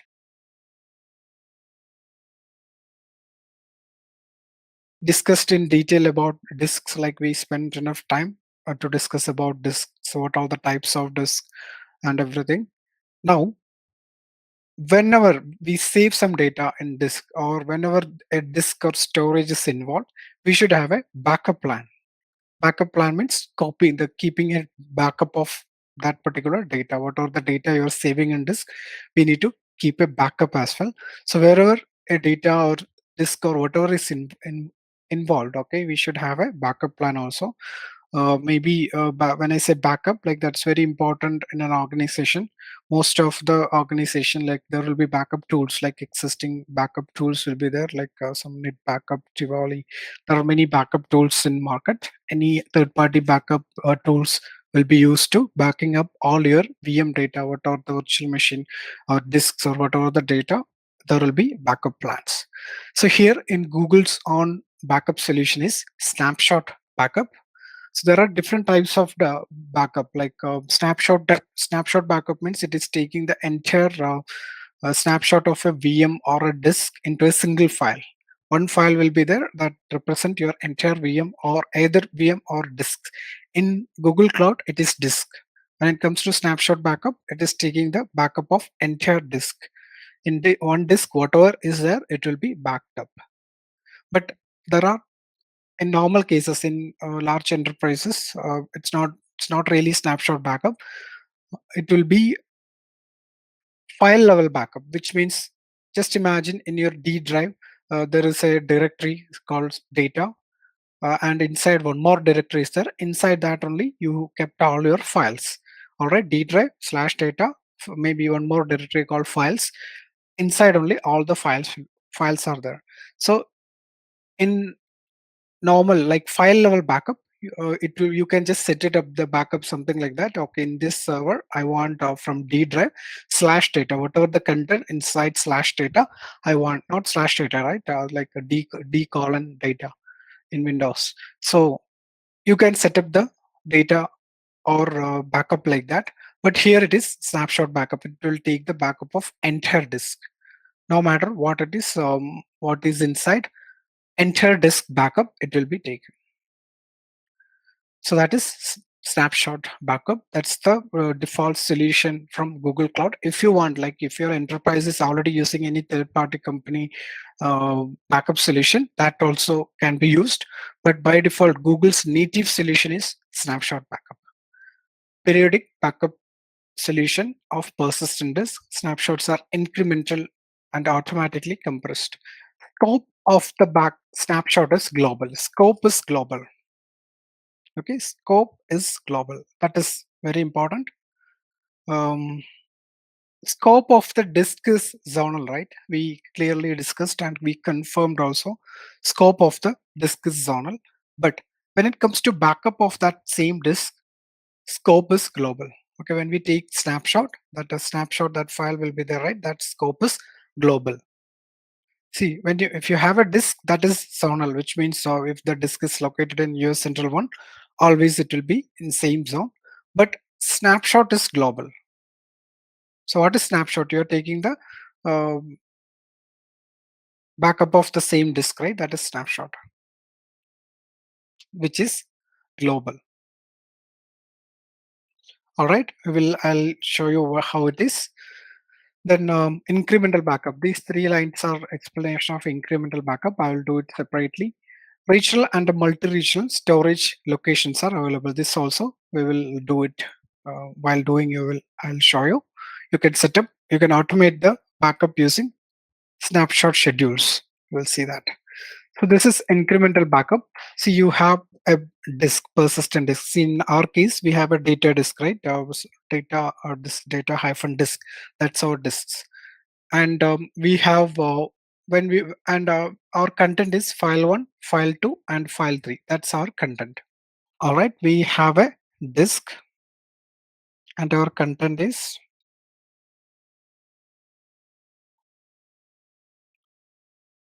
file 1, file 2, and file 3. And when it takes its first backup, which means snapshot 1, that will be the full backup of your disk. So snapshot 1 means we are creating a snapshot of this particular disk. Okay, so that will be full backup. Full backup means in this backup also, this is the original content. Okay, this is the original disk, and you are taking a snapshot which is snapshot 1, and this will contain file 1,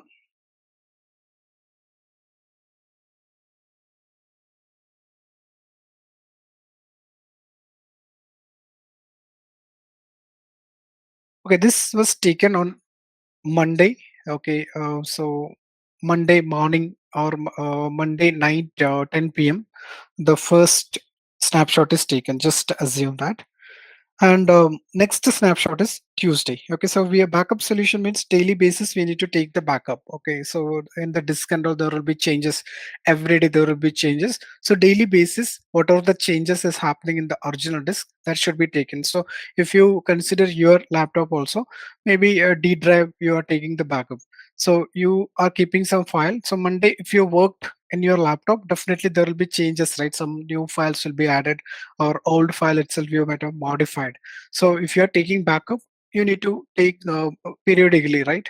So in organizations that is mandatory, maybe daily backup or hourly backup, like every 2 hour or 4 hour also the backups will happen. So we are taking the next backup on Tuesday, which is snapshot 2.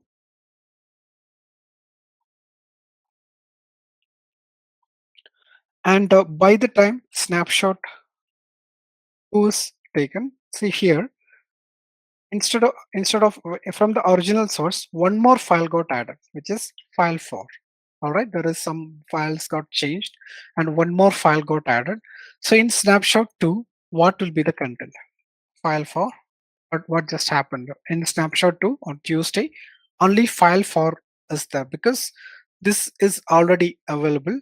This concept is called incremental backup. Whatever the newly added or modified content will be, only the newly added or modified content will be taken. But first snapshot, everything, the full backup, full snapshot will be there. But when it comes to incremental backup, the second snapshot, either newly added or modified files only will be taken.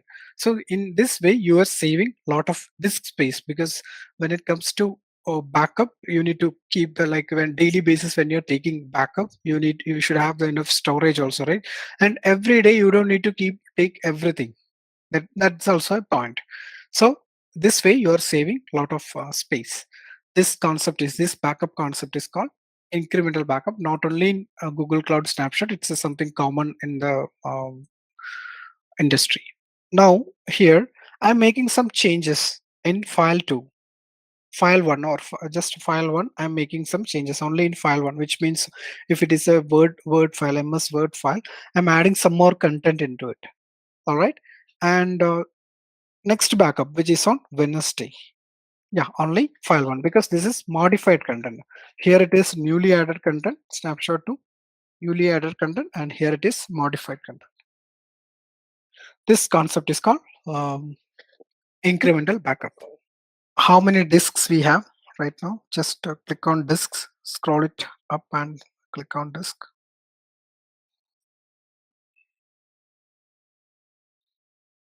Okay, we have 3 disks and 2 are in use. First one and the last one are in use. You can see that on the right side. One is empty. Okay, web-server, that is empty, and 2 are in use. Okay, how that happened? Because it is supposed to use the web-server, right? Like when We we deleted recreate that. it. We deleted that VM. Yeah, but still when we recreate, we are supposed to recreate using the existing disk, right? The two existing disks. Did we select OS or something later? Hmm, that's strange. Maybe while recreating, we might have done some mistake. That's why the total 3 disks. It is supposed to be only 2 disks. That's why that mounting issue also happened possibly. All right. Anyway, there is one more tab at the end, snapshot schedule, and it's showing none. No, in this screen itself, snapshot schedule, and it's showing none. All right, that is fine. On the left side, under disk, there is a button snapshots. Okay, create snapshot. So this is how you can create the snapshot. So you can mention a snapshot boot. You can mention snapshot hyphen boot disk, boot hyphen disk, or anything. Yeah, fine. And source disk you can select, which is your boot disk. Web server new is your boot disk, right? Yes. Go ahead. So we are taking snapshot of one particular disk, one whole disk. And location. Location means when you take the snapshot, you can keep multiple copies in different location. That's what location, where your snapshots will be stored. That's the location. It is the you can select here either regional or multi-regional. If you select regional, there will be multiple copies in different zones. No, any region you can, region you can select. See, your disk is in US Central 1, and you can keep the backup in totally different location. That is possible. So imagine your disk is in US Central 1, backup is in some totally different data center. So that way also you are achieving some level of high availability. So if total US Central 1 is down also, your backup, your disk backup is there in totally different location. So while choosing the location, you need to follow the organization policy, whether which location needs to be saved, either in a single region or multiple region. So you can select multi-region also, multi-region. So multiple regions in US and multiple region in Europe and Asia. That way also you can select. So that way your data will be always safe if you, because multiple copies are keeping in different places.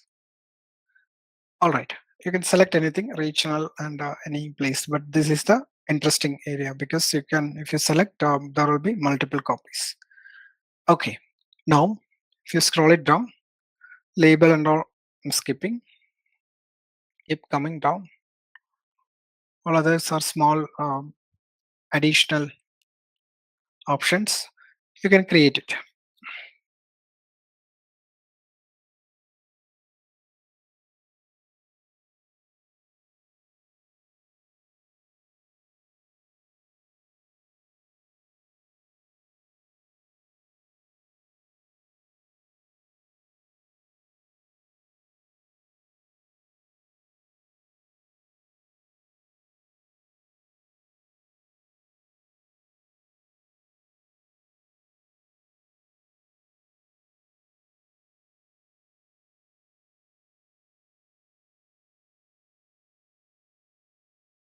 Okay, so we have taken a snapshot successfully. If you look at the snapshot size, it is 477 MB, megabytes. When you take a snapshot, and the size is 477 MB. It is like your total disk size is 10 GB. Okay, you can see in the same screen at the end, total disk size is 10 GB, and snapshot size is 477 MB. It's the size of the actual data. Not only the size of actual data, and actual data will be somewhere around 1 GB or 2 GB, and when you take a snapshot, the data will be compressed. It won't consume the total size of the data as well. It will be compressed, so that you can save a lot of space. See, for this save for 77 also, you are paying extra, right, for snapshot also. So total, the consumption will be less. Total cost, storage consumption will be less. All right, so because snapshot is something daily basis, you have to take it, right? So that's the reason the data will be compressed. And you can take the snapshot of other disk also, the data disk. Create snapshot.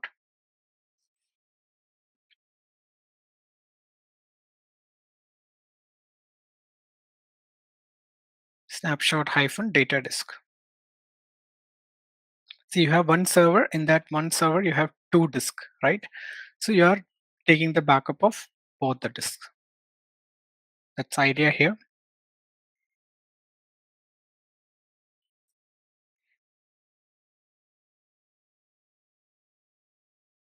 All right, you can simply create it.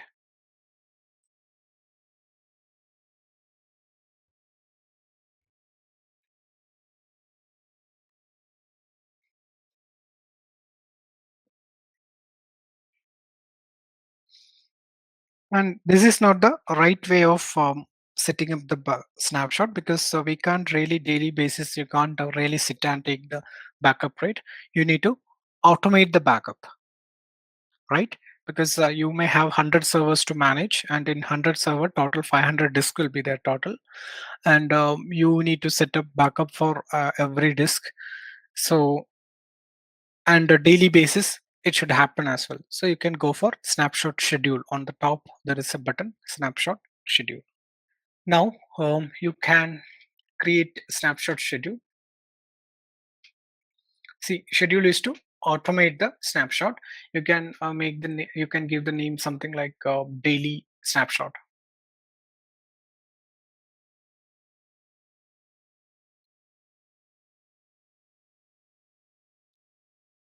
If you come down, see schedule location. See here there are two locations. When it comes to schedule, there are two locations. You can see schedule location, and then there is next option, storage location. It's pretty clear anyway. Snapshot schedule location is something where your disks are located. Okay, if your disks are located on US Central 1, you can choose that. If you choose some US West or something, you won't be able to take the backup of your location. So this is first one is disk location, where your disks are physically located. So that is US Central 1, that's fine. And storage location, you can choose. That's already we know what exactly it is. And schedule options, you can see daily backup, so daily snapshot, hourly and weekly. Daily means you can select Monday to Sunday to next Saturday, any day. Like can you select daily and go to the next option? Yeah. So daily, what time the snapshot should happen? Normally, the off hours, like when all your application users are disconnected from the application, maybe some 10 p.m. or something. If it depends on your application, all right, you can choose anything. This timing also actually it should be based on the organization policy, what time it should take the backup.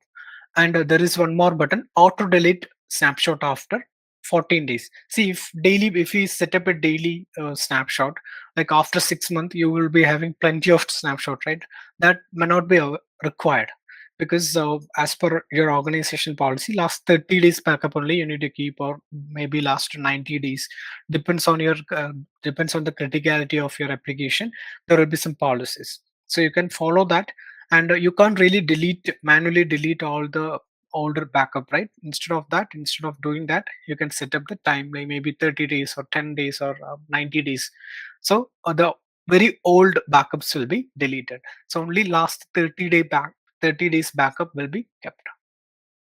So that way also you are good, like it won't consume too much of storage, and we don't need to keep too old backup also, because it doesn't make sense. You doesn't make sense, right? Every day your data will be changing, no matter what, like application will be writing the data, so every day it will be updating. So very old backups are not required. Okay, so next, deletion rule, keep snapshot. Or okay, there is one more button, it's not very relevant. When you delete the source disk, what needs to be done, whether to keep snapshot or delete snapshot older than 30 days, that's not very important option. So if you select 30 days, last 30 days backup will be there. For in our case, you can make it some 1 week, some 7 days or 5 days. That will be fine. So you can monitor every day this is happening. All right, 5 days will be fine. Otherwise, 30 snapshots will be there in your console. You can create it. So we are taking, okay, before creating, just scroll it up a little bit. Daily, can you switch that daily to some other option? See, weekly, if you select weekly, and weekly, every week, some day in a week, either Saturday or Sunday, whatever the day, you can select, you can take the backup. Otherwise, you can go to hourly option. Hourly. So every repeat every 5 hour or 8 hour or something like that, you can set it up. Not every 1 hour. It's up to you. That way also you can set it up. So in our case, we can go with daily backup.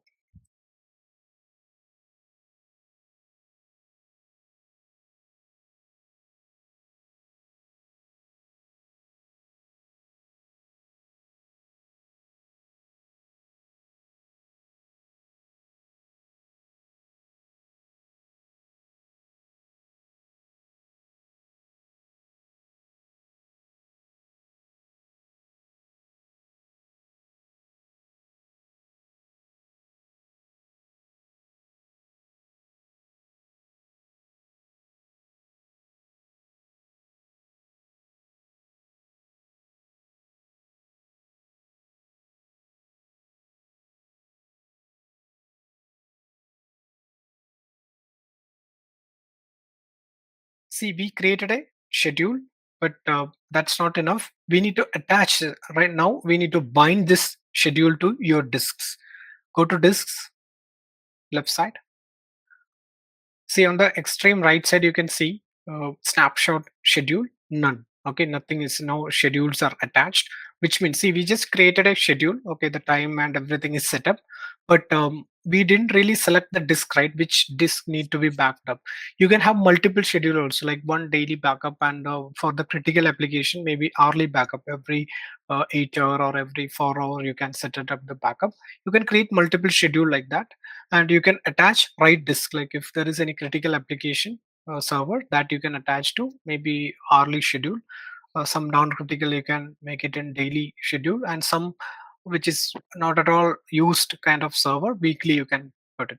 So what you can do is you can create the schedule there, come back here, go inside any disk, like a data disk or whatever. Just to select, go inside more. No, yeah, edit. Yeah, right side there are 3 dots, right? Right side top there are 3 dots. No, not that one. Yeah, here, edit schedule. You can drop down. You can see your snapshot schedule which is created. So if there is more than one schedule, that also will be visible. You can attach according to the type of disk. Save it.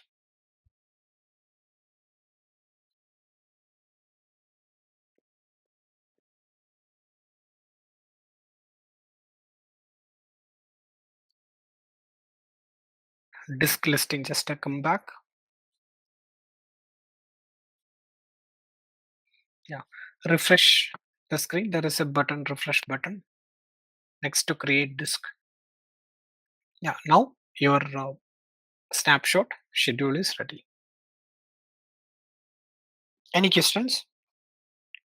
So we took a manual snapshot, and one we set up the schedule also. So according to the time, it will be taken. The snapshot will be taken. So tomorrow, if you check almost same time, there will be a snapshot, automated snapshot.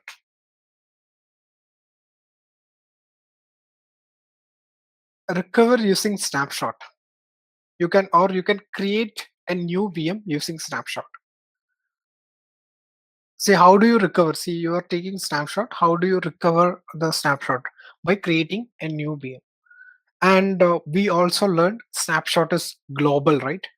Snapshot scope is global, which means using snapshot, you can recreate VM anywhere in the any region. I can say any region. So okay, just go to VM instance. I'll make it more clear. VM instances, and where is the location of this VM instance, which is US Central 1C.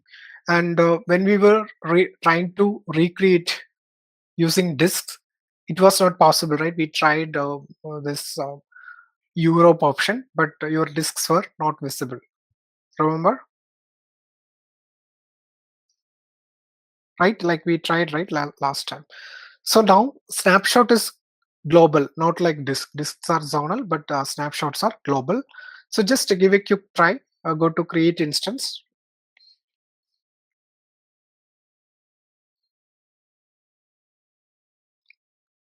And this task, like all of you need to try from snapshot. You can create anywhere. See, you can select some region instead of US. You can select some Europe location somewhere. Any place is fine. Yes. And go to boot disk.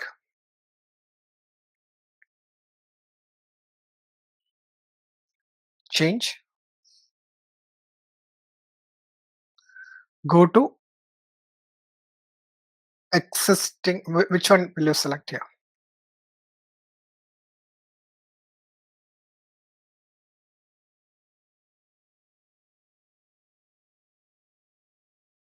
So we are planning to create from snapshot.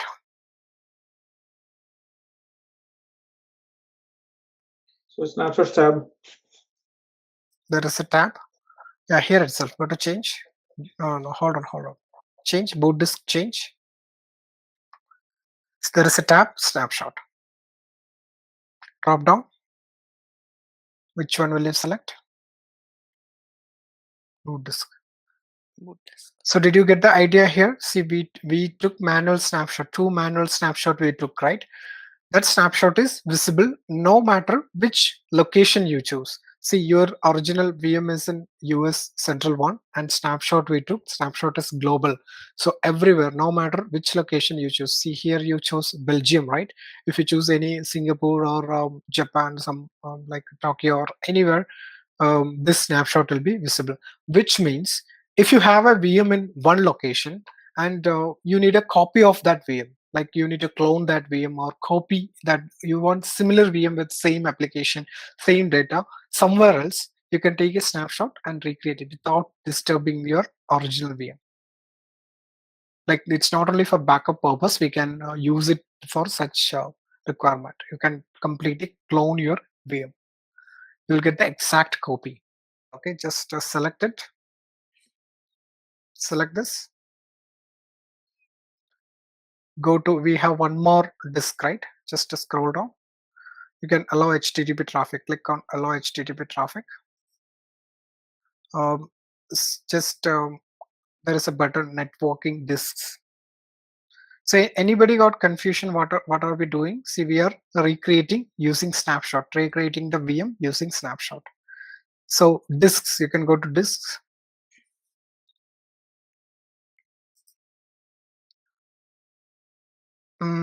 Add new disk. Okay, let's not change the name and all. Just go to disk source type. There is a button, disk source type. Drop down that snapshot. Select snapshot here. So instead of creating a blank disk, earlier we created blank disk, but instead of doing that, select snapshot. Drop down source snapshot, and here it is, data disk, right? Not the boot. Which one did you select under? Yeah, data disk. Yeah, save it. If it is confused, you can ask. Okay, if you are not getting what is happening, scroll it up and make sure you selected the right boot disk, because I am confused. Okay, snapshot boot disk only. That's right. Now you can create it.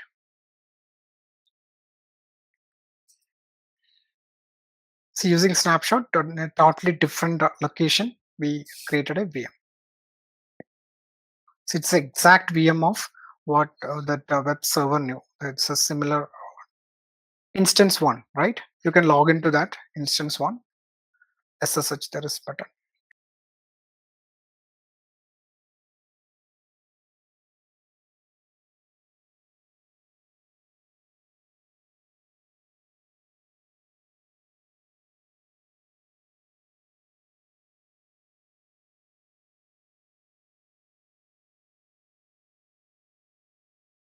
So df space -h.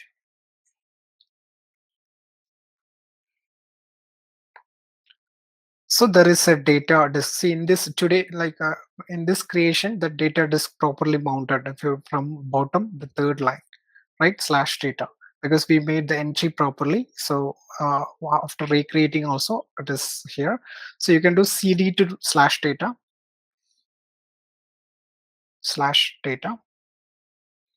ls, right.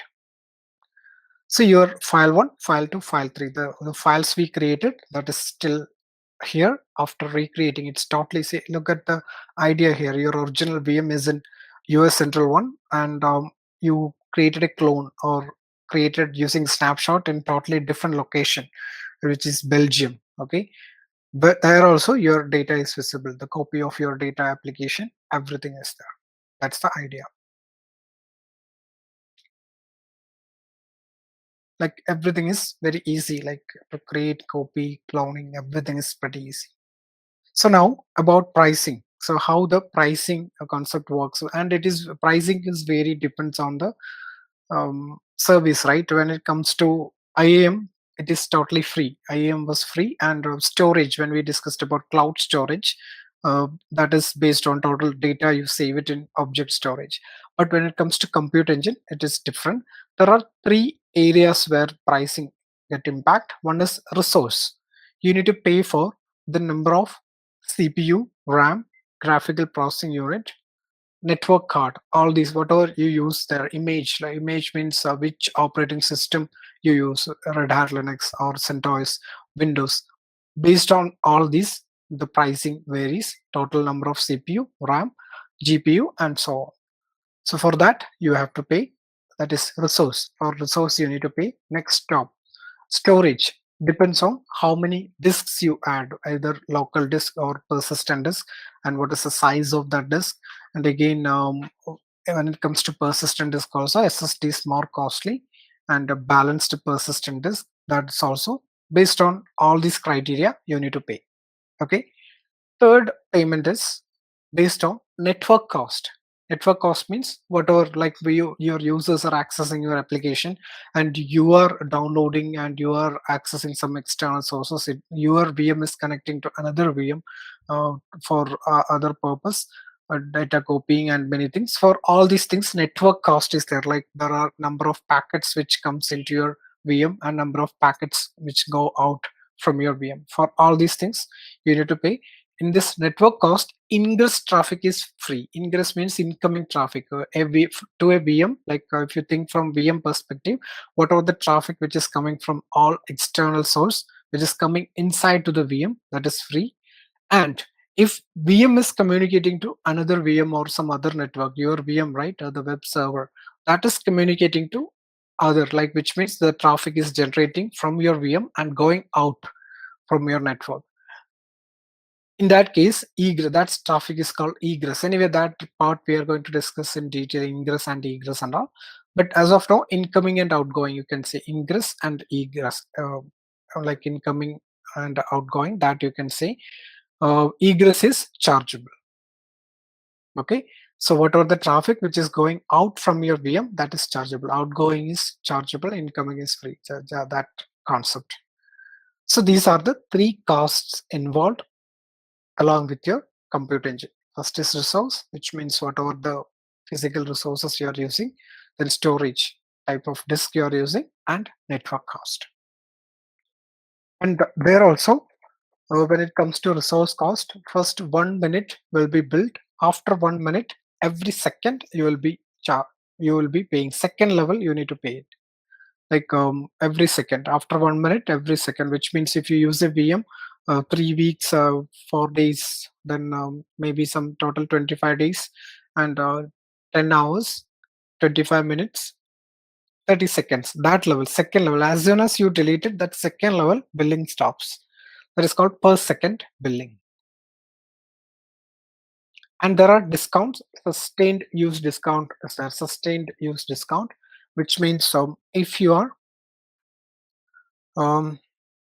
you created a VM and you are continuously using for few months, like next 6 months you are using. So the first month you will be billed some amount, and the next month little less, some sustained use discount will be added. Google will be automatically added this discount, like you don't need to avail this discount. Automatically you will get the discount because you're continuously using it. All right, so some amount will be reduced, like compared to the first month, next month will be little less, like that. Some up to some 20% or something, you will get the sustained use discount. For this you don't have to do anything. Next is committed use discount. Committed use discount means, see, before creating VM itself, if you are very sure you're going to use next 2 year or 3 year, you can commit that to Google that I'm going to use this VM for next 2 years. So from the very first month in billing, it will be reflected. The total amount will be reflected. You will have it's like some flat discount in the bill from the day one. All right, that is committed use discount. Sustained and committed. So from the name itself, you can figure it out. Sustained, if you are continuously using it, Google will be automatically added some discount. Committed, you have to commit it initially itself. But the discount, total percentage of discount and all, there is no specific value. Like it depends on your machine type, it varies. Printable VM get up to 80% discount. Printable, we discussed what is printable VM. So that will get 80%, up to 80%. So you can see the total amount, there is a significant difference. So when it comes to network pricing, ingress is free, and the egress, it varies, depends on the location. So we don't need to worry much about it. Depends on the location per GPNR, there are slight difference. So this we already did, created snapshot. We created the snapshot schedule and restored it. That's not a. So here, if you look at that yellow color font, that is your project ID. See, robotic so and so. That's your project ID basically. If this yellow color font is not showing, you may need to authenticate to your project. You need to switch to your project by running the command which is right top of that. Gcloud config set project. There is a command, right?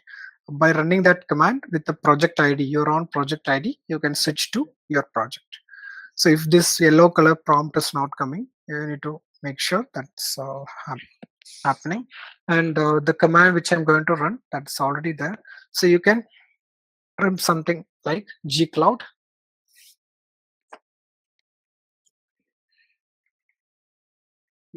compute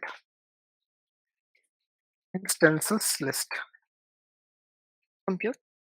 space instances space list.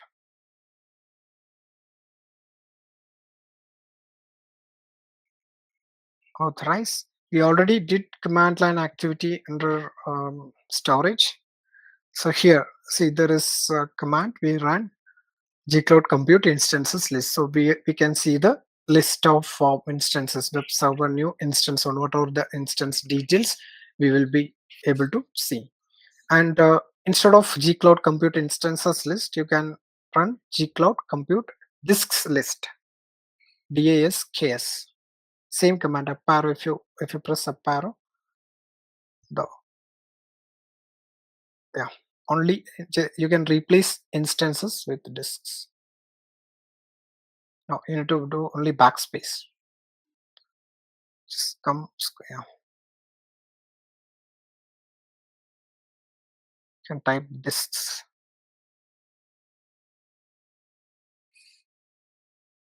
Right. So you can view all the content, something like this. And we will quickly create a VM from command line with the minimal option. The command is gcloud compute. Wait a minute. instances, create my-vm. What was the Create after create? instances, create space. You can provide any like my-vm, my VM. Yeah, that's fine. Try. So did you mean a zone US central one? Either you can choose yes, or if you choose no, all the zones will be displayed and you can choose from there. You can provide yes here.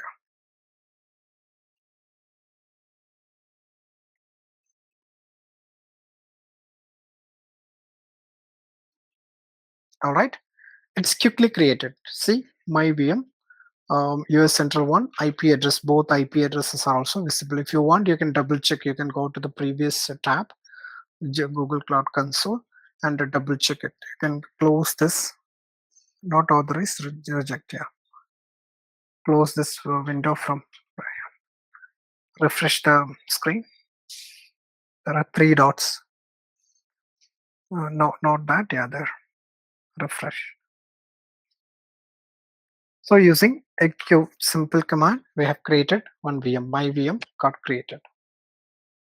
So I'm repeating, whatever you're doing in console, the same thing you can do it using command line as well.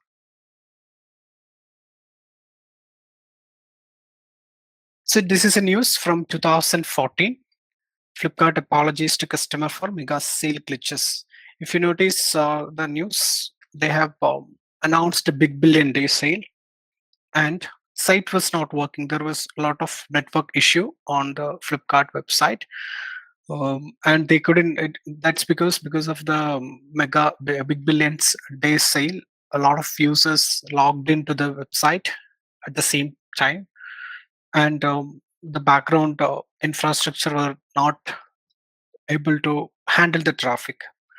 So here you can see, and later they've sent an apology mail to everyone. This incident I personally remember, that's why I kept it here, because at that point of time I was also trying to log into the site and it was not working. Later I also personally got a mail. So this topic is very much relevant to the I mean, this news is very much relevant to the topic we are discussing today, which is load balancing.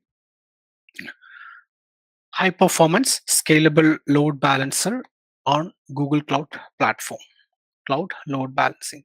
So if you notice here, so in the last session, or we have spent some couple of days for Compute Engine, right? The details of Compute Engine. So we have created, in last lab, we have created one Compute Engine, single Compute Engine, and we hosted a website there, and we were accessing that website. Now we are moving to the next level. What if this Compute Engine, this is down, or for some reason if this is not working? All right, like we have a single Compute Engine, right? One instance it is running. There are a lot of possibilities that instance is crashed, or it's not working, it's down, or multiple reason. If this is down, definitely the users also will get affected, right? That your website won't be working. All right, now we are talking about high availability. Even in that case also, your website should be working. So if you deal with, we are like right now, there are a lot of website, right? Like this Flipkart, Amazon, or OTT platforms. So all these things, just because it's not really depend on one server in the backend, because a lot of users we can't really imagine the level of traffic that those websites are handling from entire globe, right? It's still working without much issues. Like we hardly find some issues in these kind of website. How exactly this is happening? So definitely one server is not really handling the traffic. You need more servers in the backend in this case, right? More servers should be there to handle the traffic. Not only to handle the traffic, if one or two, like if few servers are down also, it should not affect your website. Our website should be always 24/7. It should be always accessible. Otherwise, affect the business, right? How this can be done. This is our topic. Technically, this is our topic, like how to provide high availability and also load balancing. When I say load balancing, when more users at a time, see, if you take OTT websites, on weekend the traffic will be more. From maybe from Friday to Monday, definitely the traffic will be more to the OTT platform. So in such situation, how to handle the traffic? All these are our today's discussion.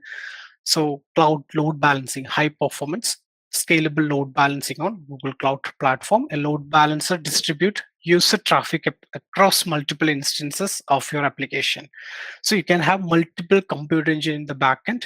A load balancer is responsible to distribute the user traffic across multiple instances.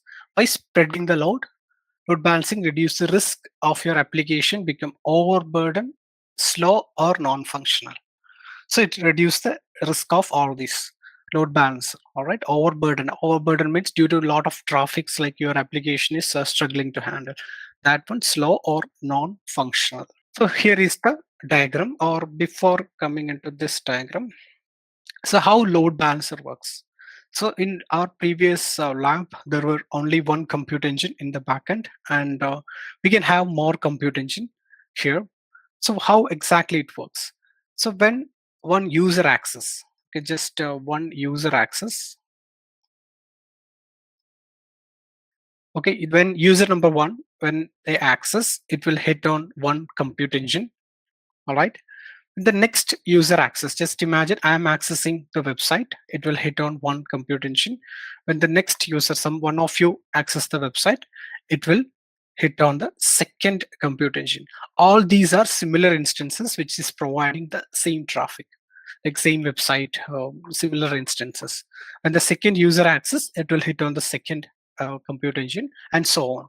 You can, depends on your website, you can have any number of compute engines in the backend, and so on. It will so it distribute the traffic here, so that one VM won't get that much loaded. All right, and so on. Like different user, every user's traffic will be diverted to different compute engine. And so as of now, we have 3 in the backend, right? What if the 4th user comes? Again, it will divert to any one of this round robin. Maybe it start from here. Like this, it will 1, 2, 3, and so on. It will distribute the traffic by spreading the load. So if you come to this diagram, it is little more detailed diagram. That's a very basic way of load balancing. Load balancing is not really a new concept. Also, it's not really a cloud concept. It's there in different level before cloud, also in the network level or the hardware level, operating like some using some proxies. Multiple way the load balancing was already there, but this is in cloud. It is more interesting, and it's global load balancing because of the privileges of cloud. You can have a global load balancing with more additional features. So if you notice Google Cloud load balancing, there will be a front end. This is the load balancer here, load balancing. So here you can see configure front end any guest IP. This is an HTTP load balancer for website or public website. You can use it. So here there are different part of the world users are accessing, and in the back end you can see US Central region, there is group of servers, and Asia also group of servers are placed in Asia, 2 different location, and users are also accessing from 2 different location. So as I said, in Google load balancer, more advanced features are there, right? Here load balancing, this is the place load balancer is kept. When you create a load balancer, you will get a single IP address.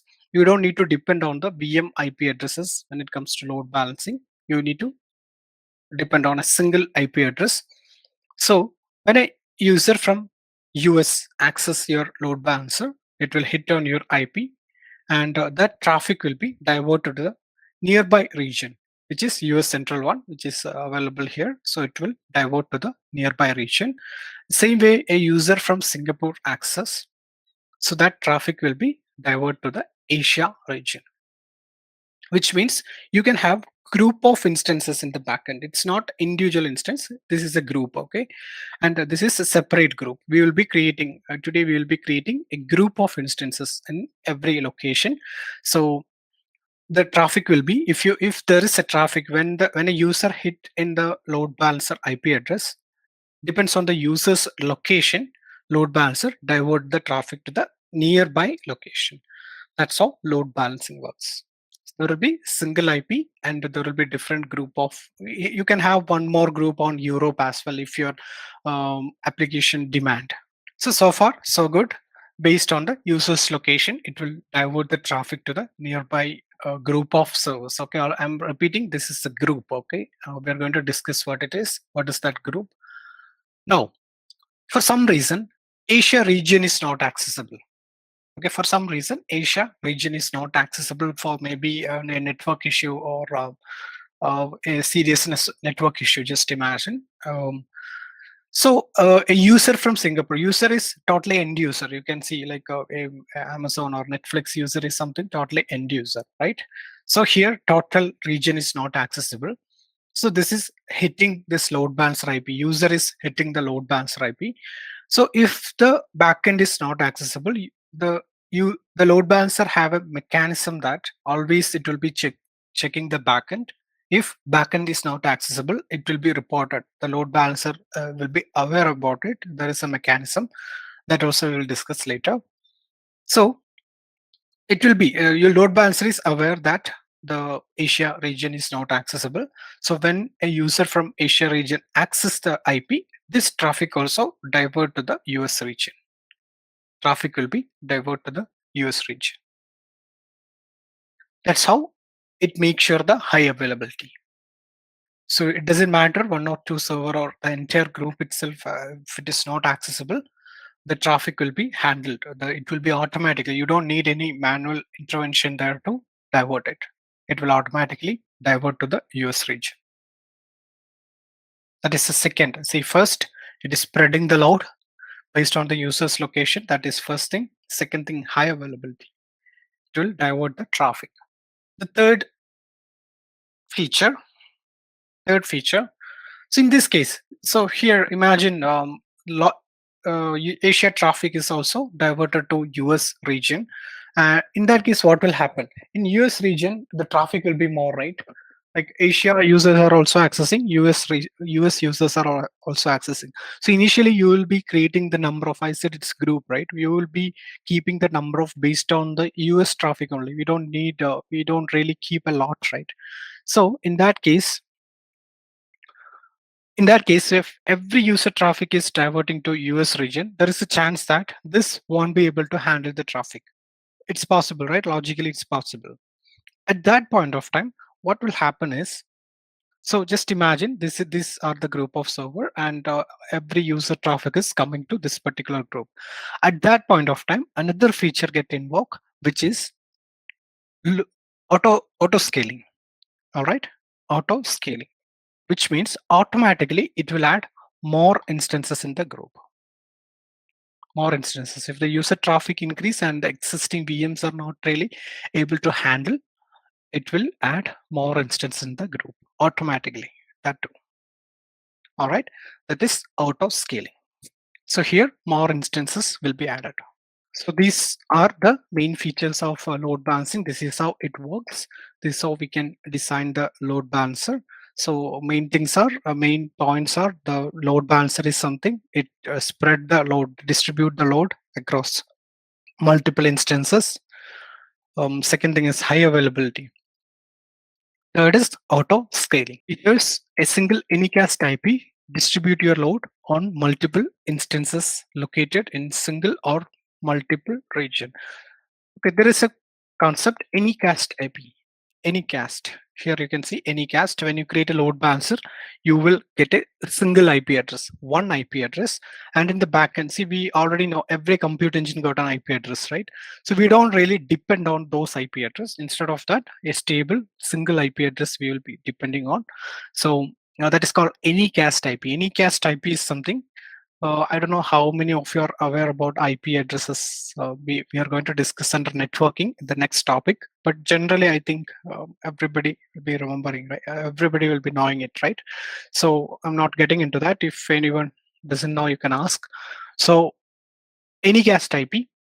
So Anycast IP is something, an IP which receive the traffic and divert the traffic to other IP addresses. All right, that's called anycast IP. It is casting, like you know, right? Unicast, broadcast, all these the word casting, right? Which means it is distributing. All right, so it is receiving the traffic from users and it is distributing to other IP addresses. Normally that won't happen. Like in our previous lab, there was IP address, right? We just external IP address. We just hit the IP address. It is directly hitting the VM itself. But here it is hitting your IP address, that traffic is diverting to other IP addresses. That's called anycast IP. So that is an important term. So it receives the traffic and divert to other regions. Software defined load balancing, including health check. So when I say software defined load balancing, as I said before, cloud or now also, there are many levels load balancing is happening. There are hardware level load balancer also, like switches, routers and all. You can configure some kind of load balancers in the data centers. So this is a software, completely software defined load balancer, including health check. I said, right, there is a mechanism to check the backend is working or not. That is called health checkups. Okay, here health check mechanism, which will, while creating, I'll explain how that works. Automatic multi-region failover, with generally moving traffic from fractions if backend become unhealthy. As I said, automatic multi-region. If one region is failed, it will automatically fail over to the other region, gently move the traffic. It's about 1 million queries per second with the consistent high performance and low latency. LB can set up with auto scaling to build high available application, practically zero downtime. So just if we come back and look at the diagram again, imagine there is one more region which is in Europe. Like you have a global website where different part of the globe people are accessing your website. So Europe also there is a group of servers. So in this case, what are the chances of your application is going down? Just can someone say what are the chances your application is totally down? That chances are almost zero. That's what it say, practically zero downtime. Look at this. See, if there is a single VM or something is down, that will be taken care in the group itself. Like that we are going to discuss. Okay, see here. This is a group, right? Just imagine only US Central one group. So in this case, imagine total 6 are running. If there is an issue in one compute engine, what this group does is it will delete that compute engine and create a new one, a fresh one, if there is a group. That is auto healing. That's called auto healing. So it will be taken care in the group itself. If one VM and all it's down, it will be taken care in the group itself. And if the entire region is down, we already know the traffic will be diverted to the other region. And since if other region is heavy, like if it is facing heavy traffic, it will auto scale. So even in this diagram, the chances of application is going down is entire Asia region should go down and entire US region also should go down. In that case only your website will stop working, and that chances are less. And if Europe region is also there, then again your high availability is pretty much high. This is a reason, like these days, even though a lot of see compared to 2000, that's why I specifically showed the 2014 news. Compared to 2014 for e-commerce website and OTT platforms and all, number of users will be maybe 10 or 100 times extra, right? But still we don't face much network issue compared to 10 years back or something. We don't really face a network issue in very huge websites where it's handle a lot of traffic. What different protocols, HTTP, SSL, TCP protocols. It supports CDN. CDN we will discuss separately. When it comes to types of load balancer, there are external, internal, regional, and global load balancer. So external load balancer is something. If your users are reaching your application from internet. The whatever the examples I said, right? The OTT platforms and all the users are end users, like users like us, right? We are connecting from the public internet. In that case, we need a external load balancer. If your application is open to internet, we need an external load balancer. Internal load balancer, when your clients are in within Google Cloud, which means within Google Cloud network, uh, you have an organization and there is an application which use internally within your users, which means an application where in your office your employees only will use that application. In that case, internal load balancing will be fine. Then regional and global, if your backend is in single region. And if we go back to the diagram, see here backends are in two different regions, right? US central one and Asia, two different region it's there. So this is a global external plus global load balancer.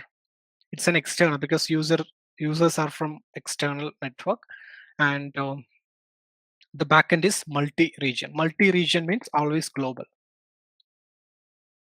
Regional and global. Okay, if the users are from across the globe, it is global load balancer. Regional, if it is single region, if your users are in single region, that is regional load balancer. So this is not for different types. It can be an external regional load balancer, combination of 1 and 3, external plus regional. If your users are from internet and if your backend is in single region, it can be external global. And if your backends are in more than one region, it is external global load balancer. And internal regional load balancer, it can be, see this, it can be divided something like this. See, external, internal, external. When it comes to external, global and regional both are possible. When it comes to internal, only regional load balancer is possible. Internal, global won't be possible. Okay, if it is internal load balancer, only regional. Here, if you remember the basics, networking basics, this is OSI layer, maybe you might have learned in college and all. So in different protocol works in different layer, HTTP, SSL, TCP network. Always when you choose a load balancer, these are the different load balancer available: HTTP load balancer, SSL, TCP, and network load balancer. The thumb rule is always try to create a higher layer as possible. Try to go for HTTP load balancer. That's the most popular load balancer. So global or regional, how to choose the load balancer. Next question is how to choose the load balancer, global or regional. If your users are from different part of the world, you can go for global. If your users are limited to one country or something, you can go for regional. For example, like okay, you are creating an e-commerce website for a country, Singapore. It's a small country, right? So the users are from Singapore only. So in that case, you can host your servers in the Singapore location. That will be sufficient. But if your users are from some Europe and US, in that case, you need multi-regional load balancer. Regional, if your backends are in one region, it's about IPv6 and IPv4. If you're not really aware, you can ignore it. External or internal depends on users. Your end users are from internet, external, internal if your users are from your organization. These are the supported protocols. External support all these: HTTP, SSL, TCP. Internal, it support TCP plus HTTP. So this is a detailed diagram of load balancer, like how in real time we can design a load balancer. It got external plus internal load balancer. So just imagine a very complex application where some multi-layer application. You have a web layer, database layer, or application layer. In a large application, there will be multiple layers. So here it's a combination of external plus internal load balancer. See here, users are accessing from US plus Asia. There will be an external load balancer in the front end. On the web layer, mostly the external load balancer will be in the front end of a web layer, website, right? That's where we directly hit. So here you can see external load balancer. There is a web layer, a lot of group of websites, web servers are there. It's hitting. See this black line you can see. User from San Francisco, it's hitting here. And regional, US central one. In regional level, there is internal load balancer for the database, basically database. Because database level also load balancing is important. There will be a lot of database servers. See, if you notice a e-commerce website, see here, when you hit a e-commerce website, right now I'm hitting in the web server. I'm getting a web page open, right? Web server. And if I open a product, I'm just opening a product. Okay, if I open a product, these contents are coming from a possibly, like not always mandatory, these contents are coming from a database. Okay, so when I open first time, it is hitting the web server. See all these details and all, it is grabbing from a database. And all these pictures will be coming from some storage like Google Cloud, GCS kind of storage possibly. So something like this. See all this content about the details, entire details about the product is coming from a database. So here, if you compare the same, when you're accessing first time, it is hitting the web servers, the first page. And if you went into details, if you go to details of your website, it will be coming from a database. So there also some load here, also database server, we can't kept it single one, right? There also there are many servers, and you can just internal load balancer for that. So this is how in real design it works. So currently in my project, we are designing this. There are 3 layers. They here two layers are here, right? See, web and a database. So here in our case, there are 3 layers: web, app, and a database. Web layer, application layer, and a database layer.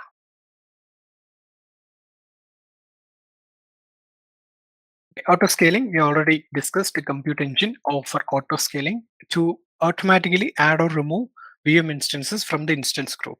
So I said, right, if the load is increasing, the backend VMs also, number of VMs in the backend also will get increased. Auto scaling let your app gracefully handle your increasing traffic. It reduces the cost when lower number of resources are required. Automatic scaling based on predefined configuration. Auto scaling policies are based on CPU, load balancing, server capacity, etc. We'll see that. How a VM will come to know this load is increasing. So that is based on CPU, multiple criteria: CPU, load balancing, serving capacity, and monitoring metrics. We'll see that again. Works with managed instance group. What is managed instance group? This is important. Okay, this is a very important area. The concept wise, you should be very clear when you create a load balancer. What is managed instance group? I was talking already about a group, right? See here, I was talking about a group. I specifically mentioned in the backend, it's not a single VM, it's a group.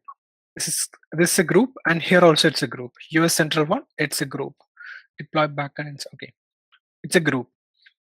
So that's called managed instance group, or it's called MIG.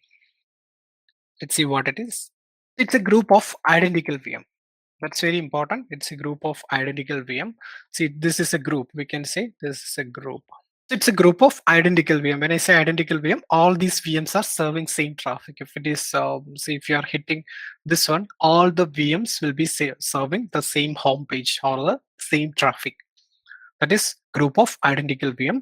And whatever, if one VM in the group level itself, there are some features. As I said, if in this total 6, if one is not working, that group itself will take care to delete that and create a new one. So it's all are identical, right? So it will create the new one. Support auto scaling and load balancing, high availability, health checkup, and auto healing. This also we discussed. Health checkup is the mechanism that load balancer used to check the backend is working, and auto healing is something if one is not working, the group, if one is not working, it will delete and recreate. That is auto healing. Regional coverage, protect app from zonal failure. So it's a regional coverage. When I say regional coverage, group you can create only in region. See, when you create a group, it will be regional. We discussed about scope, right? Earlier we discussed something about scope, that image, the scope of image, scope of disk, and all we discussed.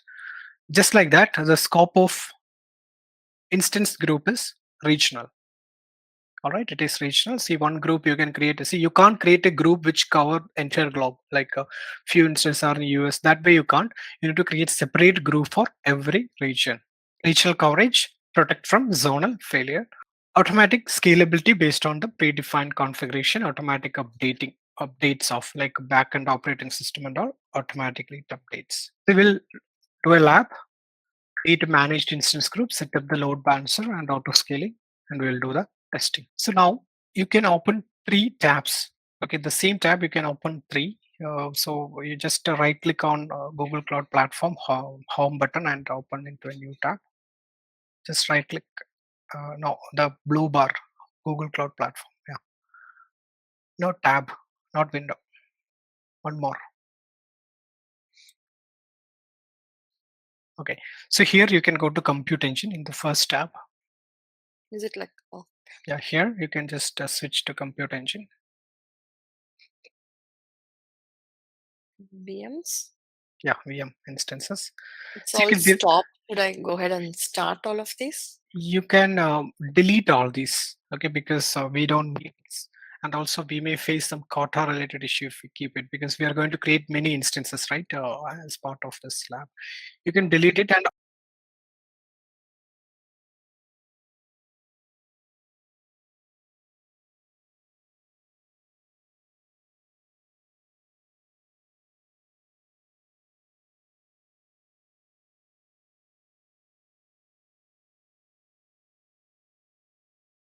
just go to disks and check whether any additional disks are there or not.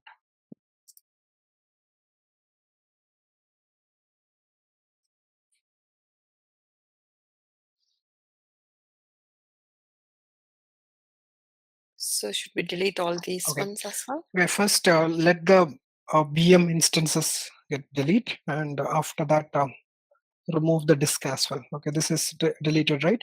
Go to Yeah. disks and refresh your screen. That refresh button you can use. Okay, so remove these disks as well. So these are independent disks. You can zoom a bit. It will be more readable from the top browser. Yeah, Is fine. it okay? This is fine. Yeah. All right. Okay. Okay. Here you can go to VM instances and go to the next tab. Yes. Here you can. Okay. Instance groups. Go to VM instance itself, Compute Engine, VM instances itself, or instance template. The second one, second option, instance templates.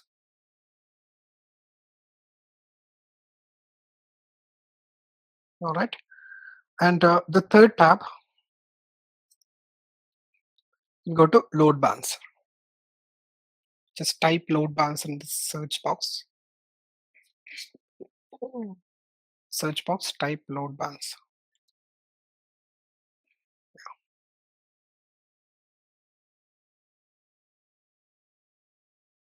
So here, listen carefully what we are going to do. Just a click on remind me later. Remind me later, the top. Yeah. Yeah. Come to the second tab. Yeah. So here we discussed just make a note of the order. Okay, that order is very important. What are we going to do? We discussed about instance groups, right? A group of identical VM. How it is becoming an identical VM? That's because it is always referring to a template or referring to one configuration when it is creating. See, auto healing, it will delete and recreate it, and auto scaling also. Okay, auto scaling also, it will create the same VM, right? We discussed auto scaling. It will be adding more and more VMs. So where exactly it is referring? It is referring to a template, which means a configuration. A template means it's a configuration whenever it's adding a new VMs in the group. All right. So this is first in load balancer. The first thing you need to do is creating the template for the group, instance group template. we are creating. So just create instance template.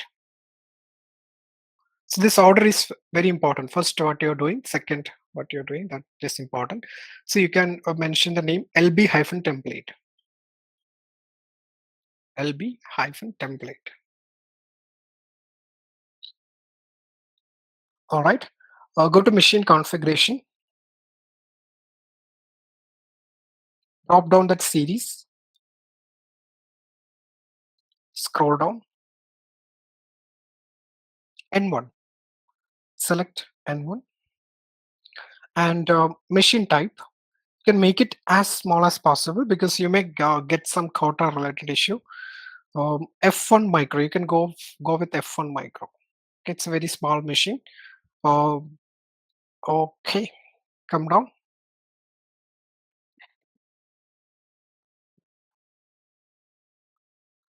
Boot disk DBN is fine. And keep coming down. Allow HTTP traffic under firewall. Now, networking disk security, that button. Okay. Management. So here, just come down a little. So there is a button automation. All right. There is a button automation. And there you can add a startup script, which means whenever, like just imagine you are creating a VM, and whenever a VM get created, you need to install some few group of software for your organization, some monitoring or backup or some group of software. In every VM is required. In that case, you can't really do it every time, right? Instead of that, if you mention those installation scripts in this startup, immediately after the VM creation, it automatically run. That's the purpose of startup script. And here, under load balancer, what are we going to do is we are just adding a small script which will help us to, okay, in the Computer Engine lab, we install the website, right? Manually, we ran the command and install the website. Here, instead of that, we are adding a script which will install the website. That's what we are going to do. So I'll just send the script. Wait a minute.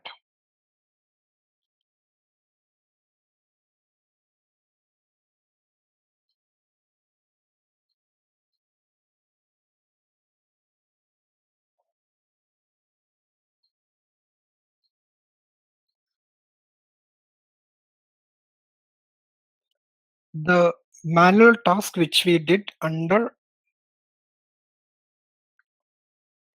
Compute Engine Lab, that we are making it automatic.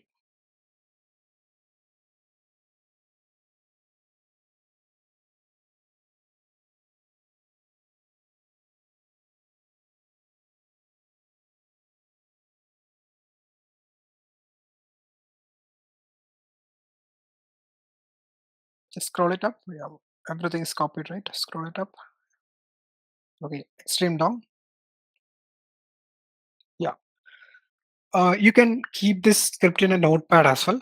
Just open a notepad and keep the script.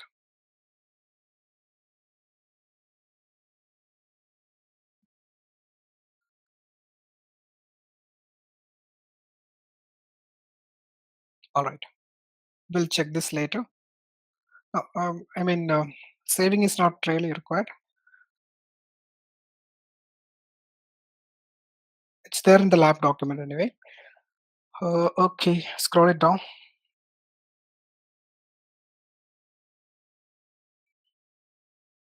Now you can create the template.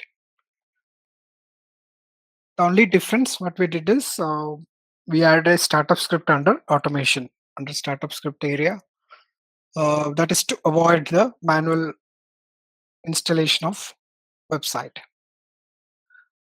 Okay, now can you go to the first tab, VM instances? See, just as of now, we just created. You can refresh refresh once.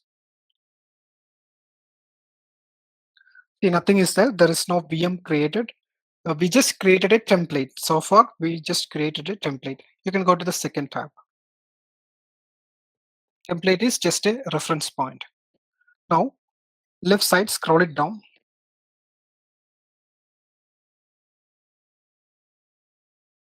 In the middle, there is something called instance group. Scroll it up little. Yeah, there it is. Instance groups.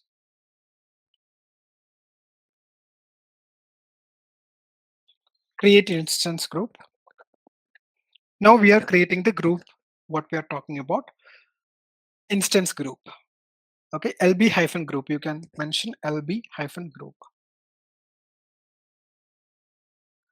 Not caps. Hyphen group. Okay. So we are about to, okay, instance template, drop down instance template. Okay, this is the template we just created, LB hyphen template, right? That's visible here. We are selecting our template. Come down. So we are creating group which is in US Central 1. So remember, it is US Central 1. You can mention multiple zones. Okay, multiple zones of US Central 1. If you want, you can select customize as well. Yeah. So as per our design, say what was our design in the theory, like US Central 1 plus Asia, right? So here we are creating a single region, like regional external load balancer.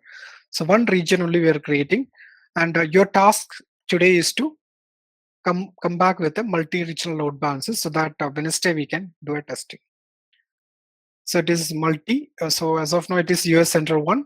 Okay. Come down. Auto scaling. See, this is important. Auto scaling. So instance group level auto scaling is happening. Auto scaling is actually happening in the instance group level, not really in the load balancer level. All right. Instance group level. Here we can make the configuration of auto scaling. So this is very important. Little tricky. You can just drop down the first one.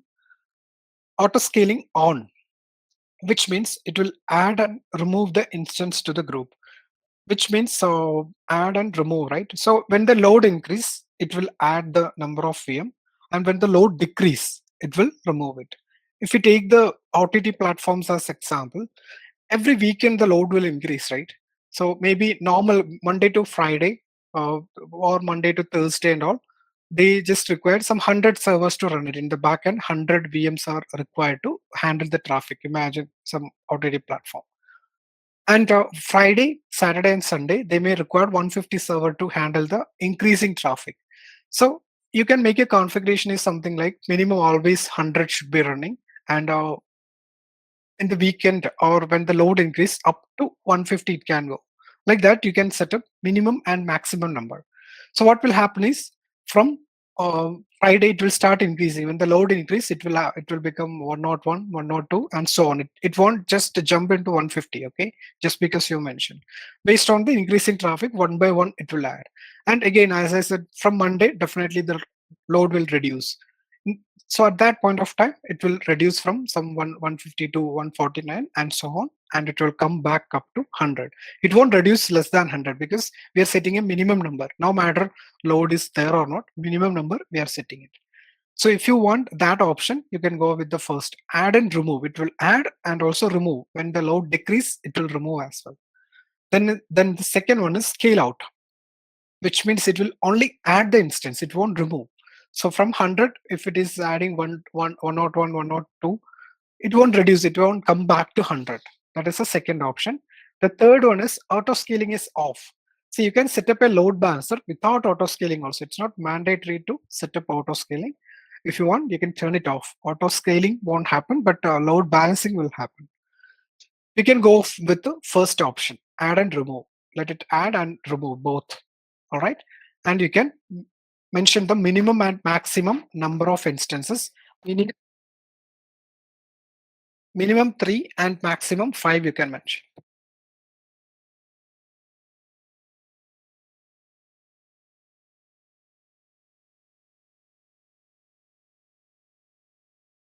Netflix example, weekday, minimum this many are there, and maximum it can go up to 5.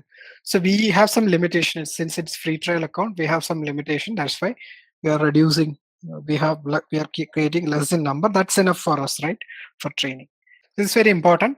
Minimum, always, no matter what kind of traffic it is, always 3 will be running. And when the load increase, it will go maximum up to 5. All right. Next.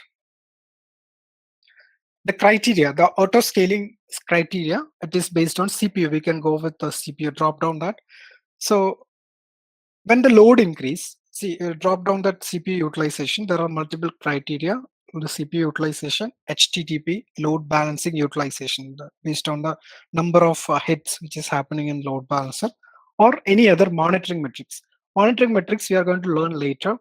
Uh, as of now, CPU utilization. See, we in our laptop also, if you open a lot of applications like Word, Excel, any other application, and if you check the task manager, CPU will be increased, right? If you never noticed, you can try. You can open when your laptop. If you open a lot of applications and check your task manager, the CPU utilization, it will be increased. So CPU is one of the basic criteria. When the load increase, CPU consumption or utilization also increase. That's something very basic criteria. So we can go with the CPU utilization, select that, and make it target utilization is 90%, which means if one VM's CPU reach to 90% capacity, it will add one more VM. That's the idea here. Okay, 90%, not 100%. If it is 100%, that VM is, well, like, it will start giving trouble.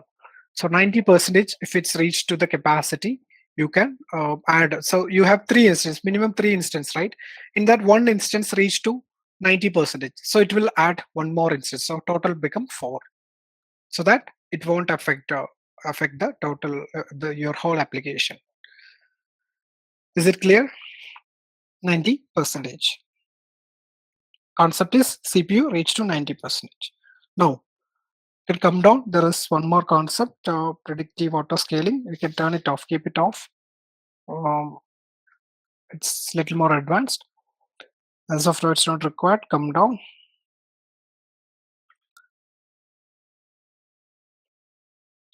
All right. Health checkup, auto healing, health checkup. Drop down that. Create a health check. Click on create a health check. LB-health. See, this is the mechanism I said. Load balancer always check the backend, whether it's really working or not. And based on that, it will consider whether to divert the traffic from Asia region to US region in our previous example. So this is a mechanism. Health checkup. You can mention protocol is 80. Protocol TCP, you can drop down and make it HTTP. First one. HTTP port number 80. So again, back to basics. HTTP is the HTTP, and port number 80 is the website protocol, right? HTTP protocol is basic. Like if you hit a website, it is actually hitting in the port number 80 of the operating system, basically.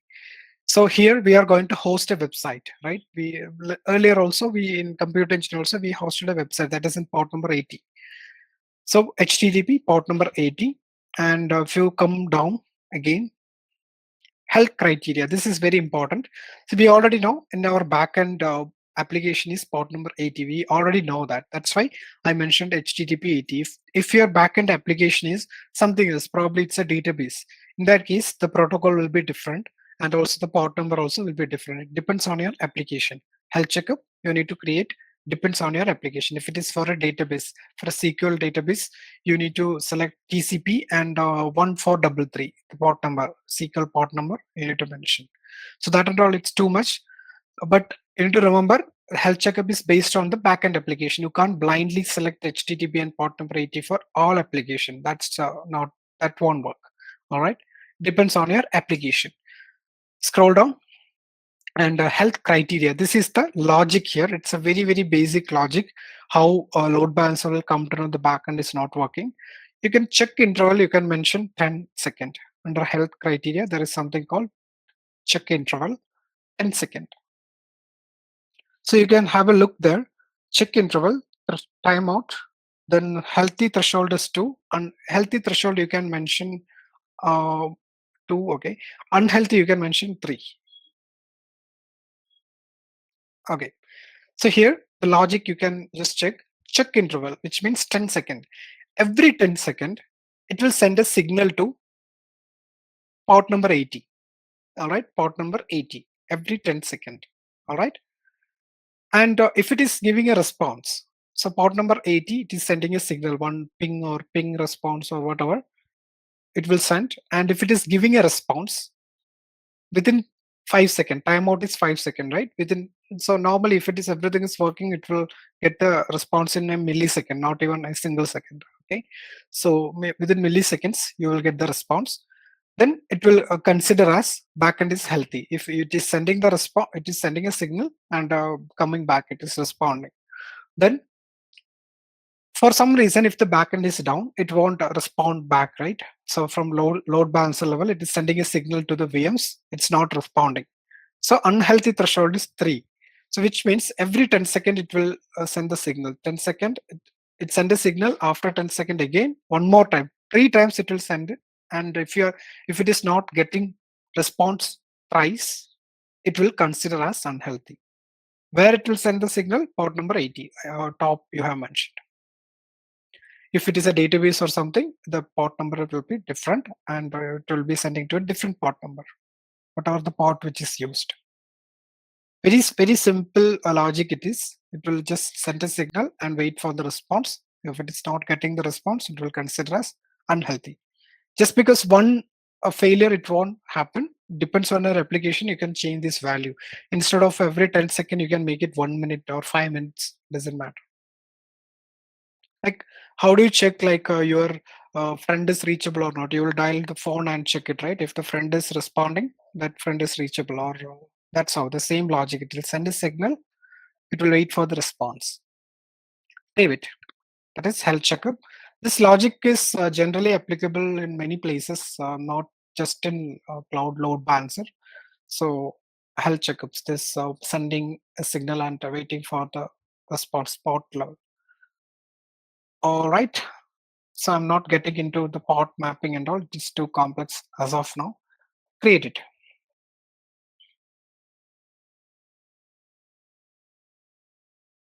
See, we are creating the instance group.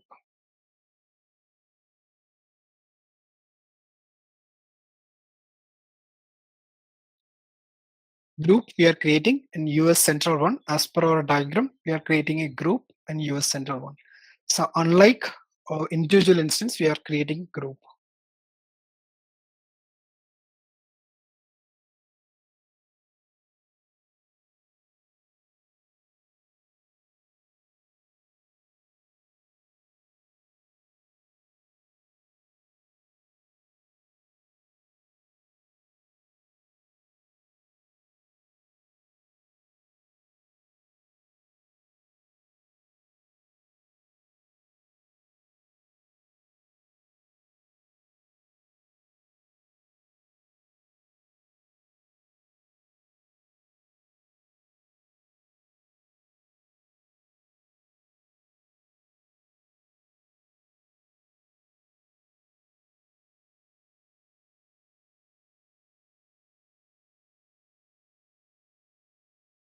This one, if you're doing some 5 times also, it is good. Okay, so different combinations you can do many times just to create everything, test it, delete it, and create a different combination. For example, first you start with the regional load balancer, then you make it global. Like later, one more backend you can add. There's a possibility of doing different combination here. If you do it multiple times, you will get more insights. Like some specific some small points and all I skipped, purposefully skipped. You can read that area, what exactly it is. All these are additional. Once you create the load balancer, once you're clear with the concept, you will understand what is that additional options also. So you do it multiple times. This is very important. Once, like some 4 years back and all. So we created a group. To confirm this, can you go back to the previous screen? VM instances. Refresh. See, 3 VMs got created, 3 virtual machines got created. So the name and all, it's based on LB group, so and so naming. And it's part of, you can see in use by LB group. You can see, and every VM got an internal plus external IP addresses. All right, now let's do a small testing now. First VM name is ending with 7VCQ, right? 7VCQ. Just click on external IP address. Click, just simply click. And here, can you zoom it?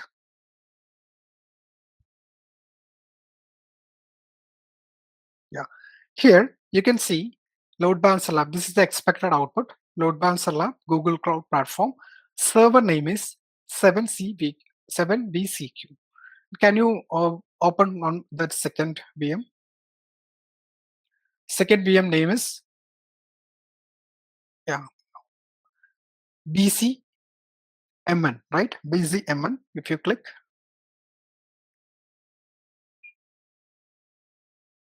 the other one. So if you click the second VM IP address, it is opening. It is showing that name. Can someone say how this is happening? It is showing the name of that server. So what this script does is it is installing Apache 2. It's the same thing what we did under Compute Engine. We installed HTTPD, right? The same thing, and that is switching to the var www HTML, that particular file that we did it manually, and it is adding some content. Load balancer lab. We just added welcome to GCP, something like that. Then server name is and it is running a command called host name and adding the output there, host name command, which means the script is running in the VM level, right? It is not running in load balancer level or whatever. It is running while VM creation. So what will happen is it will pick the VM name from the server name itself, like where after booting only it is running the script. Once the system is up and running, then only this script will start running. Okay, once the OS is up and running, so it will pick the that name of the VM and it will add it in var www index.html. If you want, you can double check it. Where you can just open one VM and just do an SSH to one VM. And if you open var www that particular file, you can see how this content is actually coming, like every VM's names, how it is displaying. If you open each IP address, if you open, you can do SSH.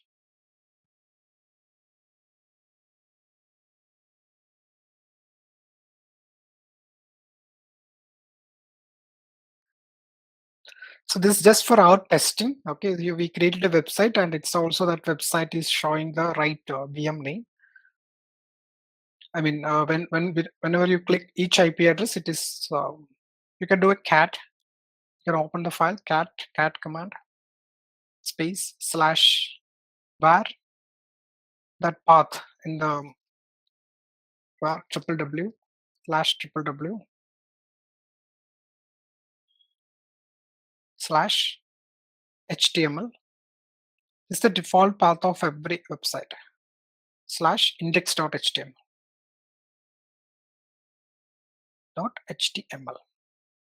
Enter. So here you can see this is the content is getting displayed there. Load balancer lab, Google Cloud Platform, and server name is LB group 7C. You can see the green color, right? That's the same VM name it's showing. So it is picking that VM name and adding into this particular file. So when we click on IP address, this file only getting displayed there. All right, this is how its logic works. Minimize this one, minimize. Okay. So what all we did so far? First, we created instance template. Now, then using that template, we created the group. Okay, so as of now, only backend we created. So far, only backend we created.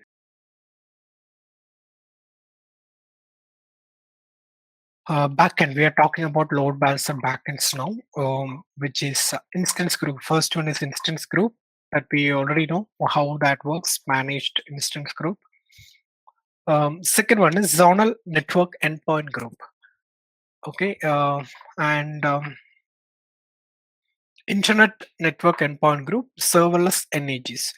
So let's see what is zonal network endpoint group. Okay, it is called NEGs. Okay, that is what it's called, NEGs. So here, so we discussed about instance group, and instance group is a group of similar instances, right? And it got its own properties like auto scaling. If you delete one, it will recreate it. and so, just like that, there are multiple properties. But instead of that, you can have a load balancer in front of two independent VMs. Okay, see, it's not a group or NEG or what. I mean, it's not a managed instance group. Like here, when we create an instance group, it got created. Like we created instance group, but VM got created in the other side, right? Whatever the number you mentioned, that got created other side. But here, zonal network endpoint group, these are two independent VM. You can create VM. You can go to Compute Engine, create one VM, and then you can create next VM, and you can place a load balancer in front of that. Okay, you can create a load balancer in front of that and use it. That is called zonal network endpoint group, or NEG, network endpoint group. So these are individual VMs, and you can use it just like this. All right. So whatever the traffic, whoever access, it will hit on load balancer, and the traffic will go to one VM, and then next traffic will go to other VM. And just like two, you can have more than two also. Two or more VMs you can have in backend. So what all it doesn't have? It doesn't have the auto scaling option, and like that, there are many other options you won't be having. Like auto scaling option, you won't be having. That is the major difference. These are individual VMs, and it works accordingly. Similar instance, mostly similar instance, and it will hit one by one. This is so what you are achieving here. Like if one VM go down, it won't affect your total application.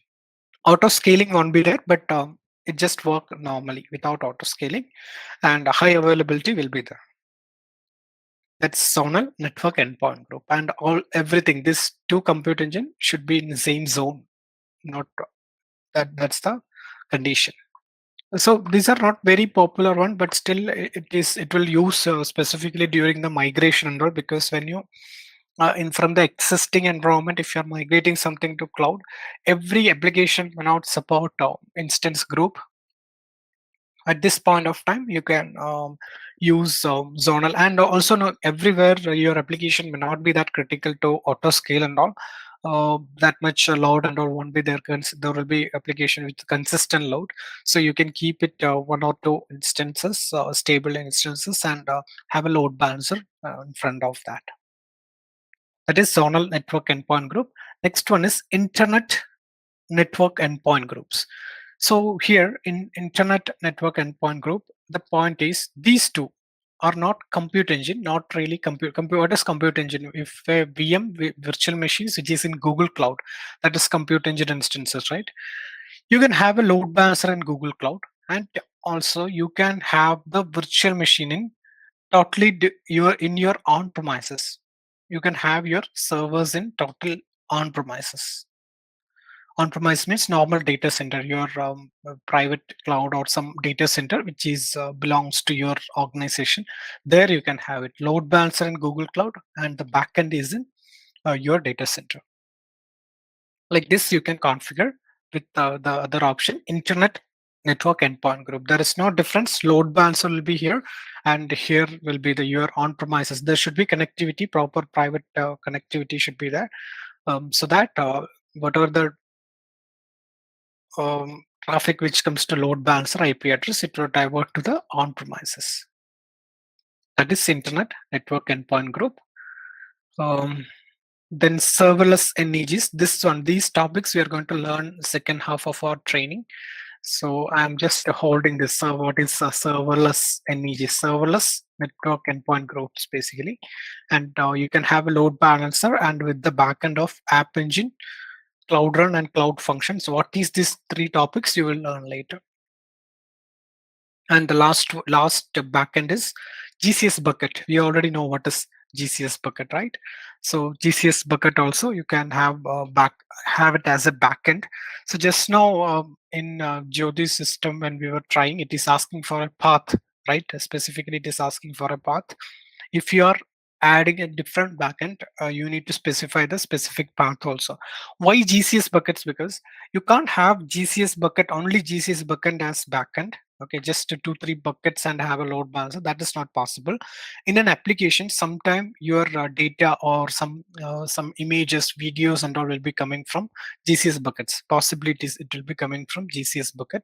So only if in that case you can add GCS bucket along with the instance group or serverless NEGs or zonal network endpoint. If your application really using the bucket, you can have that bucket also added. For example, you see you have an e-commerce website, something like this, and you are opening a product. This images may be coming from a bucket. See this image, right? The details of this image, the full details, this will be coming from a bucket, possibly. Like I can't confirm, but sometime it will be coming from backend. Or if you have a website with a lot of videos in it, that video may be streaming from your GCS bucket as per your application configuration. So that way you can add a GCS bucket also in front of load balancer. And you need to specify the path here, like whatever the host path and roles we have seen, right? So I asked you to mention slash. So just like that, slash and additional some specific path you can mention. See here, something like this you can mention. It totally depends on your application, how you're configuring it. So the idea is sometime and for some application, some specific areas will be coming from back GCS bucket. That also you can add it in backend. Anyway, that's just be aware about it. And no, it's not a big, like, no need to. If you're a little confused also, okay, because if you really do that only, you will get to know how exactly that works. And the very important thing is instance group, network endpoint group. This also you can give a try. Like you can have a network endpoint group as backend instead of instance group. This also you can give it a try in lab your own. So all of you are free to do it. How to do this is you will get the documentation. So still I can tell 2 VMs you can create. Compute Engine, you can use Compute Engine lab or that documentation. So you 2 individual VMs you can create, and when you're creating the website, you can you can just mention we just use some script, right, to create the website. So welcome to GCP. In that you can mention 2 different messages basically. So you can create 2 individual VMs and then go to zonal network endpoint group.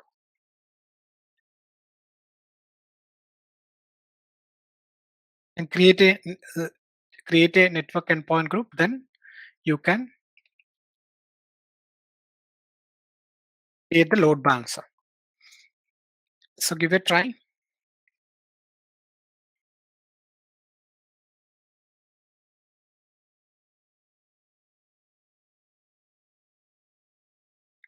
That also is like after instance group, you may end up on using it. See here, somewhere here, you will get the CZ network endpoint groups. So you create 2 individual VMs and add it into a group, and then you can use it. Create a network endpoint group, add both the VMs here. Then this can be used as your backend while creating load balance. All right, that's about different types of backend instance group. Not only instance group, there are many types. So here also, this also you can try once we cover this topic. After once we cover this App Engine, Cloud Run, these topics, you can give it a try. And the last topic is unmanaged instance groups. Unmanaged instance group. So in this case, so managed instance group, what is that word called managed? Managed means when the auto scaling, like when the load increase, it will automatically increase, add the number of instances, right? That's why it's called managed. It will manage by itself. That's the idea there, right? Here, unmanaged instance group. Unmanaged instance group, you can have identical or non-identical instances. UMIG, it's called UMIG. It's the backend may be either identical or non-identical instances. That is the difference. You can anytime you can add or remove the instances. It do not support auto scaling, auto healing, scalability, or high availability. It do not support that. You can only use load balancer in heterogeneous instances. If you want to use the load balancer in heterogeneous means different VMs in the backend, not exactly the identical instance. If you want to use, you can use UMIG. It is just like zonal network endpoint group only. Like you can create a create individual instances, and you can create UMIG that while creating instance group, you have different options. See, this is zonal network endpoint group, right? See, instance group, when you're creating, you will get unmanaged instance group option. See, these two are managed instance group. Here is the unmanaged instance group option. All right. So this is again heterogeneous instances if you want to use it. So here you can add the VM. You can select the network, and here you can add the VMs.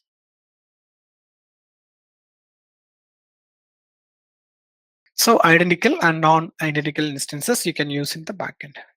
Next, we have two more topics. That is CDN and DNS. Let me explain for others. CDN. See, we have load balancer, okay, and here we have instance group. Just imagine we have, okay, we'll keep the load balancer also aside.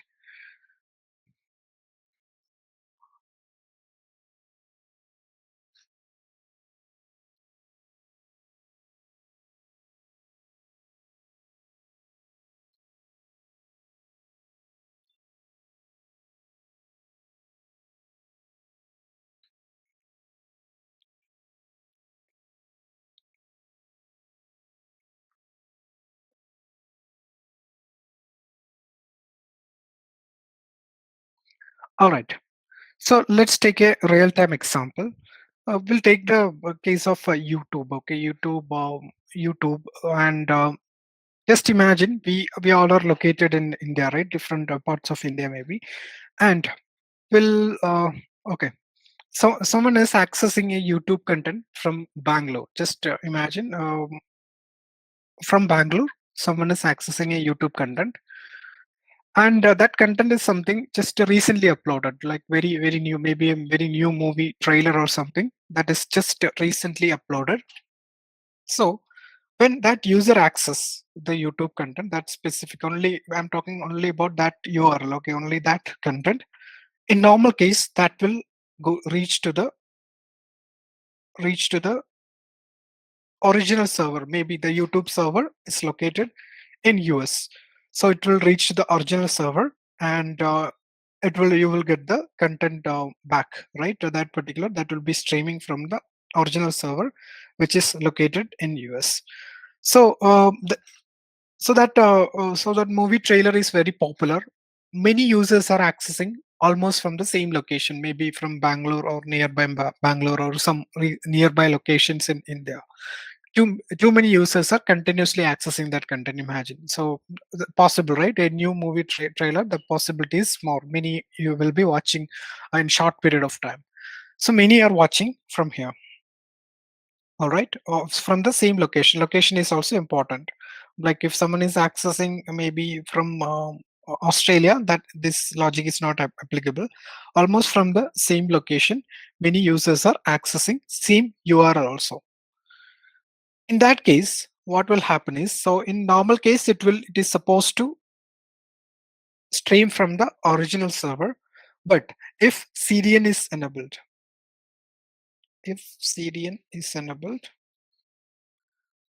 okay, if CDN is enabled, what will happen is Google got a lot of edge locations. If you remember edge location, initial sessions we discussed, right? Region, zone, and edge location. See here, network, and here you can see cloud, CDN, point of presence. Edge locations, we already know which is network locations. We have network locations in different, almost 146 network locations are there for connectivity, right?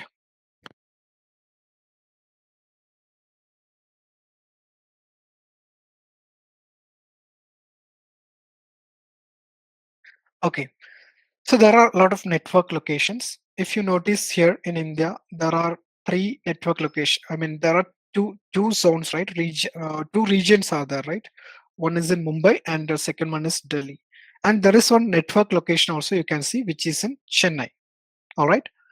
And it is, if you click on CDN also, that is applicable. It is CDN location as well.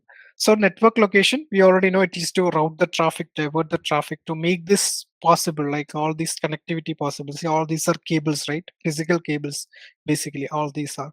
So to make it possible, network locations are there. It's called POP. You can see point of presence, POP locations. Anyway, you can forget that.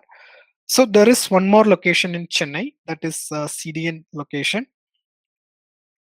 What will happen is, if CDN is enabled for your website, okay, it is actually getting enabled in the load balancer level. We already saw, right, while creating load balancer, there is a button called enable CDN. It is actually enabled in the load balancer level. So just in front of load balancer, along with the load balancer, it is getting enabled. All right, in front of load balancer, both works together. So the very first user, when that user is accessing, that traffic will get in hit, and definitely it will go to the original server first time. Definitely that will happen. So in the second scenario, many users are accessing from the same location. So what will happen is, that URL, that particular movie trailer or something, that will be copied to the CDN location. This CDN location here, the nearby CDN location, Chennai, right? From Bangalore, the nearby CDN location is Chennai. It will be copied to Chennai location, and whoever the user is accessing, they will get the rest of the users. Okay, I'm not saying, I just said one. Okay, for an example, maybe it's not really one. If many users are accessing, it will copy into CDN location. As soon as it's copied to the CDN location, rest whoever is accessing, they will get from CDN Chennai location itself. So their traffic won't go to the original server and return. So you will get from the nearby location, which improve your website performance. Any website you can use like this. You can enable CDN. Once you enable CDN, whoever is, the same thing will happen if someone is accessing from some Australia or Africa. It's totally different continent. If many users are continuously accessing the content will be copied to the nearby their location. All right.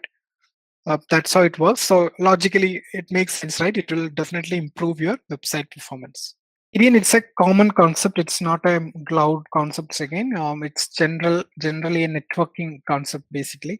So this cloud CDN use Google's global edge network to serve content closer to user, which accelerate your website performance, websites and applications. So it makes sense, right? The same thing, only I draw. Backend CDN backend is the backend of load balancer itself. All right.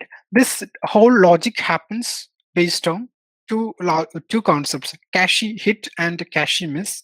I will just explain what it is. Based on two concepts, two logic, it happens: cache hit and cache miss. Cache means it's CDN. Cache, right? Cache, buffer, all are same. So when you copy the YouTube content into CDN, that's called cache. That's called cache content, which means you're keeping the same data in buffer, basically, right? That is cache. And when a user access, initially it will go to the original location and get the content. These lines you can see, somebody is accessing, it's going to original location, getting the content and serving to the user. This process is called cache miss, because it is missing from the cache, right? In the buffer memory or in the Chennai location, it's not there. So it's going to the original location. So cache is missing there. So how this works is based on the count, based on a small algorithm, not a very complex concept. Like cache miss count is increasing in a short period of time. Just imagine cache miss content is like count is increasing. So which means many users are looking for the same content, same URL, right? This count is increasing. Then the content will be copied to cache. Once it's copied, then cache hit will happen, that this count will increase. So many users will start getting from the cache itself or from a Chennai location itself. So that count will increase. Cache hit count will increase. So as per their algorithm, if this is matching, like enough cache hit count is there, then it will keep the data. Then when this, the maybe after 2 or 3 days, the trailer, right, movie trailer, that the number of people who watch the trailer will be reduced. Then it's not really, no more it's required in cache, right? Maybe some new content will be popular in YouTube. So at that point of time, it will clear based on this cache hit count. Cache hit count, obviously it will reduce when the people stopped watching. So it will reduce. Then based on this count, it will get cleared from cache. Very simple logic. That's how it works. It's not important to know also like how it works. It's just for your information. The point is, it works with the Google Cloud Load Balancer, GCP Load Balancer, and what is the idea of a CDN? This you need to know. It's a very small topic. It's not a complex topic or something. It's a additional feature of load balancer, we can say, and it's not something new. Also, you will find it in AWS or without cloud. Also, the cloud CDN was used. Okay, before cloud also, this concept was there. Okay, many websites get accelerate based on they keep buffer or data centers, small data centers, to keep the content nearby your location. And Kundan mentioned Akamai. Akamai is the very popular company who provide CDN services. This is a very popular company who provide CDN. See if you notice here, it's an American content delivery network, cybersecurity. So before cloud also, this company was the very popular one who provides CDN, and in Google Cloud backend also, they are only providing the technology support. Like in Google Cloud CDN also, they are only actually their technology only used. Akamai. One more process about CDN: cache egress and fill. Cache egress is these dots. Okay, what is cache egress means? From cache, the content which is going to users, and cache fill means this one, this lines. The content is getting filled in cache. So dotted lines are to users. These are to cache. And one more logic here. See, if the first you're accessing some content, as per if the CDN is enabled initially, it will check in CDN location, which is in Chennai, right? And if it is not finding in Chennai location, it will check nearby cache also. It won't directly look in the original location. Instead of that, nearby cache, maybe in Mumbai or Singapore location, it will check like two CDN location. It will check. After that only, it will go to the original location. So here you can see cache. First it is checking in cache, then it will check the nearby cache also, maybe in Mumbai or Singapore. That's a nearby locations. So if it is not finding the nearby cache, then only it will go to the original location. So, and if it is finding nearby cache, just imagine it's finding in nearby cache, it will copy to the Mumbai. So you're looking in Chennai first, it's not finding, and checking in Singapore. The system is automatically checking in Singapore. If it is finding in Singapore, it will copy to Chennai. Cache to cache fill also it will happen. Cache to cache fill. Okay, this one also it will happen. And everything is like, you don't have to do anything. All you need to do is enable the CDN and do some custom settings optionally. That's all you have to do.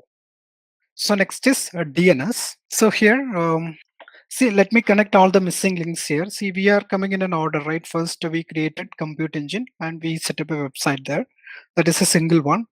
Then we created a high availability, all the like advanced features in terms of high availability and load balancing. All based on all these things, we have created a full-fledged website. Okay, it is like, just imagine in a real-time case, right?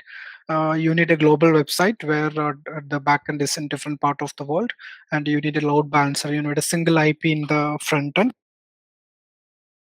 So you have a load balancer.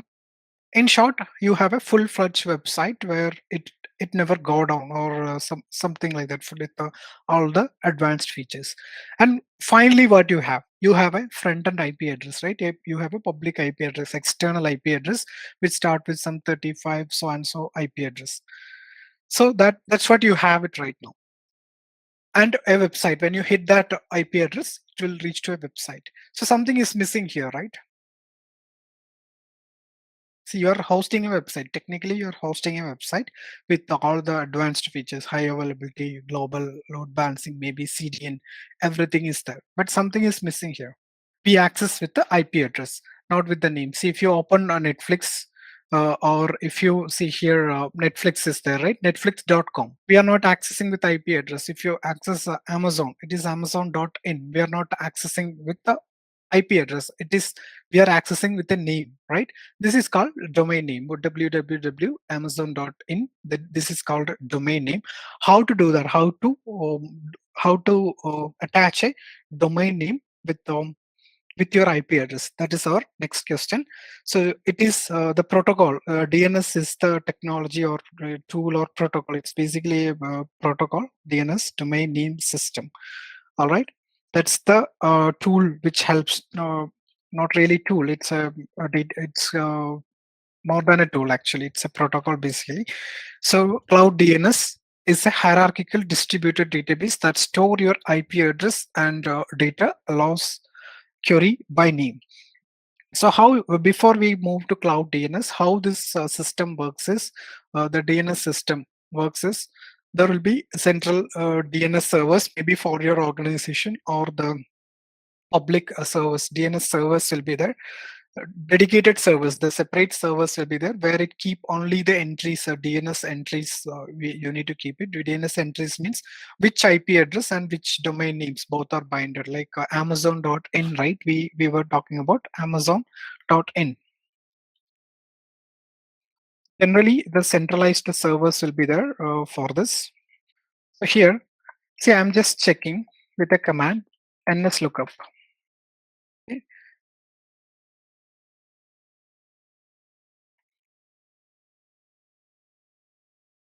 I'm just checking google.com. Okay, this is not the one. Wait.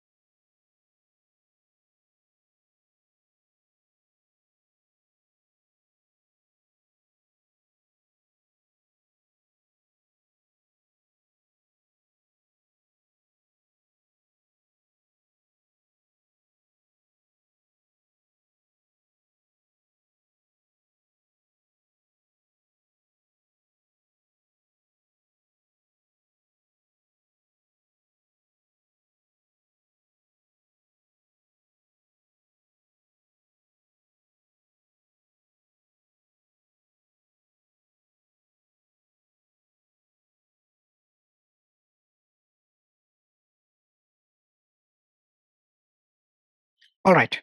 So if you notice here, when I do ns lookup and google.com, and also one more website, amazon.in, and you can see the server. This is same 128.22.47.100, right? Here also it's same. And I just ran one more command, and I was filtering server. This is showing the same IP address, 125.22.47 and 100. This is a server. First, see when whatever the website you are accessing, okay, www.google.com, it will go to a DNS server, where it's a central server. It's a public. It depends on your Airtel or whichever the provider. Based on that, it will go to a DNS server. There, it will look for the addresses. So here in this server, it will hit and it will check for www.google.com, which is the load balancer IP. I'm just simply using load balancer IP for your information, which is the actual IP for this. See here for google.com, This is the public IP, which is where google.com is attached.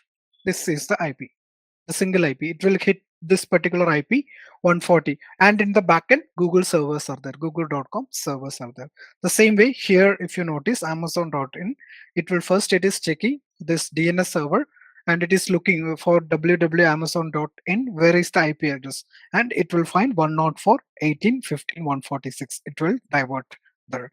So in our case, we have a finally what you have right now is this one, your website IP address. You need to attach with a domain name. All right, that is the idea. And in general, this is the place. There will be there will be multiple central DNS servers. There it will look when you create a DNS entry, it will get created in the central servers, and it will look for the actual addresses, the IP address, and it will divert the traffic. You got the logic, right? See, this entry, if there is in DNS servers, if this entry is there only, you will be able to access any website in the world. Not only Google or Amazon, any website, whatever the website you are accessing, there is a DNS involved. That's why you are accessing with a name, and it is resolving to an IP address. If you want to see any website's actual IP address, you can use this command from anywhere. Like if you're from your laptop, if it is from command prompt, or if it is Windows, you can go to command prompt and run this command. You will be able to find it, any IP address of any public website. All right. So that is the idea. Generally, you need a DNS. You need to create DNS server entry. And if it is organization, you may need to manage the DNS servers also sometime. If it is a organization level. Here in Google Cloud, the idea is there is cloud DNS. Instead of managing DNS servers, you can have it's just a tool. Like here in Google Cloud DNS, there is a console. You can make the entry there. You can manage DNS entries there, which means we have an IP address, right? Finally, we have an IP address of load balancer. Next, we need to purchase a domain name. So you're hosting your website. You need to purchase a domain name. That's our next step. How to do that? Any of you know from where we can purchase the domain name? You have an IP address. Finally, you need to purchase the domain name. So see here, we are creating a website for GCP training. Imagine you're creating a website for GCP training, and you need to purchase that domain name, right? gcptraining.com. That's the domain name you're looking for. From where you can do it, you can simply type a name like Amazon.in is already there, google.com is already there, which means it's already registered domain. You can't use this domain name anymore, right? Amazon.in, you can't really use it, and google.com, you can't really use it. The same way, from where we are getting these names, that's the question. There is a domain registrar. GoDaddy. Yeah, like the places like the domain providers. There are domain providers like GoDaddy, Google Domain. All these are the popular domain providers. If you go to GoDaddy.com, you might all of you might have heard about this, right? GoDaddy. So I'm looking for GCP training domain. I just typed GCP training and I searched it. Here you can see gcptraining.com is available. Okay, this domain is available, and the cost is 77,519. It's very, very costly because my domain is .com domain. For .com, all of you know, right? .com, .in, and .org. Many domains are there that you already know. So gcptraining.com is available. Okay. But it is very costly. But if you notice down, see gcptrainings.com. Trainings.com is 299 rupees only for 1 year. All right. And you can purchase your domain from any domain provider, not only GoDaddy, there are many domain providers. Google domain is also there. You can purchase from anywhere. It doesn't matter. Just because you're hosting in Google Cloud, it doesn't mean that you need to host it in Google domains itself. You can purchase your domain name from anywhere. So see here, if you are trying for google.com, will show it's already taken. It's an unavailable, obviously, right? It's already taken. So this is how it works. So you need to purchase a domain name first. GCP training. So just assume that we purchase. You can go to add to cart, just like a normal any online purchase. You can purchase this domain name. You can add to cart. You need to sign in. You need to add to cart, and you made the purchase. Okay. So as you can select all this option, continue, and you purchase this GCP training.com. Just assume that. Okay. You can really purchase it right now, and you can go to cloud DNS and bind your domain name with the cloud DNS. That's all you need to do. You need to purchase from here, come back, see here CDN and DNS all together you will find. You need to create a zone. My zone, I'm creating a public, since it's a public website, I'm creating a public zone. And if it is within your organization, you can create a private zone. So DNS name, I'm providing www. I didn't purchase it. I'm just showing you. It won't work for sure. So www.gcptraining.com, and I'm creating a zone. Once you create the zone, see here, you just simply created a zone. As soon as you created the zone, what Google do is Google will assign DNS servers for you. See, 4 DNS servers Google will assign for this particular zone. See this, I mean, there will be other entries also in these servers. You can see NS Cloud D1 Google-domain.com. You can see the extension D2, D3. 4 servers it is assigned to you. All right, which means it's created an entry in just like this, right? The terminal we just created. See, there is one server 125. From here only it is resolving, right? I said. So if you check any other one also, it is resolving in DNS server. Just like this server, 4 different server it is assigned to you as soon as you created the zone. Now you need to add the record here. Add record set. GCPtraining.com. First, you need to add a record. There are many in DNS. There are a lot to learn. It's that itself a different technology. So here there are a lot of records are there. I'll just show you whichever is relevant to us, which is a record. A record, and here you can provide your IP address. This is what I asked IP address. So here and your load balancer IP you can provide. I'm just giving some random IP. All right, and create it. See, it makes sense, right? Logically, it makes sense. You are providing your domain name and you're binding your IP address here. That store your IP address and other data allows to query by name. Now it's clear, right? Allows to query by. When you query by name in browser, if you type google.com, what is happening is it is checking in DNS database where it's stored for google.com, which is the IP address. Everything is stored in the DNS servers. So in the world, like if entire DNS servers are down, just imagine if DNS servers, central DNS servers are down in the world, means the entire internet won't work. Total internet won't work. So recently, like if you remember, all the Facebook related applications went down, right? Like Facebook, Insta, and WhatsApp. I think these 3 went down a couple of months back. If any of you remember, in midnight, almost for an hour, it didn't work. So that is because of DNS issues. Basically, that is because of DNS resolution, that server routing, some related that issue. Because this is the central authentication of almost everything. If this is not working, the world will stop today. Okay, Cloud DNS is high performance, resilient global domain name system service that publish your domain name with the global DNS cost effective way. So here, very important point to remember is 100% SLA. This is the only service in Google Cloud which provide 100% SLA. All right, 100% SLA.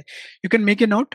In exam, I face this question like what is the SLA of Google Cloud DNS? So generally you hear the SLA 99.99, 99.999, all these, right?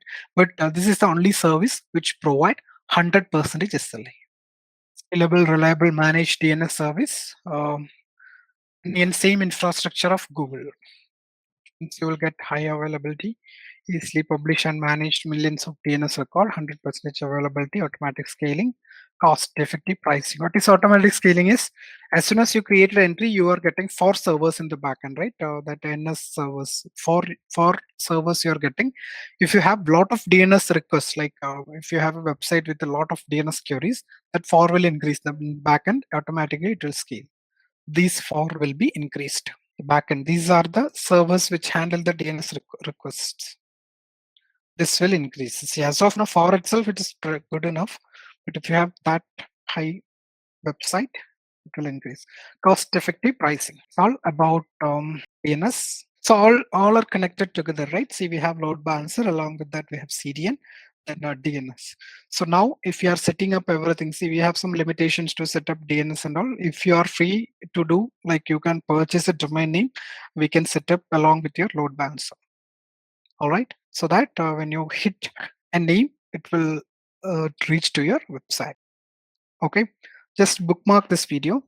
And okay, what is the idea here is, our next topic is networking. Okay, VPC networking, that's our topic. That's a very critical topic. Okay, so before to learn networking, there are some prerequisites. Like you should remember some basics, because I can't really get into the basics and teach that. So there are some prerequisites. So what you do is just watch this video, refresh your knowledge. Like you might have learned this in college. Like if you are coming from any computer science or engineering background, this might all of this you might have learned in college for sure. But so if you already learn it also, just to refresh the knowledge. These are very interesting videos. These are not only about what you are daily doing, like when you access a website, how exactly it is working.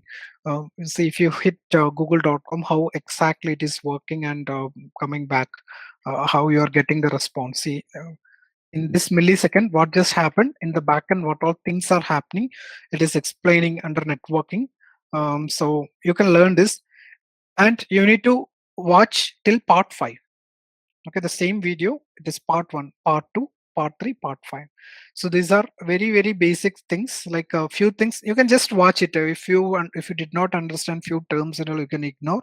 That is totally fine, but generally you will get an idea. So these and all, it's not very important, this cabling and all, but generally all together you will get some idea about networking.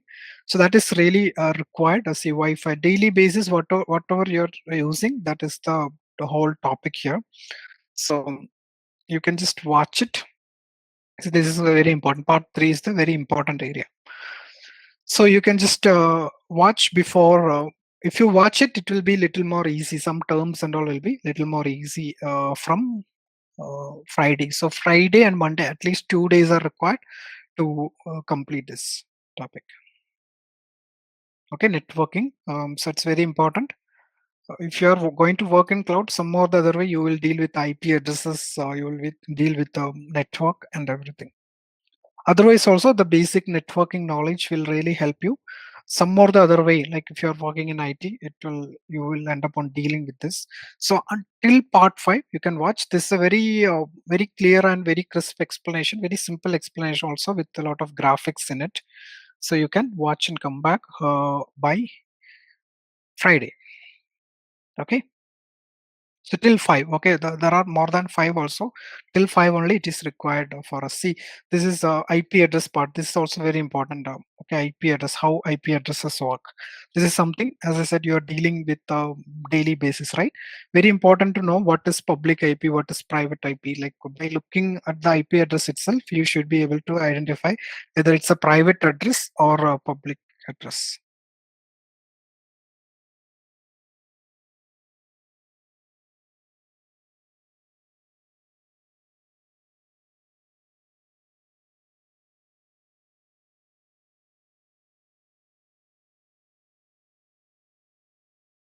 So when you create a VM, you are getting 2 IP address, right? Some 10 dot series, 10 dot so and so IP address, then some 35 to 25 like that. Your public IP address also you're getting, right? All these, what exactly it is, you will come to know. See, it is not only for cloud or whatever the cases, like if you are using a broadband, you have a public IP address. How many of you know that? You have a router, right? If you are using broadband, you have a router, right? How do you get that IP address? How do you know your router IP address? Any of you know how to check that?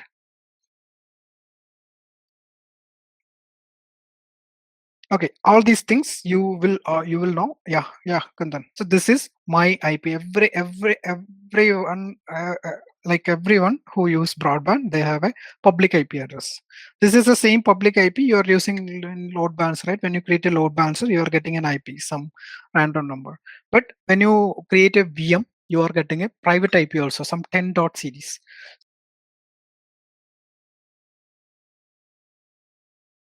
Microservices. So this is it's a groundbreaking technology. To Kubernetes is a groundbreaking technology. When I say groundbreaking technology, so far how we host our application, that the total method itself getting changed in Kubernetes. All right.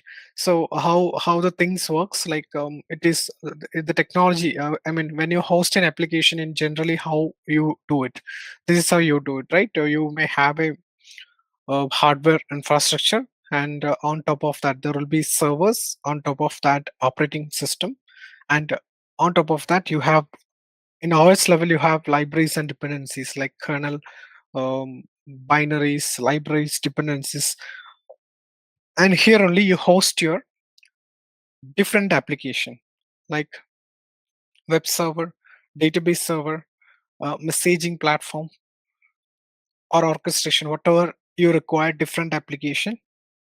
On top of this layer only you host it. All right. So this is how we host our application. So this is the traditional way of hosting an application. There will be operating system, and on top of operating system, server, operating system, on top of that application. That is how we host anything. Any kind of application, you can host it in an environment. So when I say groundbreaking, this whole concept itself getting changed, and the management is become more easy. And but when we do that, a lot of many other things comes into picture. That's exactly we are learning in this architecture. Like till some 10-year back and all, the concept of microservice or this one, Docker, Kubernetes containers, all these things were not in picture much. Some 10, 12 years back it was there, but it's not so popular. So at that point of time, here in this the traditional architecture, when you deal with this kind of infrastructure, there are some challenges. These are the challenges: compatibility, dependencies. Compatibility means you have different types of application. There is web hosting applications, databases, messaging, then Ansible kind of orchestration application. All these are there, right? When you, in this case, like when you set up an environment in a data center, different application demands different types of operating systems. Sometimes your web server required like this specific version of Linux, there only it works properly and got more features. And same way database required sometimes Windows servers, so that will work effectively in Windows server, more effectively in Windows server. So like that, there are some uh, compatibility issues and dependencies issues. Same way you have it got a OS dependencies, and it takes some long time to set up. Like if you want to set up all these application what you see in the screen, it will take at least weeks to set up, like set up the operating system first, install the web server, configure it, interconnect with the databases. Like a lot of activities are there to achieve it. Like, and there will be something that breaks and a lot of issues. Like if you ever set up all these things, you will get an idea. Like it is a very big task, and also the management is it is complex, and it increases the complexity of your environment when it communicate. Like this is not just a single operating system. Okay, here it can be either single operating system or more than one OS also. Here it is possible. So this is the setup. Updates, another point, another issue in the traditional way of hosting the application is if you want to update your operating system here, like in OS level, or if you want to update the version of web server, or if you want to upgrade the database, in all these things, it required a downtime. If you want to update the operating system, some new patches or some new service packs or patches released from the operating system vendor, if you want to upgrade it, you need to bring down these applications first, then you need to upgrade, reboot it. So its downtime is required to affect your business. So that is another drawback.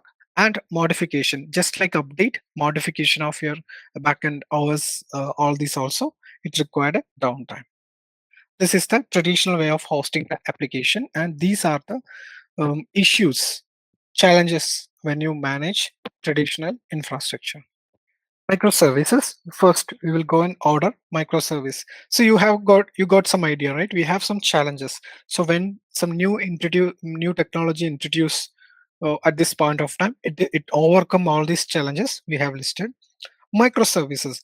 So what is the idea of microservices? On top of your operating system. See here, OS, and on top of OS, libraries and dependencies are there. But when it comes to the new idea, on top of operating system, one more layer is coming into the picture.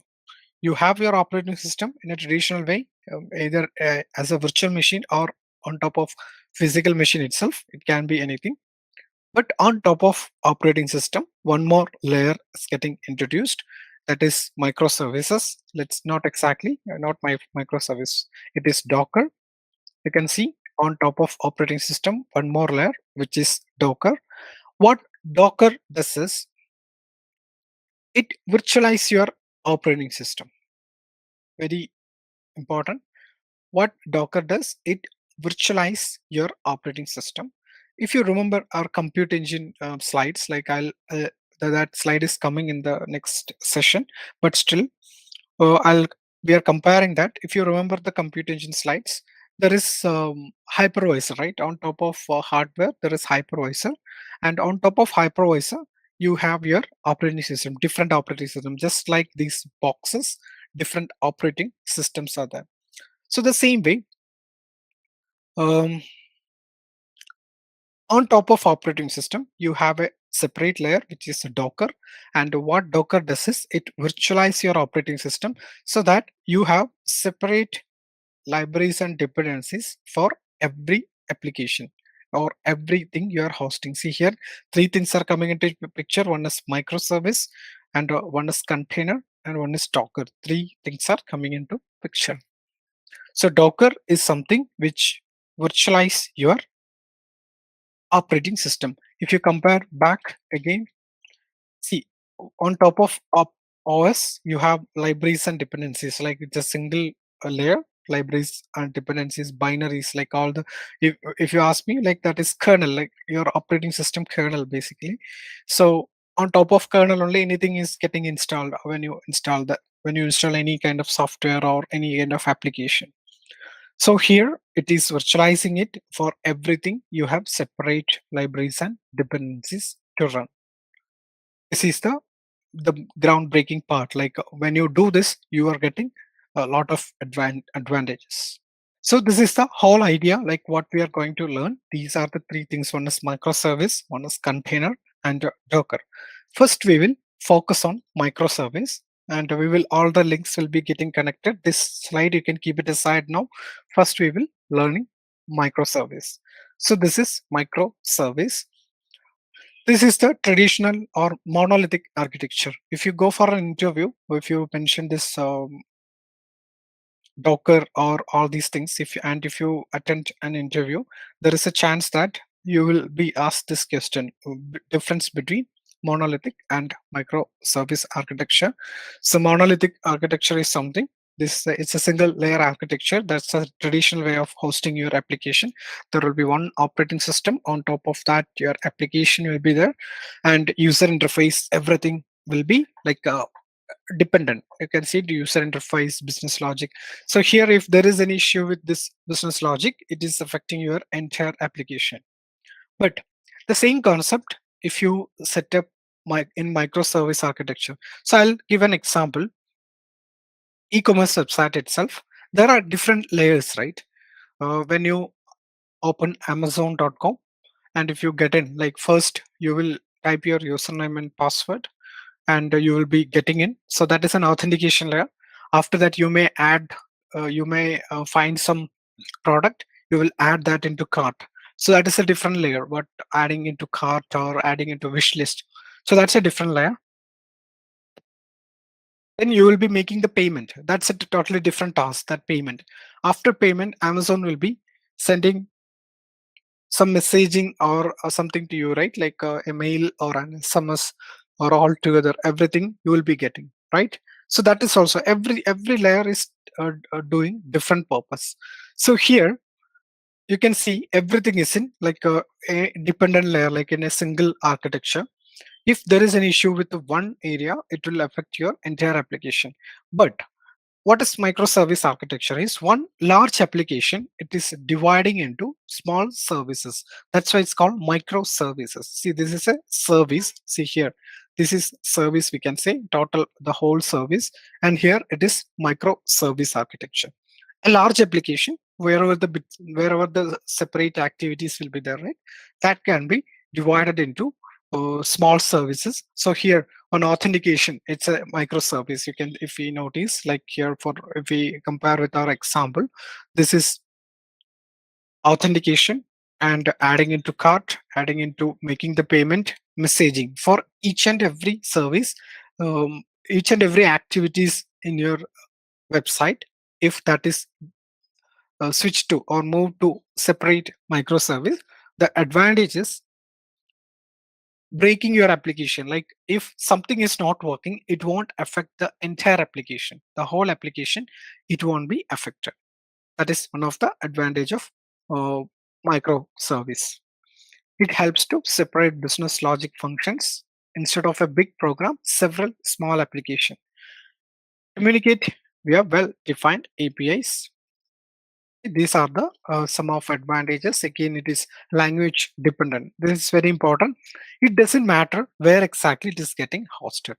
You can host it in any Linux flavor or Windows flavor, but you can't create a Linux supportive microservice on top of Windows, because the backend architecture is totally different, right?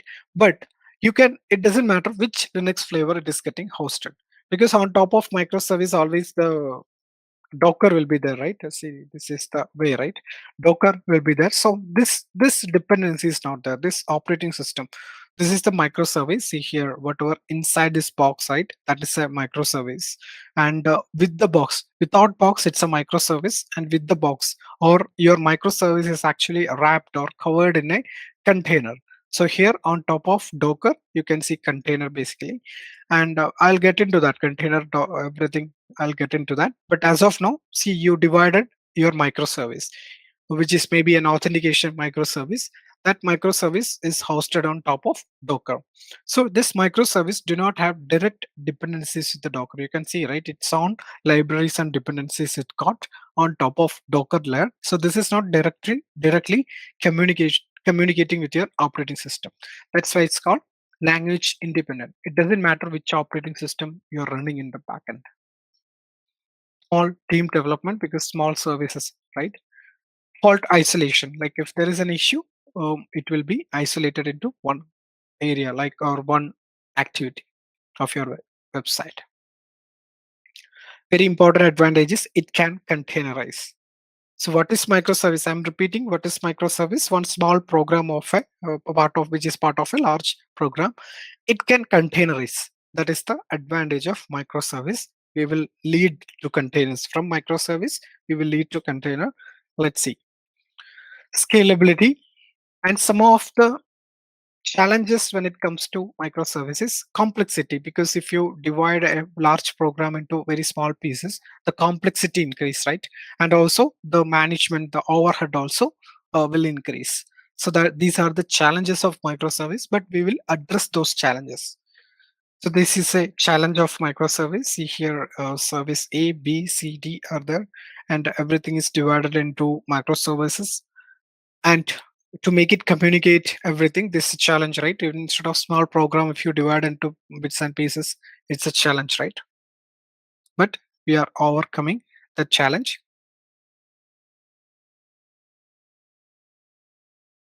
Next topic, what is container? We already learned what is microservice. Now what is container? This is container, right? So what do you see in this? Like, what is container? Like, if you just don't think about cloud computing and computing itself, what is a container and what it does in a normal perspective? Container, what it does? See, different flavored things are actually totally enclosed in different container, right? So it is not mixed each other, and also it is increasing the security. Like, it is totally covered, and it is increasing the security, right? Technically, this is exactly happening when it comes to container and a microservice.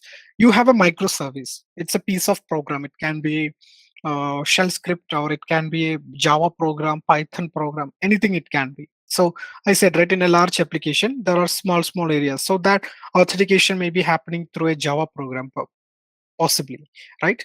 So that one you can cover, or you can containerize it. Any service, any kind of program, you can containerize it. When you containerize, what is happening is you have a program, it is actually covering it. Actually, you are wrapping it, you are wrapping it on a container.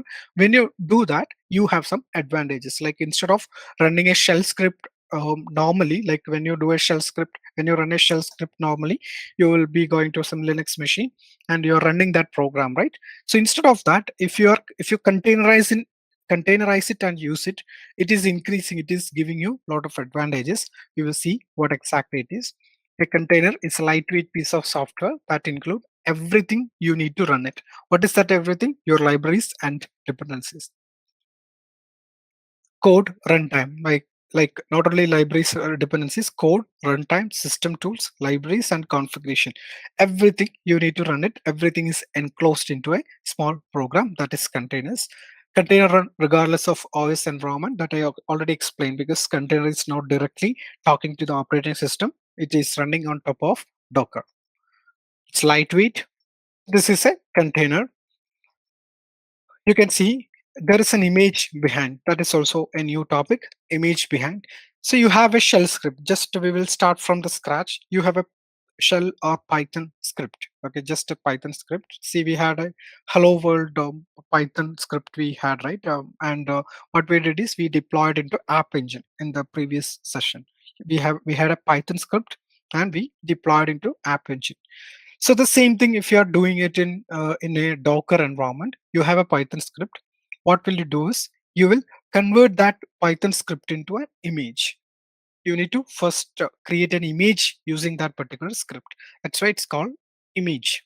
And when we learned Cloud Run, if you remember, after App Engine, in the same day, we learned Cloud Run, right? So to host your Hello World application, instead of a program, we used an image path. If you remember, there is a path, the default path itself we used, and that image path we used. The same image we are talking about. So if you remember, what is the difference between App Engine and Cloud Run? Refresh that part, because Cloud Run is directly linked with what we are learning right now, because Cloud Run is something, it's a serverless environment where you can run the containers. So this is exactly, these are interconnected. So what will you do if you have a Python program and if you want to run in a Docker environment, you will convert that into an image and then you can run it. When you run that container image, that is read write, and that's a running program. Basically, this is a running program, like hello world application is running here, and in the backend you have your image layer. That's how it works. You have a program, you are containerizing it. What you're doing is, what will you do when you containerize? You will convert that into an image. This is what container is. You're wrapping a microservice into a container, and it is getting a lot of benefits. Like, we will see that how it is. And when you wrap it, when I say wrapping, that is in my own thought process. I said, like, to understand or make you understand. The point is, you're converting into an image. Any kind of program you can convert into it. It doesn't matter which language it is written, or whether it's Python, shell script, or anything it can be, database, anything it can be. You can containerize it. You are you are converting that into an image, a Docker image. And where exactly you will run? On top of Docker, right? What is Docker again? on top of Docker, we already discussed where exactly it will run. What is Docker? Containerizing platform. We learned microservice, container. Now, what is Docker? Docker is a containerizing platform. Whatever the things we were discussing, right? That you can run in this platform, like converting into an image, all these things, you can do it in this platform. And also you can host the containers on top of Docker. Docker is a containerizing platform. Not only Docker, there are alternatives as well. There are many other containerizing platforms as well. So any of you heard about any of this? Docker, at least you might have heard about it, but how about other topics? Anyone? So these are the other alternatives of Docker. So just for your information, not only Docker, there are alternatives as well. Container is a running Docker image. Very important. When you convert your microservice into image, that is called Docker image. Like now, see, there are alternatives, but still from now, we will be focusing only on Docker. So just for your information, there are alternatives.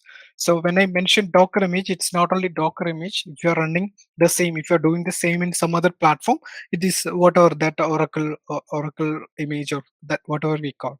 So from now, I'm just using only Docker because that's the most popular containerizing platform. All right. Container is a running Docker image. See, you have a shells, you had a Python script, you converted that into image, and you're running in a container. You're just running as a container. When you run the image, it is adding a writable layer on top of that image. So image is nothing but our compute engine image is there, right? Or if anyone, did you install some Windows in your laptop, or any of you like using a CD or something, ISO image or something, any of you installed in your laptop here? Using an image or pen drive or something, like did you install the operating system in your laptop? So when you do that, what exactly, or if you compare with our compute engine lab itself, what exactly we are doing? We have some lot of images, right? Red Hat Linux and CentOS. Many images are there. If you simply keep it that image, we can't use it, right? That's not an operating system. It doesn't have a read write layer. It's just an image. It's a raw image. We can't do anything with that image. If you install an operating system only, we can make use of it. When you install an operating system using that image, we are getting a read write layer, which means we are able to log in, we can make the config changes, we can create a file system, add more disk, we can install the application, many things we can do it on top of operating system. That's exactly here as well, but all are small programs. It's not that big as operating system. Container is not that big as an operating system, and also this is running on top of an operating system. But concept wise, it's same. So Jyoti, you installed operating system using an image or pen drive or whatever, possibly pen drive. So we can still consider that's an image. So using one image, you can create unlimited number of OS, right? Doesn't matter. You install operating system using same image, install other operating system in a different laptop. It doesn't matter, right? The same way here, using an image, you can create unlimited number of container. So image is a read-only concept, and you can run the image, and using the same image in some other places, you can create more than one container. Unlimited number of container also you can do it. When you create a container, it add a writable layer. Image based on you create container access separately and cannot be altered. It's like once you create the container, that exists separately. The same thing explained. When you run a containerized environment, you essentially create a read-write copy. The same thing. Okay, container layer, same. Docker container, it's a virtualized runtime environment where users can isolate application from underlying system. All these are upcoming diagrams are coming. Docker claims that these units provide the strongest isolation capabilities in the industry. So when I show that the container picture, right, or the actual containers like that kitchen containers. So isolation is one of the advantage you are getting. Strongest isolation. Docker claims this concept provides strongest isolation capabilities in the industry. It is lightweight. This is a very important slide of today. So all the missing links will get connected. So I know you guys are confused. You can take your time and understand what is the difference between an operating system or a virtual machine and containers. Just take 2 minutes and understand, then I'll explain. On the right side, virtual machines are there. There is a different diagram I have placed in compute engine topic also. There is infrastructure.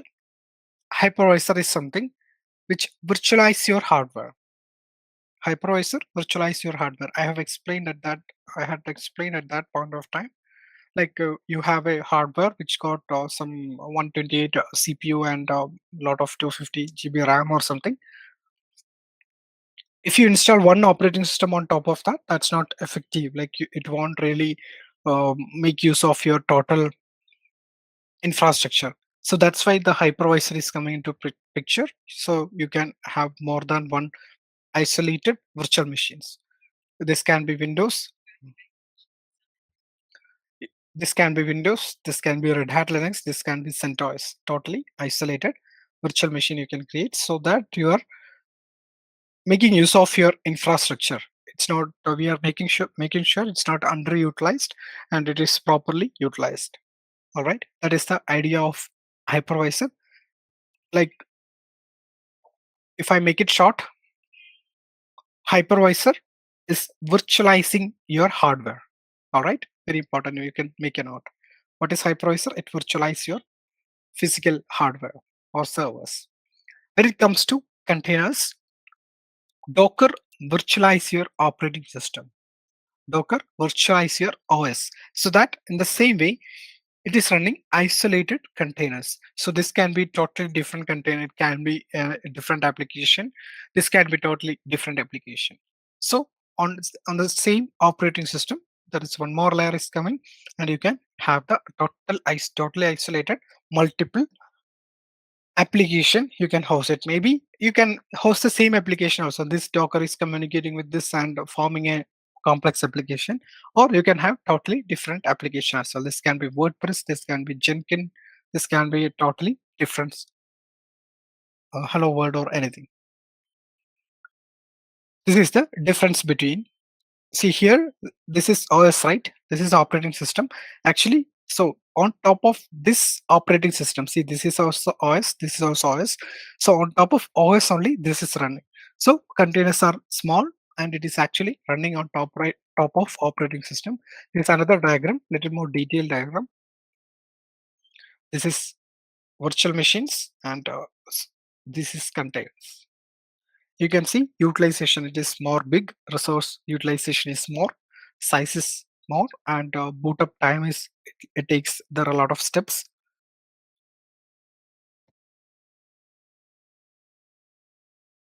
Same way here, utilization is less, size is small, and boot up time is very fast. So we properly learned what is microservice and what is container. Any question? So microservice is a program, and if you cover it, it's a container. See, this is microservice. See, whatever you see inside this container, that is microservice. That's a long story short. So again, advantages of container: componentization, portability, quick deployment, orchestration, flexibility with the other topics like other services like App Engine, Compute Engine, lightweight security.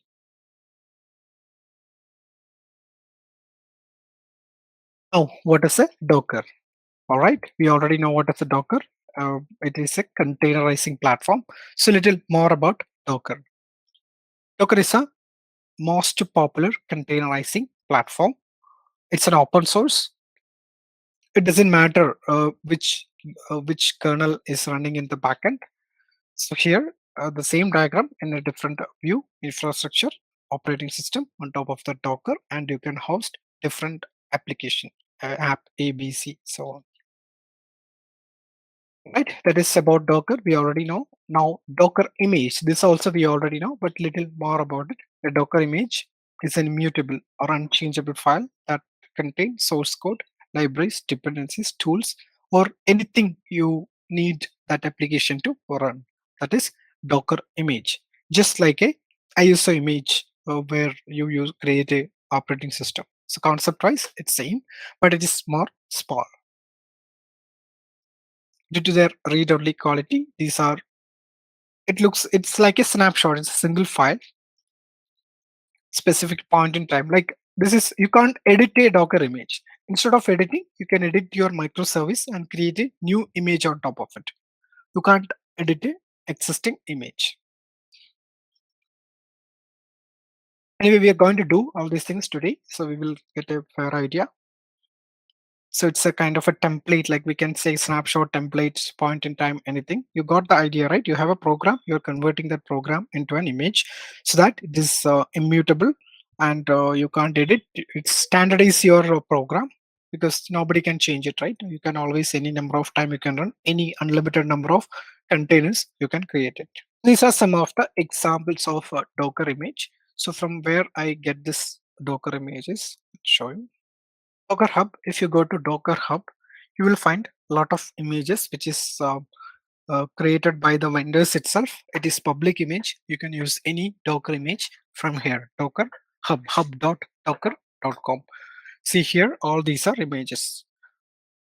See, there are a lot of official images, which means the product owners itself providing that image. You can see the official verified publisher and open source programs. So here you can see Ubuntu. Ubuntu, we already know it's an operating system, but it is a small piece of Ubuntu, like very small, tiny piece of an operating system, not the full operating system. See here, Redis. Redis is a database. So see Redis itself providing a Docker version of the database. If you click any of such image, you can go inside and you can see how to download this image. That command you will find from the Docker host. You can download this image. See many other details like what all it contains and many things you will be getting the information. See from that same, see all these are details of that image, a single image. All right, Redis. If I go back, you will find a lot of image. Just explore this area, hub.docker.com.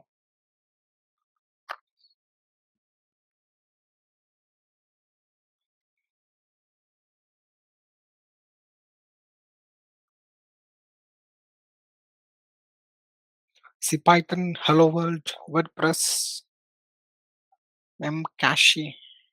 See, a lot of images are there. That is this. These are only official images, and you also can create your own program and host it in Docker Hub. You can create an account. You can have your own Docker image of any program, like maybe the program you developed or you customize any of the existing program. Anything you can also create, and you can host it here. So it will be under open source programs, like not from the verified or official image. So anybody can use it. You can also use it. You can also keep it for longer period of time, any number of time, any long, and it will be there in your account, your user account. And you can make it, either you can make it private or public also. Like there are public images and private images. You can use it as a repository, or you could use it as a public repository as well for others as well. See RabbitMQ. Do you remember what is RabbitMQ? Like there is an alternative in GCP of RabbitMQ. Do you remember what it is?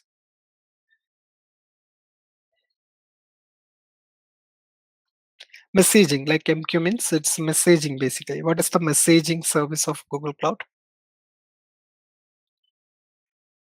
Kafka. No, that is Kafka is open source. Like Google Cloud got its own messaging Oh, service. okay. Pops up. Okay. Yeah. Messaging means all this pops up. Like I have drawn one diagram, right? Messaging, wherever you heard messaging, event-driven messaging, that is pops up. All right, let's come back. So just explore this part. You will find a lot of image. See, if you today we are what are we going to learn is we are going to create a virtual machine with the Docker. On top of that, we are hosting some application. All right. So we are learning that basic area we are learning. So you have like literally have a ground to play here. See, this is you have plenty of images available to learn. That's my point. Like you're getting some basics today and like very core understanding. Rest is on your hand. Like you can learn whatever. See you what all the images you have. Unlike like traditional technologies, right? Like I have learned Red Hat Linux like many years back, some 8+ years back. I have learned Red Hat Linux, but the gap I had is I don't have the proper setup to learn Linux. Like I can go to the institute, there they have proper setup. I can install the Red Hat Linux in laptop and all, but there are a lot of gaps. Like you, if you want to connect from client to server, many things there was a gap. But in cloud and all these kind of technologies, like now these days, what is the advantage is you can do anything in cloud. The same cloud console we are learning, right? The same only you are using in the real time and all. There is no zero difference except some quota related difference and all. Apart from that, feature wise, there is no difference at all. You can do anything if you are willing to learn. You have like lot of things to do. Like you have plenty of things to explore here. All right. So if as I said, when you are learning the older technologies, like not Red Hat is not older technology, but the time, the certification exam and all these things, you don't have the setup. If I want to practice something, I have to go to the institute. There they have the setup, and in that only I can do the exam oriented practices. But here it's not like that. All right. So you have a lot of things to explore. That's what this one I'm showing. So whichever your favorite application or whichever the application you wish to learn more, all these things, you have images available. You can run it. So some examples, these screenshots are actually from Docker Hub. As I mentioned, from one image, you can create unlimited number of Dockers. So some of the Docker commands, this you can refer later. We are going to run in lab with Rust. You can